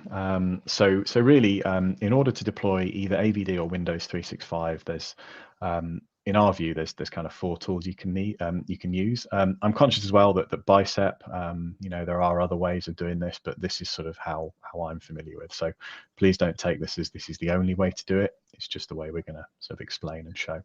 So Terraform is going to create the infrastructure for us. Packer is going to build us some machine images. The CLI is doing some sort of pre-Terraform scripting and Azure tweaks, and then PowerShell is doing our software installations and Windows 365 deployment. Conscious most people in the room, albeit physically or virtually, will know what the Azure CLI is and will be comfortable with PowerShell. They'll understand, sort of what it is. It's been around for a while now, but Terraform and Packer may be new, so I'm just going to briefly cover those off. First thing, and a quick shout out, I am incredibly lazy. I don't like installing applications.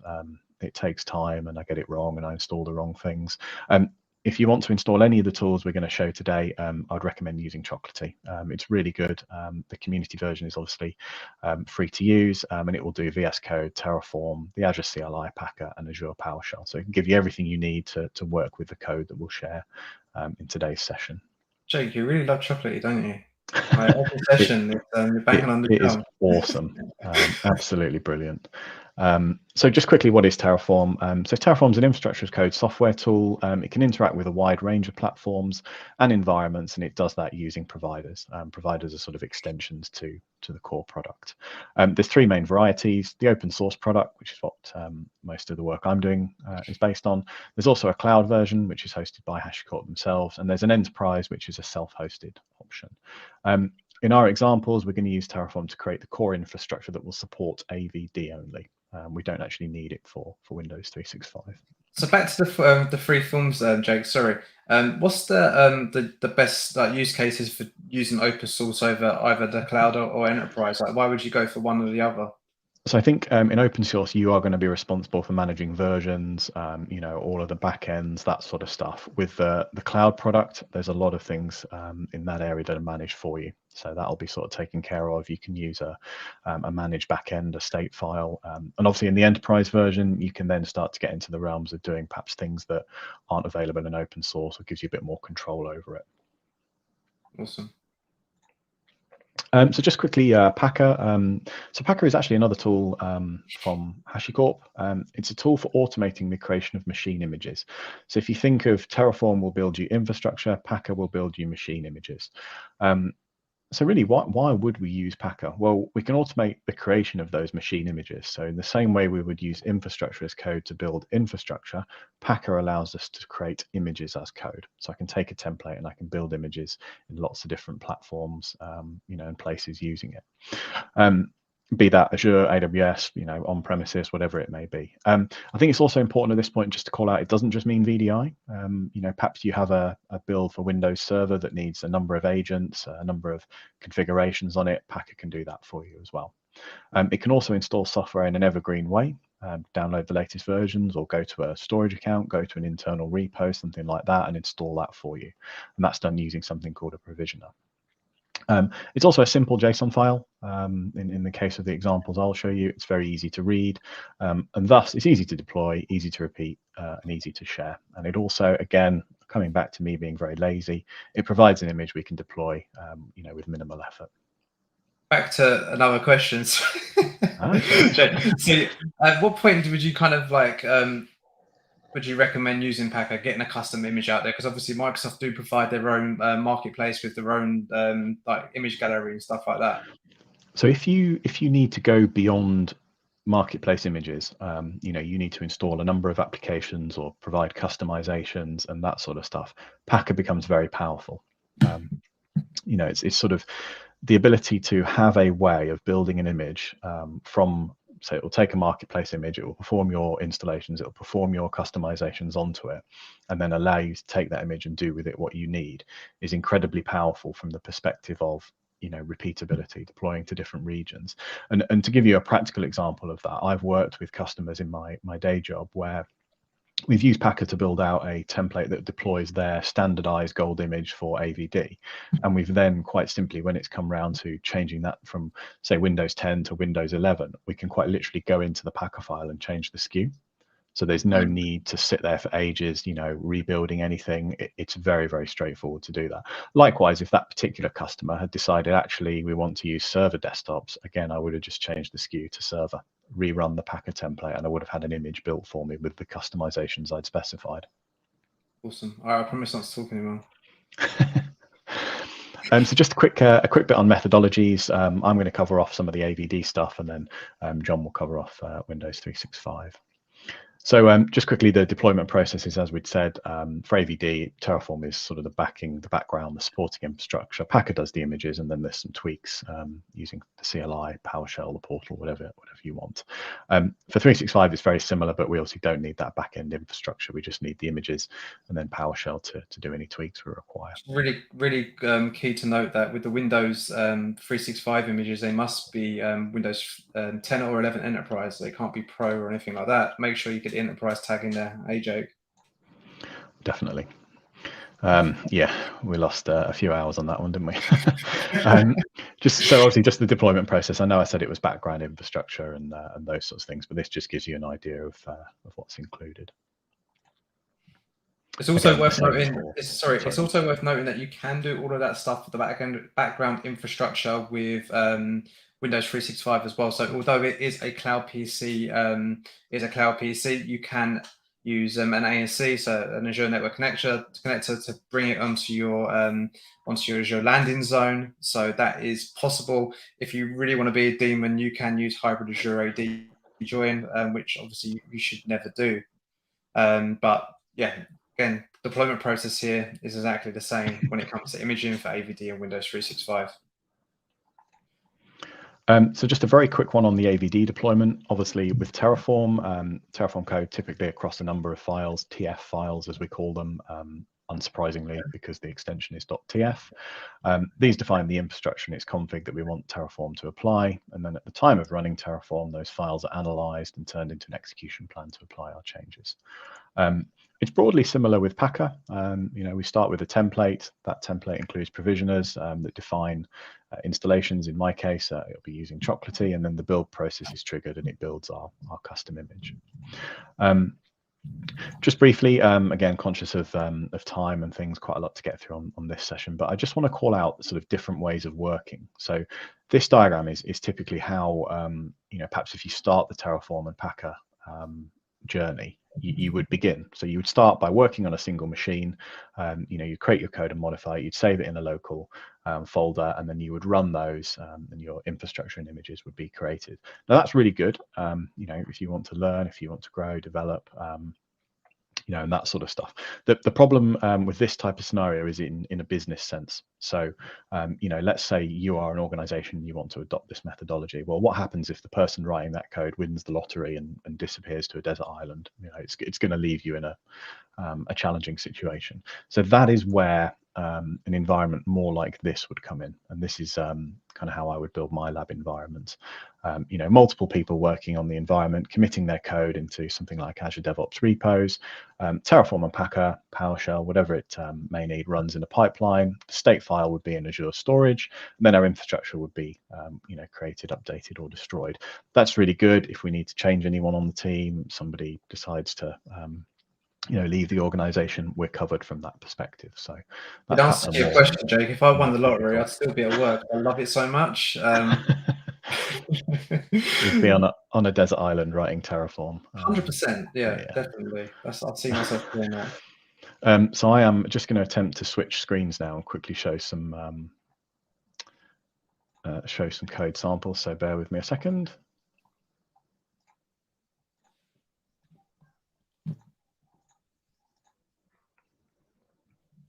Wow, that's interesting. So very quickly, this is actually my Azure DevOps environment. This is how I build my lab, and I have a number of sort of stages to the pipelines I use. For the foundation stage, I quite literally use Terraform. You can see here I'm doing initialize, validate, plan, and apply, doing some work with Azure Key Vault, and I'm actually then just doing some CLI work and building a DC using PowerShell. Just going back to this as well, I also have some destroy phases and things like that because I don't need to keep this running all the time. But when it comes to the images, I actually use the immutable image pipeline task. So this takes that template, this JSON file, and it goes off and builds me an image within the environment that I can then use within AVD. Just so it's useful to anybody sort of watching this presentation and thinking, I want to see these templates, they're all available within my GitHub repo. If you go to jakewalsh.co.uk, there's a link to GitHub in there, but everything you could need from today is actually in there. So just to give you an idea from the Terraform perspective, so this is a kind of base lab environment. You can see in the code, we've got things like resource groups here. There's a key vault here with a randomized password in it, so that's just down here. VNets are built out, and this is typical of a sort of standard Terraform deployment for Azure. I'm not going to go through all of this because we'd be here for several hours, and no one wants that. So from a Packer perspective as well, again, this repo is available if you'd like to download and test any of these files, but they're typically arranged in this type of format. So we have a builder. In this case, it's the Azure Resource Manager builder. You will need to add a service principal, and we just sort of call out some of the settings we need. So the image offer, the image skew, and very easily, if I wanted to change this to Windows 10, I could do that just by changing these values and then rerun that deployment. So it's very, very quick from that perspective. And the provisioners section down here is just where we actually use, well, in this case, I'm using Chocolatey to do some installs, and down here, I'm just running a sysprep as well. So hopefully that just gives you an idea of the type of code that would be used for the deployment of AVD in this way. I will now seamlessly switch back. Stand by. Ah, so seamless.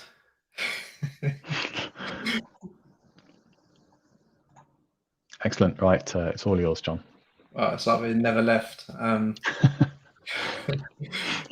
So I'm conscious of time. So let's jump on to the next slide. If you look at Windows 365, we don't have, except for the custom images, if we want to start to deploy some provisioning policies, user settings and stuff like that, we don't have the beauty of Terraform behind it.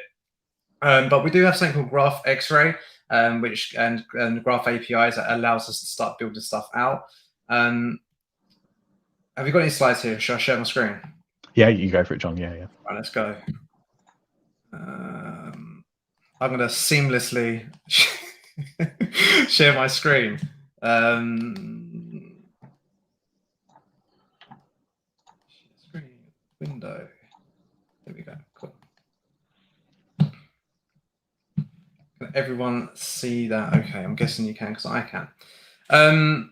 Let's close that quickly so I don't get in trouble. But here, so something that a guy called Merrill at Azure in the identity team has created something called Microsoft Graph X-Ray, and I think it is absolutely brilliant because it just comes off and pulls off all of the Graph X-Ray stuff in the background right into your browser. So if I was to select devices, I'll start getting all of the stuff that happens on the right-hand side.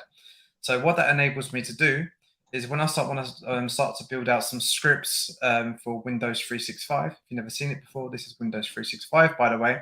I can start creating some provisioning policy scripts. So if I just clear my session here, just so we can see it nicely. If I go and create a policy and just call it, oh, I've got frontline there now. That's nice. And just call it Azure demo, and go through, give it an Azure AD join type, make sure it's on a Microsoft hosted network, and go UK, enable single sign-on. Need to move my laptop so I can see the screen. Go through again, custom images. We've got a custom image that we created earlier for Docker. We can select that in there, press next, and go through the usual settings. And just press next. We won't assign it to anyone, but press create. And using Microsoft Graph X-Ray, I have now the script that I need to be able to make this repeatable. So if I ever need to go, might work for a consultancy or something like that, and you've made your best practice provisioning policy, you can go through and use Graph X-Ray to go and get your Graph API, and it makes it very nice and easy to rinse and repeat. You can also do that for your custom images. You can do it for the Azure network connection and user settings. Again, it's quite limitless really in what it can do in the Windows 365 stuff. On other notes, really good for Azure AD activities and stuff like that. So if you've got any kind of like Azure AD activities that you're doing day in, day out, use Graph X-Ray and to pick out things you like. And what I do like about this, Jake, is that I can't make a mistake here, can I? Like, like if I'm making code, I'm probably going to make a little mistake and ask Jake to kind of fix it.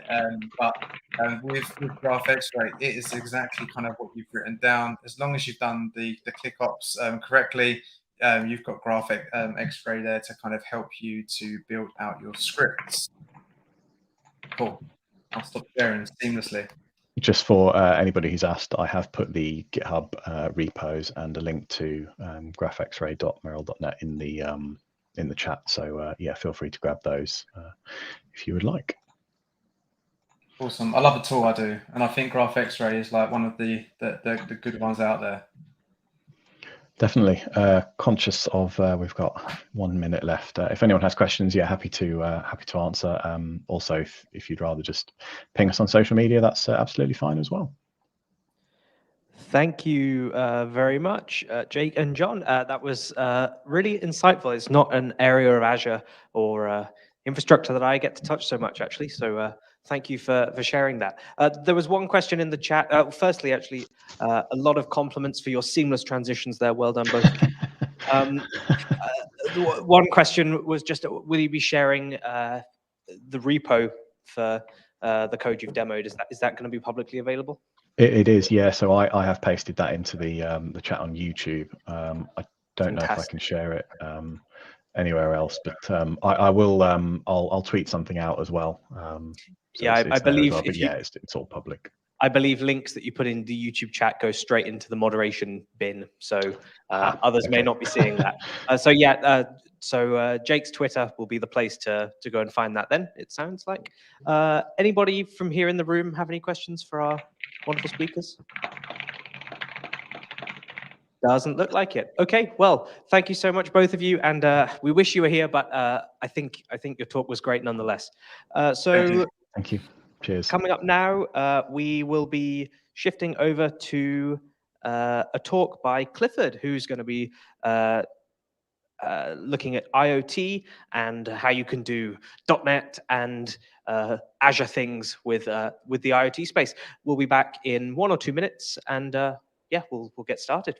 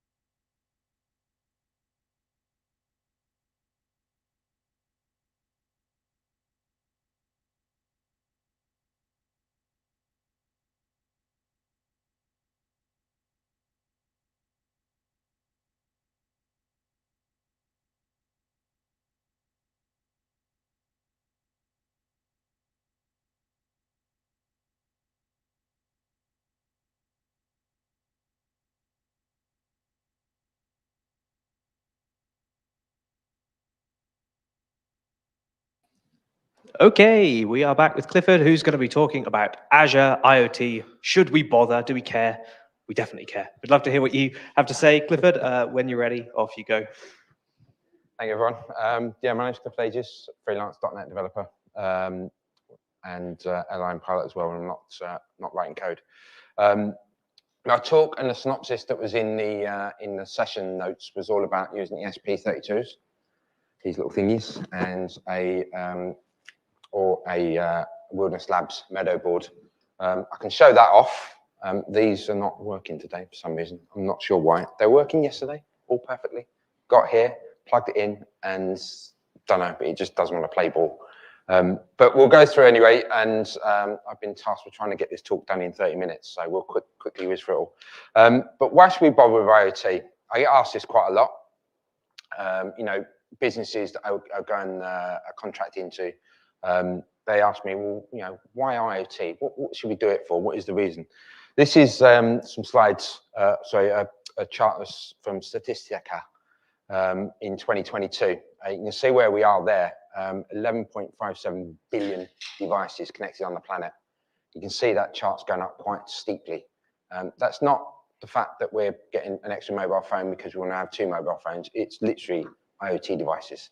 Everything you buy now, from your washing machine to your dishwasher, in your kitchen, all your Alexa and Google devices, you know, your mobile phone, you know, you put some LED lights in, Hue light bulbs, they're all IoT devices. So that's why that's going up. I've seen other charts that I didn't put in when I was building this slide deck that are actually steeper than that, but that one looked a bit more realistic to me. But yeah, you can see there's quite a lot of devices there. But most people, though, when they think of IoT, they think of Internet of crap. And they kind of, if you use Twitter, I know it's still a bit of a dumpster fire, but if you follow Internet of Shit, it is hilarious. The stuff that gets put up there. So I've grabbed a few of these and put them in the slides just because I find them really funny. But if you look through that, what are you missing? On your washing machine and dryer? Your favorite cycle is the cotton normal. So obviously you're that type of person that's got jeans and t-shirts. It's a lot that can be told from how you use your washing machine. You got 14 total cycles. So you've used the washing machine 14 times. You should use it more maybe. I just find it really, really funny, the stuff that's being put out. Why do you need to know what your washing machine is doing? You don't. So why have they bothered to put a microcontroller in there, which are rare at the moment? But yeah, we looked through this one. This one had me tickled, no ends. They've used Microsoft Azure IoT Central in a toilet, because why not? I thought that was brilliant. The bit that really gets me though is, and I know if you're watching this on the live stream, you can't. Oh, hold on, what's going on? No. This was doing this earlier as well. Let me go back. The bit that really got me was only data that is logged. That tickled me. And then at the bottom in the brackets, if you hear a saber igniting, so now I'm thinking outside, you've got Darth Maul lighting up his lightsaber. Your data is now going to be logged. So if you hear the lightsaber, they're going to log the data that you visited the toilet. I thought that had me in tears of laughter. That one did. My slides are not happy, are they? This one, a disabled lift, those ones that just go up and down, like kind of half a floor, a set of steps in a store. This was in an airport. So now you've got to install an app on your phone to push the up button or the down button to go a few feet. I just thought, why? Why? Why have they gone to that level? Why not just tap at your elbow or, sort of put some tissues there. You can just grab a tissue and push the button with. Just don't know, but there you go. That one there.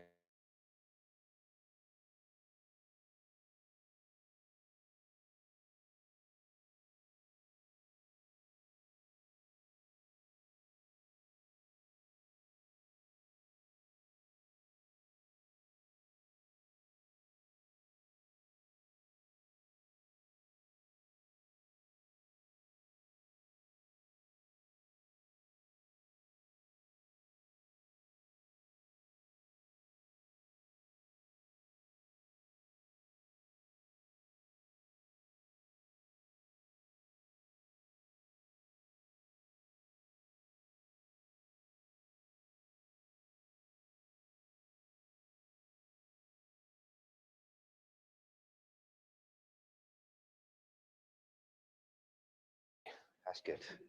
It's not just me. I can zoom in, share screen, share screen.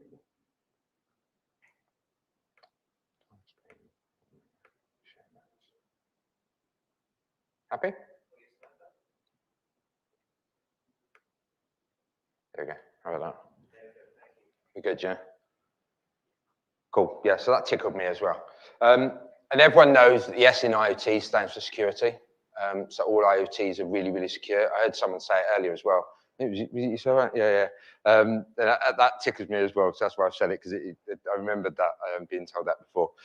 So a lot of people think of IoT devices as being these sorts of things. And they don't think about how they can be used in business for tracking data. Now, good uses of IoT devices are things like tracking the trucks that are making deliveries, likes of Amazon, DPD, etc. Track their vehicles now, so they know that it's 4 stops away from delivering your parcel. Like hell, is it? But that's what they're using them for. So they're tracking the trucks around on a map. At Heathrow, if you go into the Heathrow Operations Centre, you'll see the fact that they track vehicles around the airport, so they can see where vehicles are. It's like, well, that one's closer to that job, so we'll give them that job to do and stuff like this. So there's the sort of things that you can use, not just GPS tracking. Maybe I've worked on projects with TV presenting companies tracking players around the field of play, and also for tracking data about those players, about how far they've gone, how quickly they went from standing start to running, stuff like this. So those sorts of bits of information you can glean from an IoT device, and a fairly small, light, low-cost ESP32. You can get these from Amazon for like £4 or £5 each. So they're really inexpensive devices as well. But we're going to talk about the opportunities of IoT. So we all know we're talking about the clouds. We're here at Global Azure. We're talking about Azure as our cloud of choice, not the other ones. But we know we know that it's globally available, so you can get a data center pretty much anywhere in the world except Russia now. Don't know why. But the compute resources we can spin up pretty much anywhere. And then you want to roll out your IoT. So that's your devices like these ESP32s, the Meadows, F7s that are there as well. And all you're doing there is gathering data from sensors. Be it a sensor is a GPS sensor, temperature, humidity. Hello, Pete, if you're watching. It could be sensors like light sensors of the lights being left on in the building. If not, let's turn the power off to them because we don't want to waste electricity and be more green, etc. So whatever sensors you've got, you're collecting there. But now increasingly we're moving things. IoT isn't just about a small device like this that is collecting sensor data. It's now increasingly becoming an edge device. So instead of you sending the data from your sensors up to the cloud for processing, and then back down to the device to turn a switch on and off, or turn a pump or motor on and off, we're now using edge compute devices, which is fairly beefy, powerful PCs, which you're running at the edge. And then on top of that, you can then start to put your AI. So instead of having a camera like these ESP32s, got a little dinky camera on the bottom, and it takes an image, and that image is sent to the cloud, it's processed, and it says, okay, that is someone we recognize, so unlock the door to let them in. Is one of the things I've used these for. And you send it back and this unlocks the door, the mag lock of the door. Now you can do it locally, not on this because it's not powerful enough, but you can do it locally with AI at the edge. So you push it down to the edge. You don't need to contact the cloud. So you don't need to send all that data back up the cloud, which is fantastic because it drops your costs because you're doing it at the edge as we do. And then increasingly, the new things that are coming out of Microsoft is digital twins, which is where you can make a digital representation of your real world. So if you're thinking of a big factory environment or a building that's got lights, temperature, humidity sensors, do we turn the heating on or off because it's too hot, too cold? It's normally reverse. They turn the heating on in the summer and turn the air conditioner on in the winter. They always get that wrong in buildings. I don't know why, but it's something that's done. It's the law. But you can see there all the different kind of the bits that are going around, like buildings, wind farms, factories, etc. They're all potential places where you can use this IoT data, including tracking trucks, tracking your deliveries, looking at the data that's in and around your business, your office. I've seen people, start off with this and wanting to get into it. They've just had, sort of buttons on their device I've pushed to production, and it then sort of lights up their desk and stuff like that. All these sorts of fun things you can do with it. But the problem is, a lot of companies start there and they think, right, we're going to do this. We're going to track all their trucks. We're going to know, and we're going to tell our customers where we're going to be. We're going to track our service engineers and know if they've reached that job on time. You see the likes of the food stores. They track their trucks. And they make sure that their trucks are not making delivery outside the delivery window. You get that Tesco's 15-minute delivery window. And you see the truck driver sitting out there for 40 minutes, but he's not allowed to deliver the food because he's not allowed to open the doors because that's tracked. And it's like, well, that's stupid. Just let the driver finish it and go back to the store. But the problems I have is IoT projects have a long lead time. You can buy devices like these off the internet and prototype on them and work on them, but they're typically not what you're going to push production. They're not what you're going to use out in the field. You could, it could be a great place to start, but you end up building a bespoke device. Your own microcontrollers, your own sensors, all on a little board. So they've got really long lead times because the development time, the build time, hard to scale because once you've built a couple, you've now then got to do a build run of how many thousands of the boards you need. Difficult to customize because now you've built a bespoke board, you realize you want to add a little widget over here.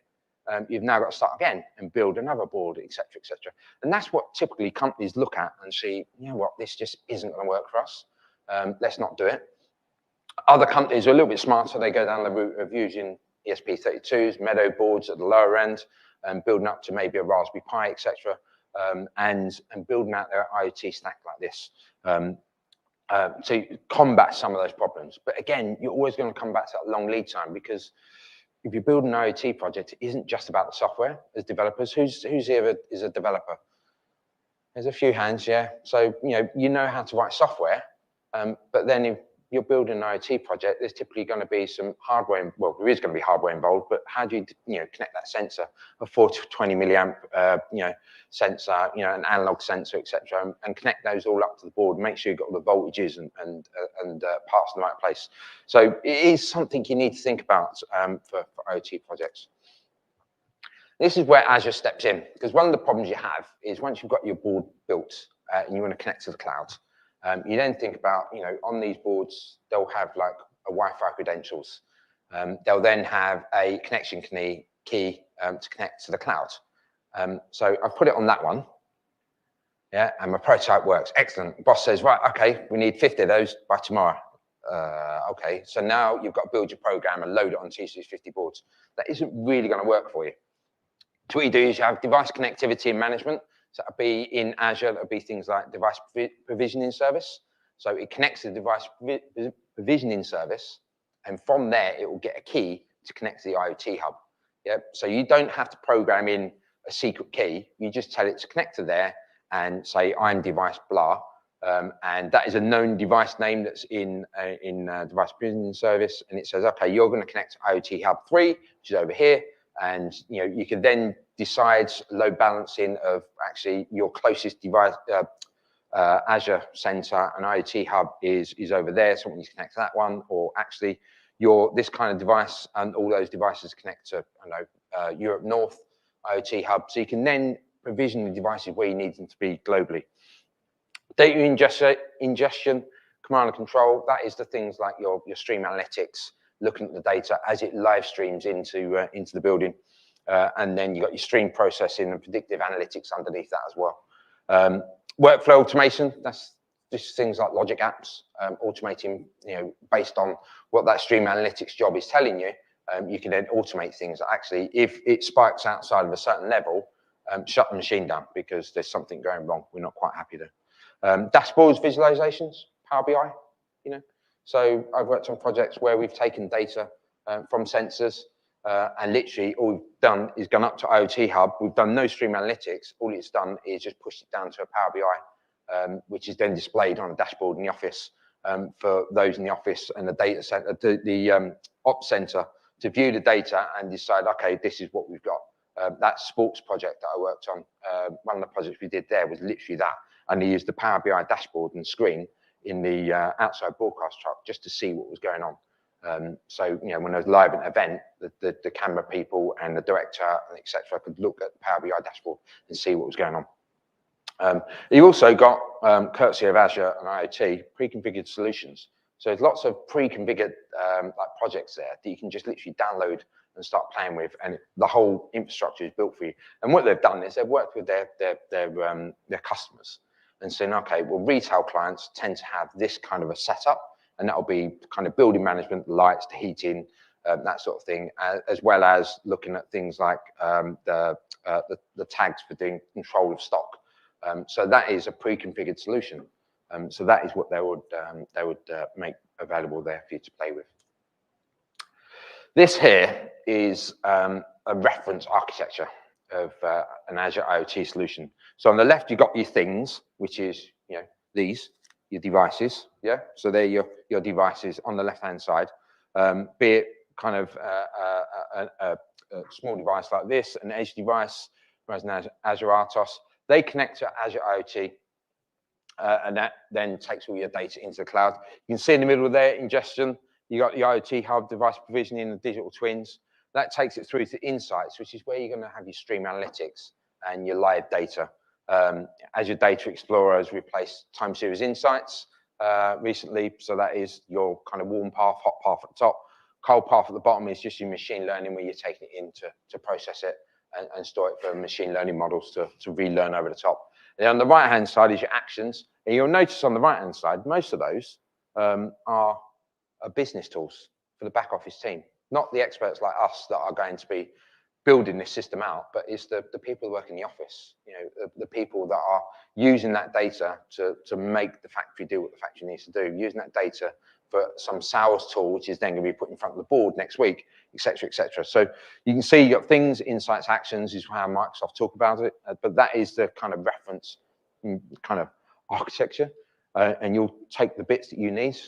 You know, I always put this in front of a customer and we tick off the bits we want, and then that's kind of our path. The data is going to flow through the network. As I can't get this to work, because I don't know if the Wi-Fi didn't want to play with me, and I even tried tethering via my phone, but I wasn't happy. We're going to talk about a better mousetrap. Now, it's important to note, yeah, we're family friendly here. Sorry, we're animal friendly here. Yeah, no mice or rats were injured in the making of this project. I've got to point that out, just to make sure that no one gets upset. We gave them little safety helmets, just to make sure that they're all happy. And they got lots of cheese at the end of the project, so they're fat and happy now. But this project was a few years ago now, and it is basically a hackathon project that was run by some Microsoft interns. But it speaks to the power of taking a silly idea like this about a mousetrap and how it can be used to make business better in this industry. So we'll talk about it. So obviously it's US based because it's all in dollars, but rats and mice are capable of spreading 35 diseases. As humans, we don't like diseases. We just had a really big one, and it's not very nice. The traps are only monitored when someone goes to visit them, which means that your engineer is going out to visit what could potentially be an empty trap, or going out and the trap is so full that it's stopped catching all the other rats and mice. You know, if someone goes out to an empty trap, you've wasted that resource. And that isn't just the human resource, but it's the resource of the petrol stroke diesel to get there. It's the environmental impact of that person traveling halfway across the city to check on a trap which is empty. So there's all those kind of the green credentials that come with, you know, checking the traps remotely. If they're not cleaned out, the traps aren't cleaned out, the business that they're installed around is going to be having sightings of more mice and rats. They replicate quite quickly. So, you know, it's that problem that kind of grows because the trap's not being emptied. And obviously the smell and the stench that comes with a trap full of dead mice and rats. You can see there that, you know, the businesses or people stay away from the business. So if it's near like a food outlet, you're not really going to go in there if you see a mouse or a rat running past the door, are you? This is why all the bins are always kept at the back of restaurants. So that's where the rats are, you know, just outside the back of the kitchen, just where they should be. But you can see there, the market size is quite big, $12 billion. So it's quite a big market. So these interns took that idea, took the idea of, well, we'll give the mouse a little helmet and we'll see if we can trap them. And they come up with a solution that, if I do this. So they've got their mousetrap trigger into a Raspberry Pi. They was using a Raspberry Pi because they didn't need it to be in the field, even though a Raspberry Pi needs a lot of power. And then they go into an IoT hub, via Stream Analytics, into a database, Power BI, and then out to their future idea is a mobile app. So that is their solution, you know, fairly quick and easy solution. And we go back to this idea of things, analytics, and then actions, or insights and actions there. So you can see on the left, that's the IoT hub section, analytics in the middle for the Stream Analytics, and then logic app at the end, Power BI, and out to a mobile app.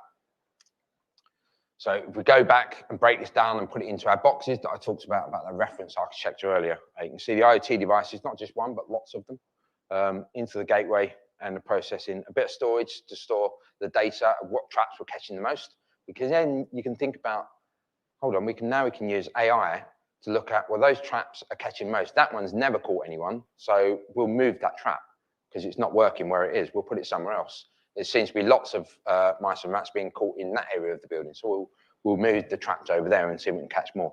And that is all the kind of analytics that you can do using what is essentially a really, really simple trap going via the cloud, rather than it just being a trap that triggers and you just go, oh, there's something in that. So you can see the data that maybe someone who is looking at it from a business perspective doesn't really realize it's there. So when I go and speak with clients about IoT, they talk about things, but don't think about the extra data that is gathered. the project I mentioned about the sports thing was they just wanted to track the players on the field.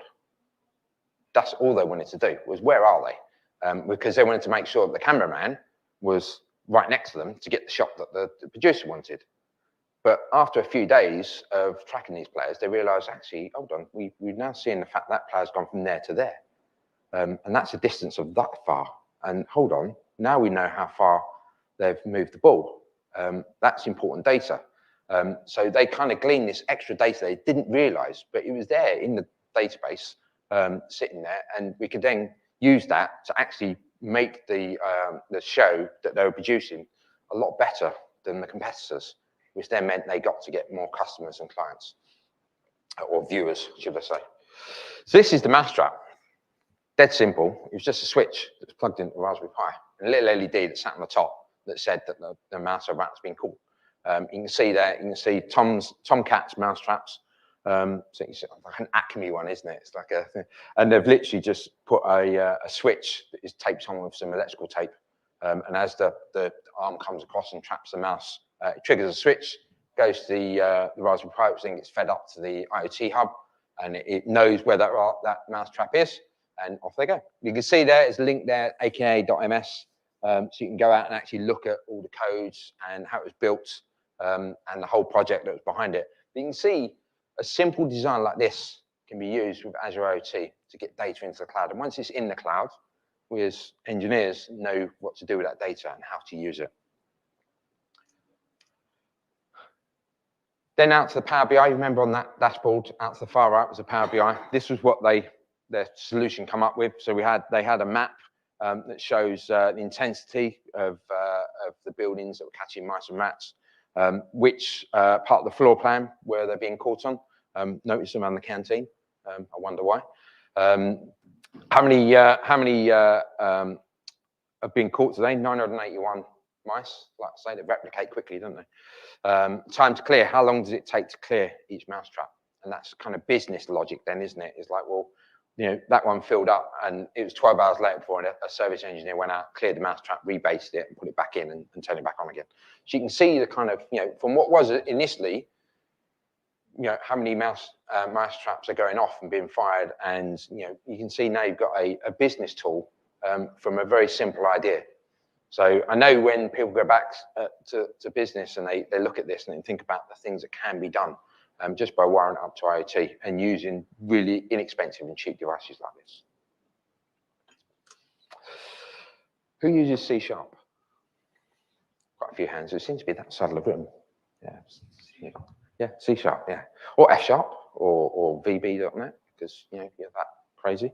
I'm a C# developer, either doing IoT stuff or doing malware and Xamarin for mobile as well. But this guy stood up, I'm not sure who he is, but he stood up at .NET Conf in 2021 and said that that .NET runs everywhere. And he really meant it. He really meant from the cloud all the way down to your device and onwards. And he even means these little 4 or 5 pound devices that should really work. I'm really annoyed it's not. He even means these, or maybe a Meadow board, which is actually just, if I can get it out without cracking it, just that bit. The rest of it is a prototype board, so just that bit there, which are about $40, $50 from Wilderness Labs in the US. An amazing device, really, really good. So we've got C# and a microcontroller. And what a microcontroller is not just a CPU that we think of in a PC, but it's all the peripherals around it. So it's got all the inputs and outputs. GPIO is what you often hear, general purpose input outputs. So analog inputs, analog outputs. It can do pulse width modulation for controlling servo motors. They can do all sorts, lots and lots of things. Communicating with things over I2C, which is a serial protocol, etc. But there's two options here that we can use to take our C# and .NET skills and put it onto inexpensive, cheap devices that we can stick out in the field. So instead of having a Raspberry Pi that needs lots of power and it has to be plugged into a wall, so it needs 4 or 5 amps just to be happy. I've run these on literally batteries. There you go, there's one there, a LiPo battery. I've run one of these ESP32s off a LiPo battery and it's been in the field for a couple of weeks. Quite happily, just running off that. It turns on, does a few things, turns itself, or goes to micro sleep, And this is like an inexpensive battery that's based in the back of your phone. So you can do that. You can leave it out in the field, and all it needs then is a connection to the internet somehow, and that could be over Wi-Fi, but you can get it to work. It can be over LoRaWAN, which is a long-range radio frequency communications tool. It can be Bluetooth to another device. I've done this with Bluetooth, where the only way of getting it to work was Bluetoothing it to a mobile phone. It was literally just a cheap Tesco's, like £40 phone, with big buttons on it. We just stuck that out the side, and that was connected to the internet with 3G, as it was at the time. But let's talk about the Wilderness Labs board. So this is the Meadow F7. They're up to V2 now. They're just about to, they're in the RC channel at the moment. They're just about to GA. I'm expecting imminently with their operating system. But this is, you've got full fat, normal .NET 7, pretty much, is what's going to be available on that. And the way it works is the team that's behind it all used to work for Xamarin. So it uses the Mono framework underneath, and they target the Mono framework. So you write your code, you've got all the generics, all the other bits and bobs. Obviously, what they have done is you haven't got the bits that wouldn't make sense, like, draw into a screen, because, well, there's no screen. So I don't need all the graphics libraries because, well, there's no graphics. So all those bits are taken out and in their build to make it even smaller than .NET already is. But it means that you can run on there. You have 2 chips. You've got the main ARM STM chip in the middle. You can see the one that says ARM. And then you can probably just about make out on the far left there, the one with the picture of a ball. That's an ESP32, which is the same chip that's on this little thing. And that does all the Wi-Fi, Bluetooth, all the comms stack. And then the STM does all your processing. And you've got some memory there as well. And it means that you can run your main process. So you've got an ESP32 doing all your comms. But that means that when they want to do over-the-air updates to update these devices, they can send down a new firmware, a new bootloader to the STM32, which will update the main processor. So you can do over-the-air updates, which is really, really cool. It means you can control your device without having to go out and trudge out to a field. I've done that many times. On farmers' projects, you trudge out to the middle of a field to update with your laptop, and your laptop battery goes dead halfway around the field, trudge all the way back again to plug it in. I've got the scars. But comparing it to an Arduino is another kind of class of boards and libraries. They were born out of, I've forgotten the name of the university, an Italian university anyway, that needs to teach electronics. So they developed their own boards, and there's quite a few of them out there. They're great boards, but they run C, kind of not even C+. It's kind of not C, it's not C++, it's kind of in the middle. So we can't run .NET on there. There are some unsupported libraries out there, but they're painful to get working. Meadow ticks all the boxes. There's some there that they could even add to the list. Raspberry Pi now can run full .NET because .NET does run full on there as well. But you can see there's quite a compelling reason to go with the Meadow. Like I say, you can plug a LiPo battery in. It's got quite a bit of RAM. The new ones, the V2s, that's a V1, isn't it? Yeah, because the V2's got 16 meg of RAM. So quite a lot of RAM as well. Considering all you're doing is talking to a sensor and talking to the cloud. You're not running some full kind of graphics intensive library on there as well. And the way it works is they've got the MicroRTOS at the bottom, then they've got the Mono runtime on top of that, then they've got the .NET standard layer on top of that, and then the security layer, because you want it to be security, because IoT is got security built in. You seen it? Then you got Meadow Core, which is their core libraries, which is their version of .NET kind of bits on top, and then you got the Meadow Foundation, all the libraries to connect your servos and everything else to as well. I was going to do a demo, but I'm going to skip that because I'm right late on time.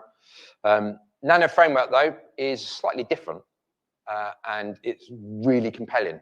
And I've kind of leaned towards Nano Framework a little bit more recently, because you can take any device that they support, from an ESP32 and all the many ESP32 derivatives that they have. You can take the STM chips as well, Texas Instruments. There's quite a few kind of boards and chips out there, which means you're not tied to any one device. You're not tied to one supplier, which is Wilderness Labs, for their board. You can go to any of the manufacturers and get them and use those boards and run your code in there. They do it slightly differently, though. What they do is they have their hardware abstraction layer, because each board is different. And then on top of that, you have the platform abstraction layer that extracts it a little bit higher level. Then you got your CLR, which is their version of .NET. So it's not full .NET. For example, they don't have generics. And I know Jose, who looks after the project, is probably screaming now. It's like, no, he's coming, I promise, because it is coming. It's just that it's a small team, but they're having to rewrite generics to run on. When these boards have next to no memory at all. You know, the Wilderness Labs had 16 meg. These are down in the kilobytes. You know, a couple of hundred kilobytes. So, you know, I think it's 256 on there, I think it is. So they've got a really small memory footprint they're trying to fit this onto. Then you have MS Core Lib, system.net, your other namespaces, and then your code sits in the last little bit that's left over. So you can't do a lot, but you can run some really cool projects and working on there as well. So that is we can use it for. There's an expressive ESP32. So you can see all the different connections. The green ones are general purpose input outputs. ADCs are purple, which is analog digital converters.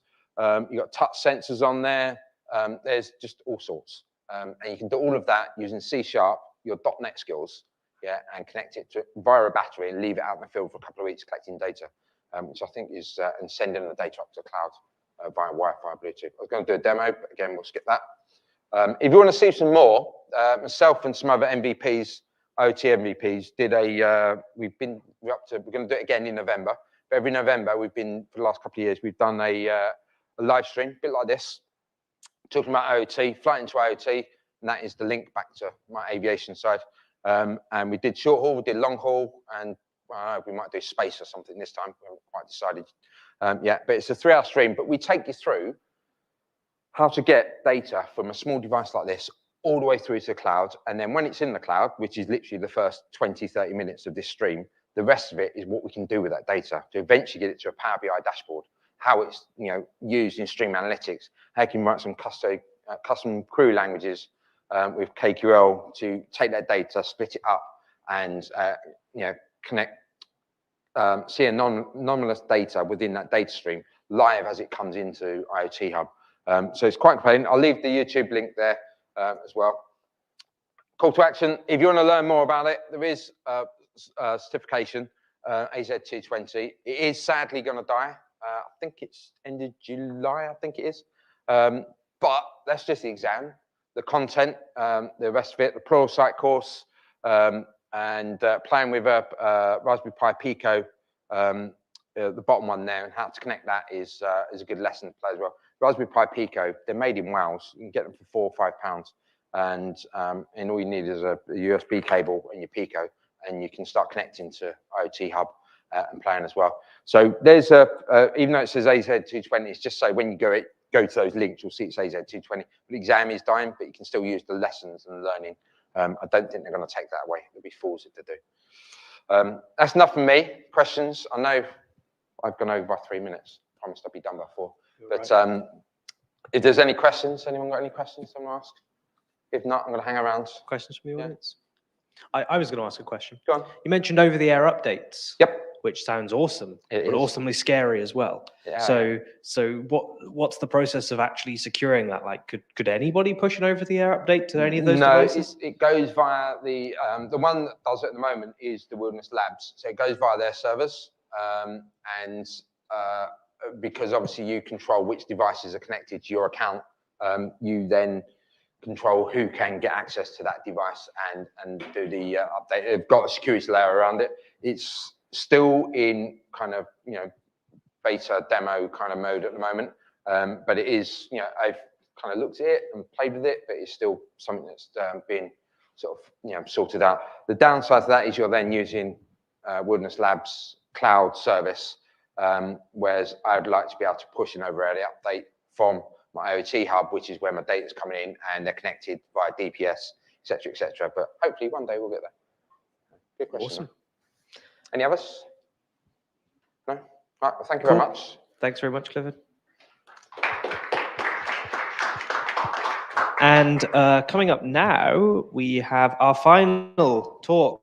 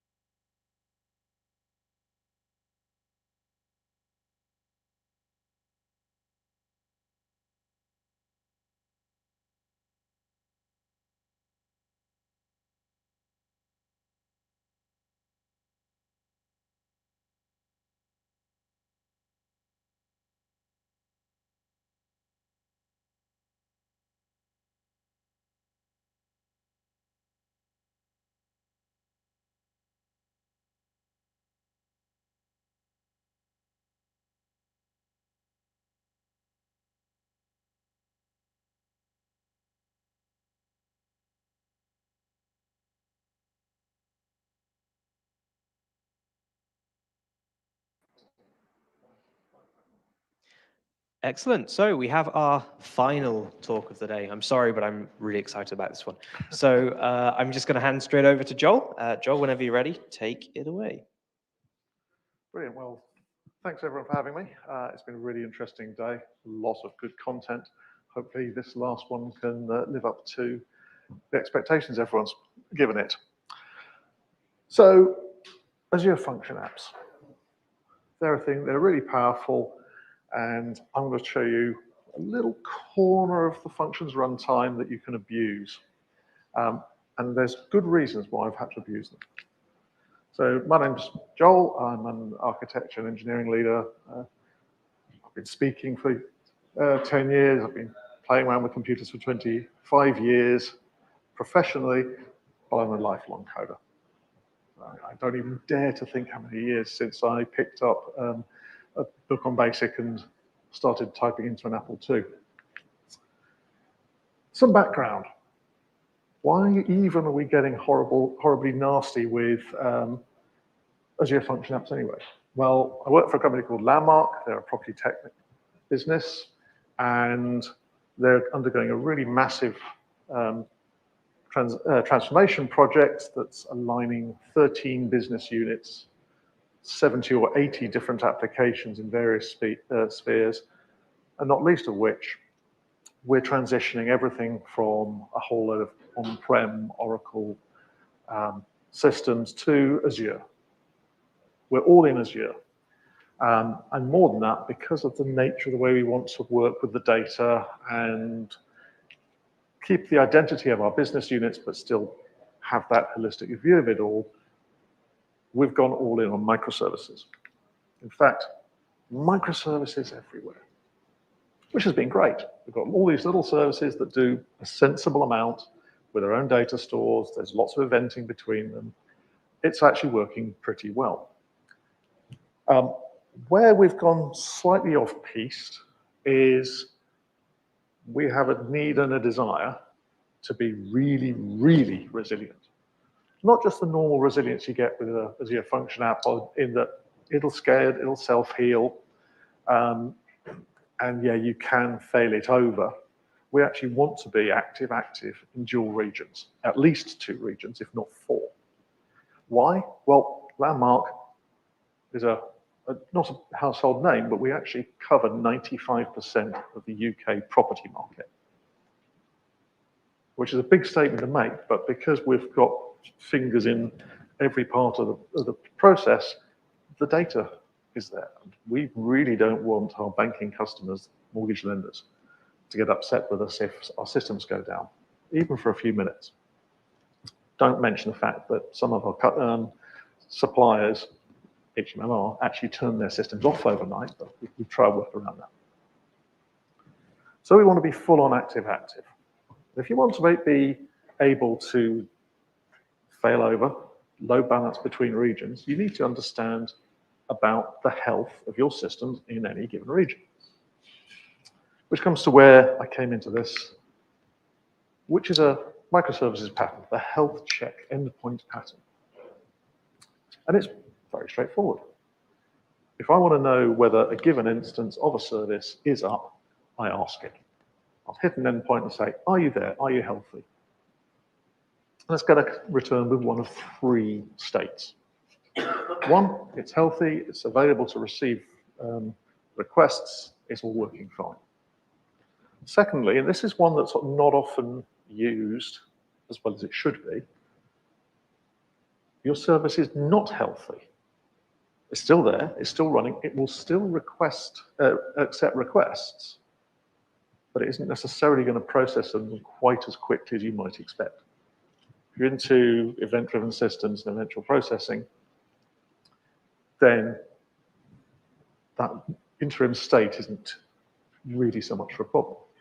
But if you've got systems where, yeah, I could accept the request, but I can't actually complete the processing, so you might want to retry, that's where you need to know you're in that interim state. And then, of course, they're either completely dead, non-responsive at all, server 500, or somewhere in the middle again, server 500, where yes, the instance is there, it's running, but it just is not responding.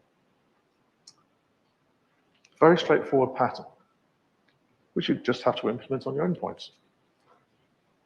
But then you end up with the problem of, I need to implement this not once, not twice, not 5 times, not 10 times. We're up in the about 100 to 150 microservices. Copied across 2 regions, automatically scaling, that we want to load balance between them.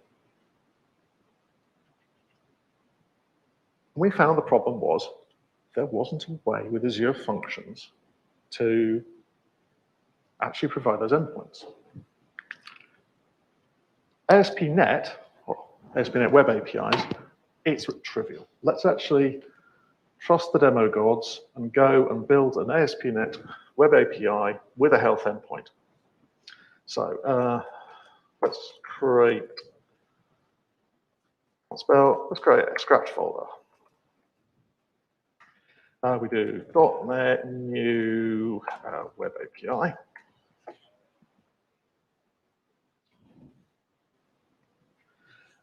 .NET restore.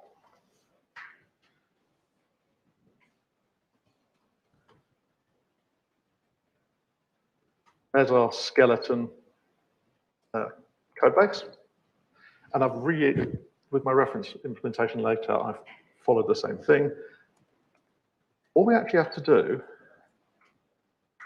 to get this to work, can you see the code? Is add 2 lines to the code. Services add notes, add health endpoints.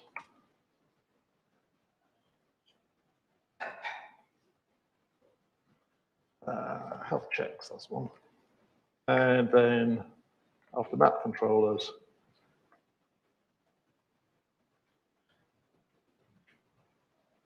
map health. Just to double check, because I don't trust myself or Visual Studio Code to actually get this right, I'm going to go and sneak into my samples. Here's the one I created earlier. There we go. Add health checks, map health checks health.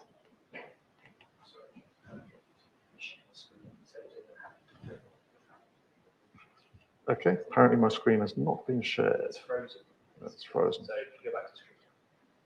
So it's this one. Yeah, just refresh the whole thing.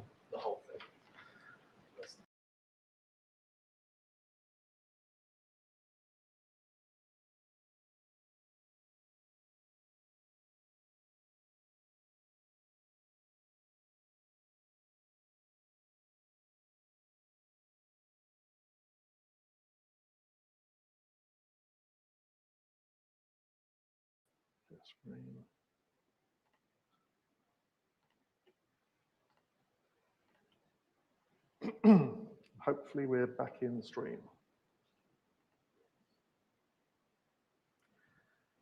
Okay, so what we did was in Visual Studio Code, we added 2 lines of code.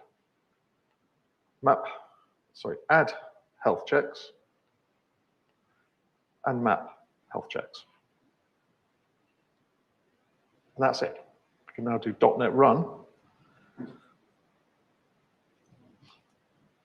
And if the demo gods please, mate. Save that.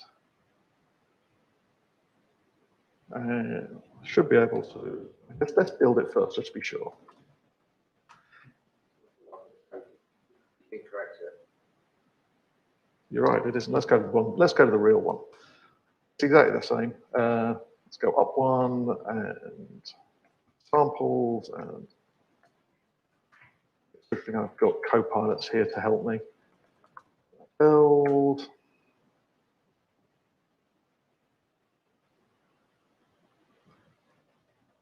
.NET Run. What you get out of the box with this, copy that into, where's my browser gone? Paste that into the browser. You get out of the box should be is in fact working. There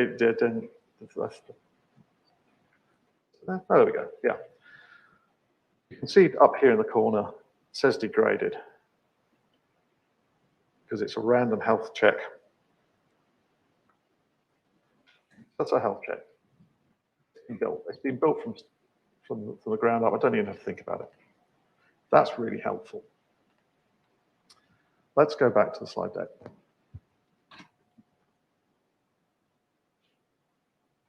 So that was so easy. Why wouldn't you just use it all the time? Well, you don't want to use an ASP.NET Core web app all the time because you've got to host it in an app service, which costs a bit more, or a VM, which costs more, or you might put it in a Docker container or Kubernetes, and then you've got more problems.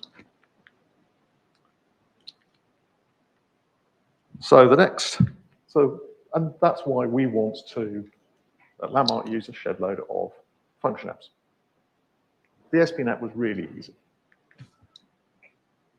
But function apps aren't the same. You're not actually running in the normal runtime that you would expect when you're running just a ASP.NET web app.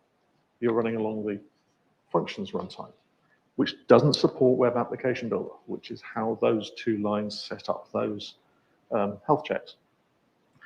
Doesn't also, this is a really nasty bit, support programmatic routing. You can't just say, oh yeah, this route maps to some Lambda. Doesn't exist. There's no way to do that. Even worse, you would think you could build a function stick it in an assembly, reference that assembly, and the function, the definition, decorated exactly like you'd normally build a function app DLL, would be detected. It's not. The runtime will only pick up decorated functions from the primary assembly. But it does support something called extensions. Now, if you use function apps, you'll have used these already because that's what actually gives you your HTTP triggers and your service bus triggers. And this is where the abuse comes in, because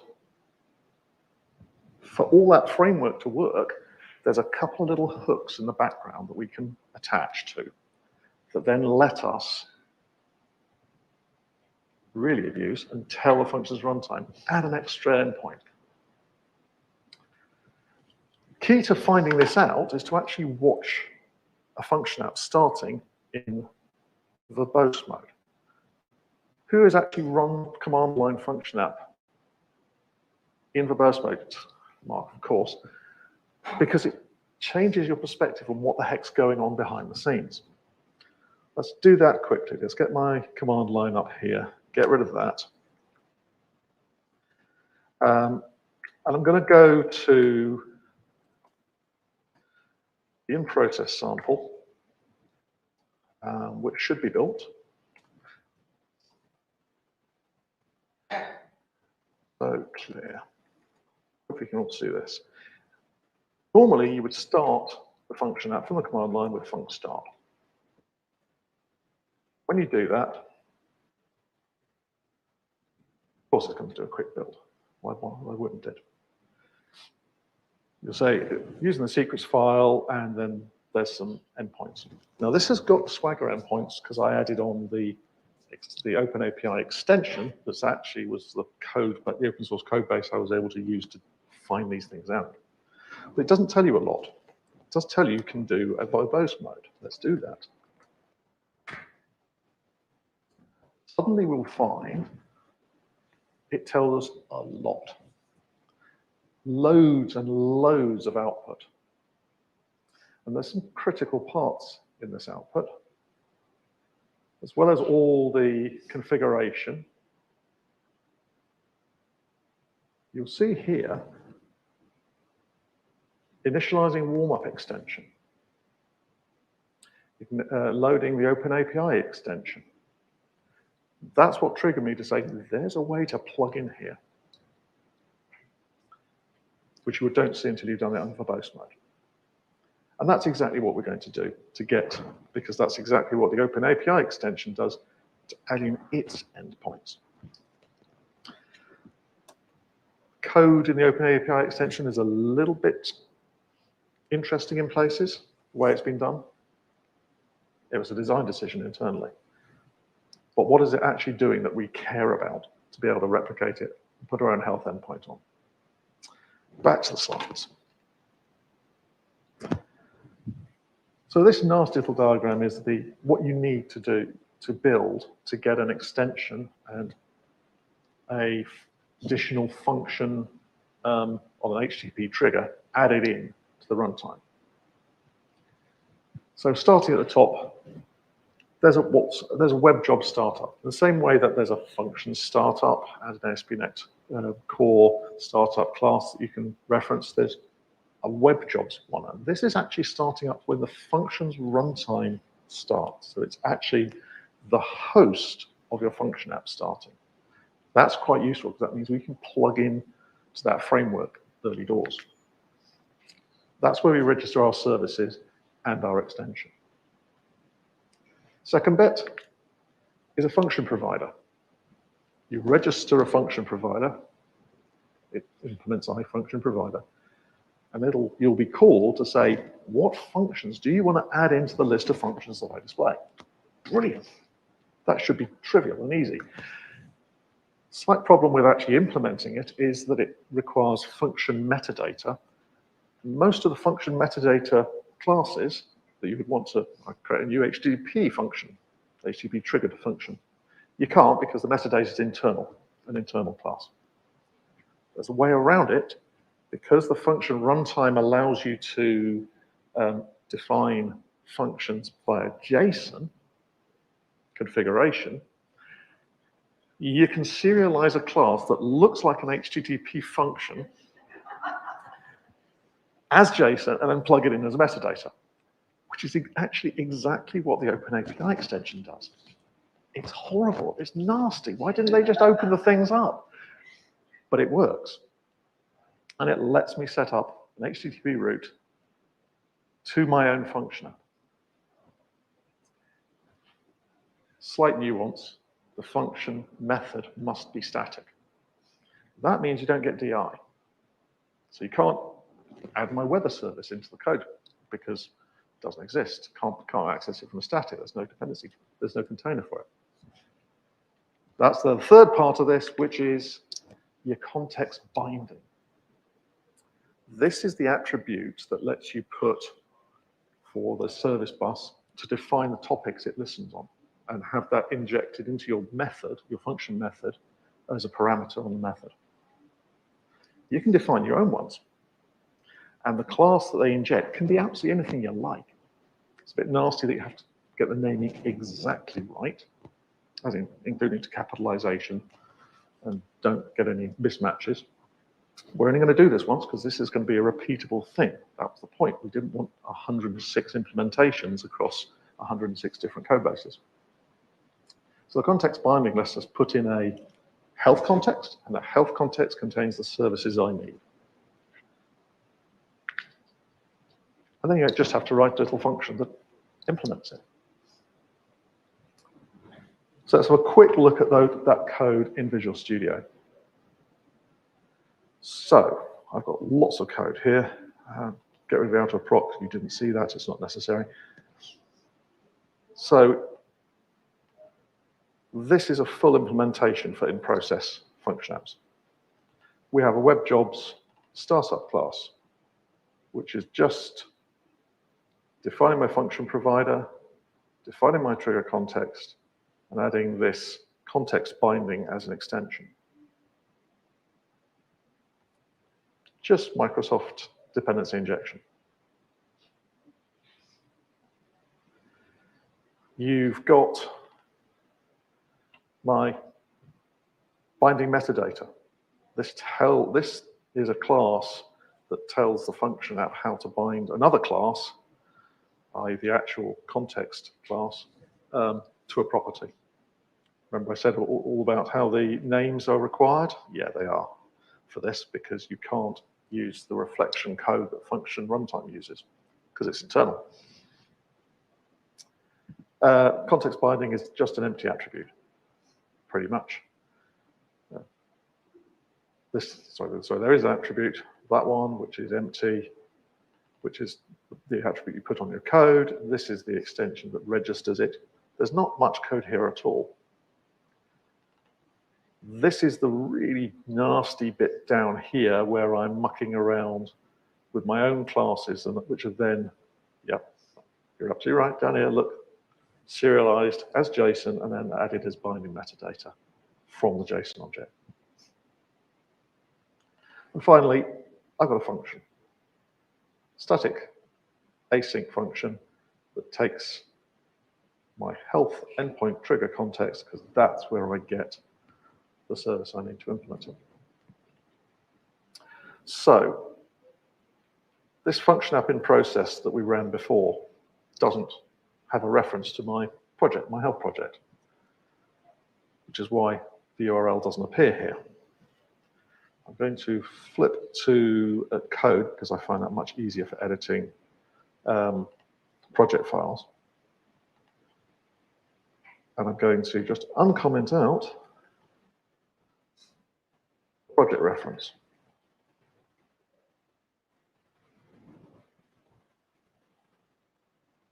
In project, in the right place.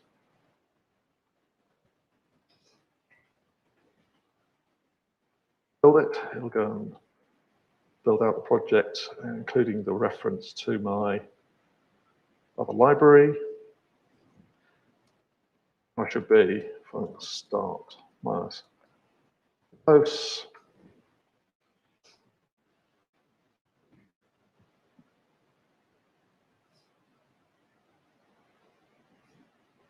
If it got to that point, I'm absolutely delighted because it means it's all worked. But you will now see, if we scroll back here, go up to, you will now see it's found my startup extension. And it's initialized it.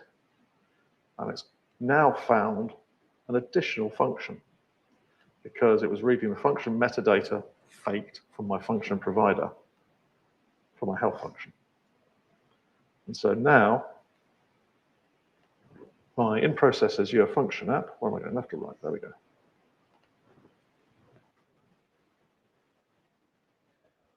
The health endpoint. I've tweaked the implementation compared to the reference the ASP.NET Core one, because it's useful to actually know what's going on. So we're degraded because it's freezing.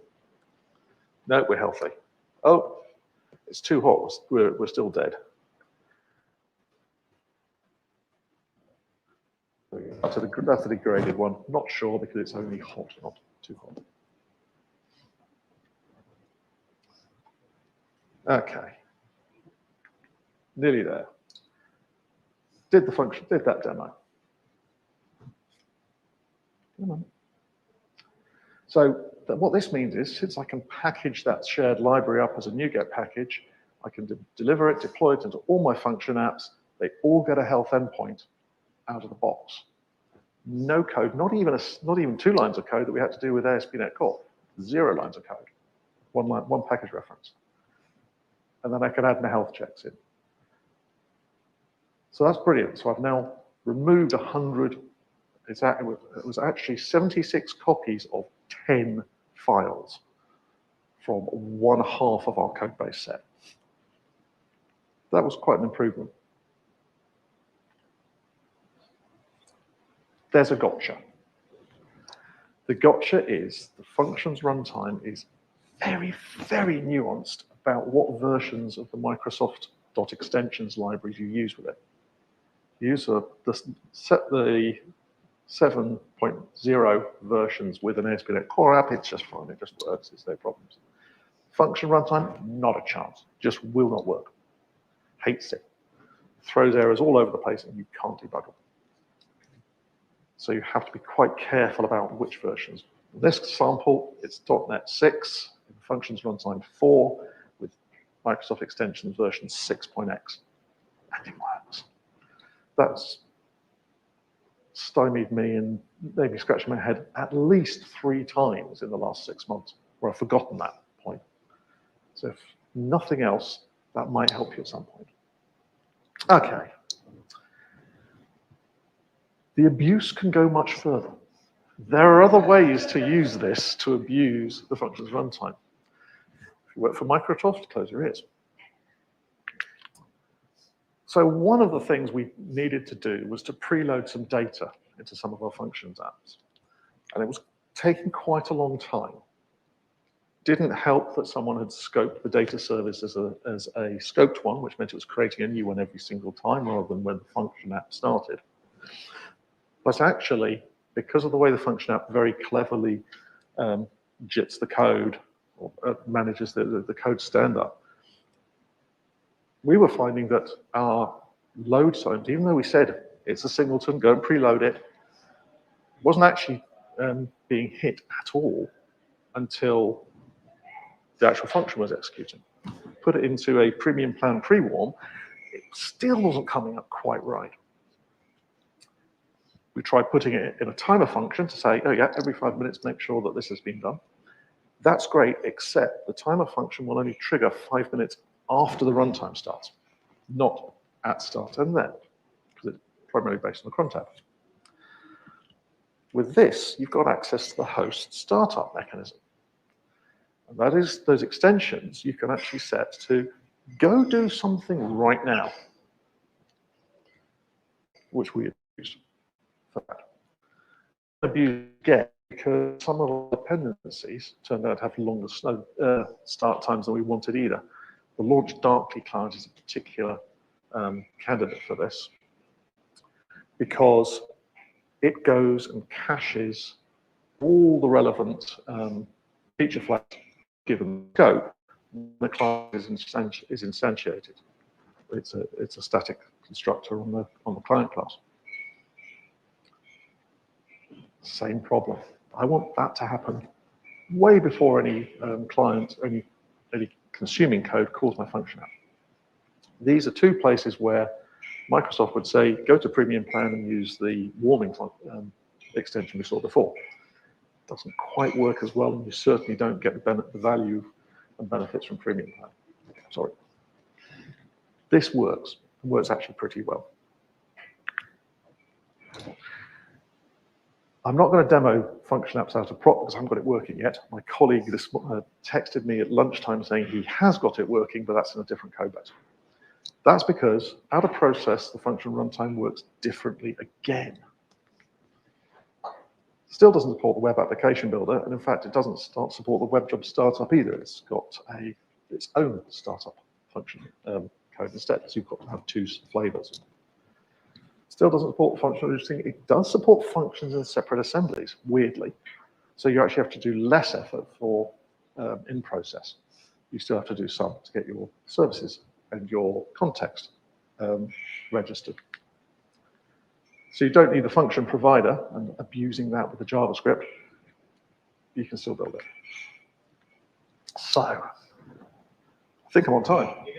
I'm good. I did this in 25 minutes last week, so this is still good, because I wasn't even doing those inputs. So where have we got to? What have we done? Well, we've proven we can actually inject code into the functions runtime startup. That lets us do host level registrations. It lets us do pieces of work early doors. It lets us add function providers, which let us register functions that add to the experience and add to the runtime for any given function. The internal metadata models are a real bugbear of mine. That why couldn't they have been made open? Would have made it much easier. You didn't have to muck around with duplicating those classes just to be able to register another HTTP endpoint. One of these days I might get around to raising a PR on the code base and say, let's do this. But some of us have work to do.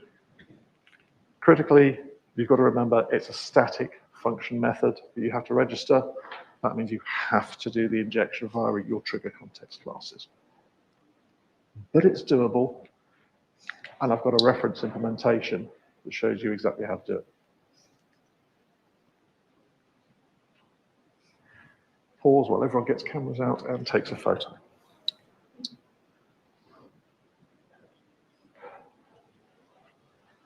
And I'll be updating that reference implementation so it works with in-proc model as well, probably next week. That's me. Thank you very much for your time. I hope it was informative. Fantastic. Thank you very much, Joel. We can take a couple questions in the room if there are any, and on chat as well. Let us know if there's anything you want to ask. No? I think it's going to be before Microsoft revoke your Azure credentials. Well, given LAN, there's some hacking there. They are aware of it because we have discussed it with them and talked about why the startup problem was such a problem. I don't think they're going to revoke our credentials given the size of our Azure build personally. But, yeah. It is hacking. It is hacking. As I said, I think when I get time, I might actually task one of my colleagues doing this. We're going to raise a PR, an improvement request on the functions runtime itself. So if a couple of those pieces are public rather than internal, suddenly lots of the hacks go away, because then the actual function provider interface and registration, that's straightforward. The web jobs registration is straightforward. Building the extension for the injection context class, that's straightforward. It's just a little bit about raising metadata. And also I was doing to create a timer function programmatically in the helper library. Don't even go there, you can't do that. So that would be another aspect where we want to feedback and improve things. Does that not mean, though, that if you follow your method, you don't need premium as your functions, because you don't need that warm up? You could, but, and this is the big but, you're then still limited to what the consumption model gives you. Whilst you don't get the warm up, whilst we're hacking the warm up, we can do. Actually, the premium model for some of our workloads is important for the scaling and control reasons. So, for example, whilst we want to be in consumption plan for some of our main flows in our ordering pipeline, in our production pipelines, we actually want to very carefully control the scaling and performance of those Azure functions, because we do not want them to scale out. We want to be able to have that control, and that's why those ones are going to premium plan. So we've got more control over that scaling. Any other questions in the room before we wrap up? No? There's one. There was just one. Sorry. Do you know any other companies who are doing this kind of abuse of Azure functions? I mean, how exclusive is this to yourselves? Well, name and shame.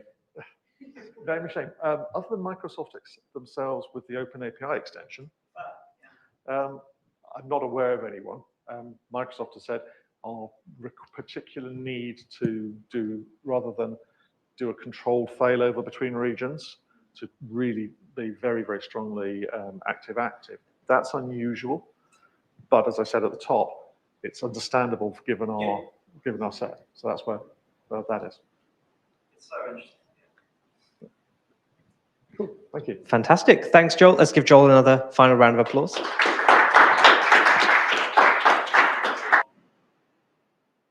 Okay, so we've unfortunately come to the end of our day. Boo. We've had over 6.5 hours worth of talks that you've sat through. So thank you. And especially thank you for making it all this way in person, given the train strikes and everything like that. So yeah, train strikes. Yeah, we've had a nice active audience online. You've been great as well. This is the bit where I'm going to make your hands hurt whilst you clap a lot. So I think we need to give a big round of applause to all of the speakers who've given up their time and spoken today.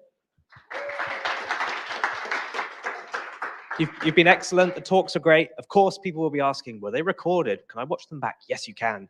It's on YouTube. If you signed up via the Meetup link or the Reactor link, there's a link on there for you to go and have a look at the recording, so you can go see all of that. We also need to give a big thank you to the global Azure organizers as well, who've been helping organize all of the events behind the scenes. There's a few sponsors there too, so let's give them a round of applause. And I want to give a particular big thank you to Microsoft and the Reactor team who've let us use this space today, particularly Rav, who's unfortunately not here, but she's done a lot of work to help us make this event logistically happen. So I'll give a big round of applause for all of them. And yeah, with that, that's time. Oh yeah, well, we've done a bit, but it's fine. Thank you. Thanks everyone for joining in person. Thanks for everyone on the live stream. Hopefully we'll see you at an event in person soon, and goodbye.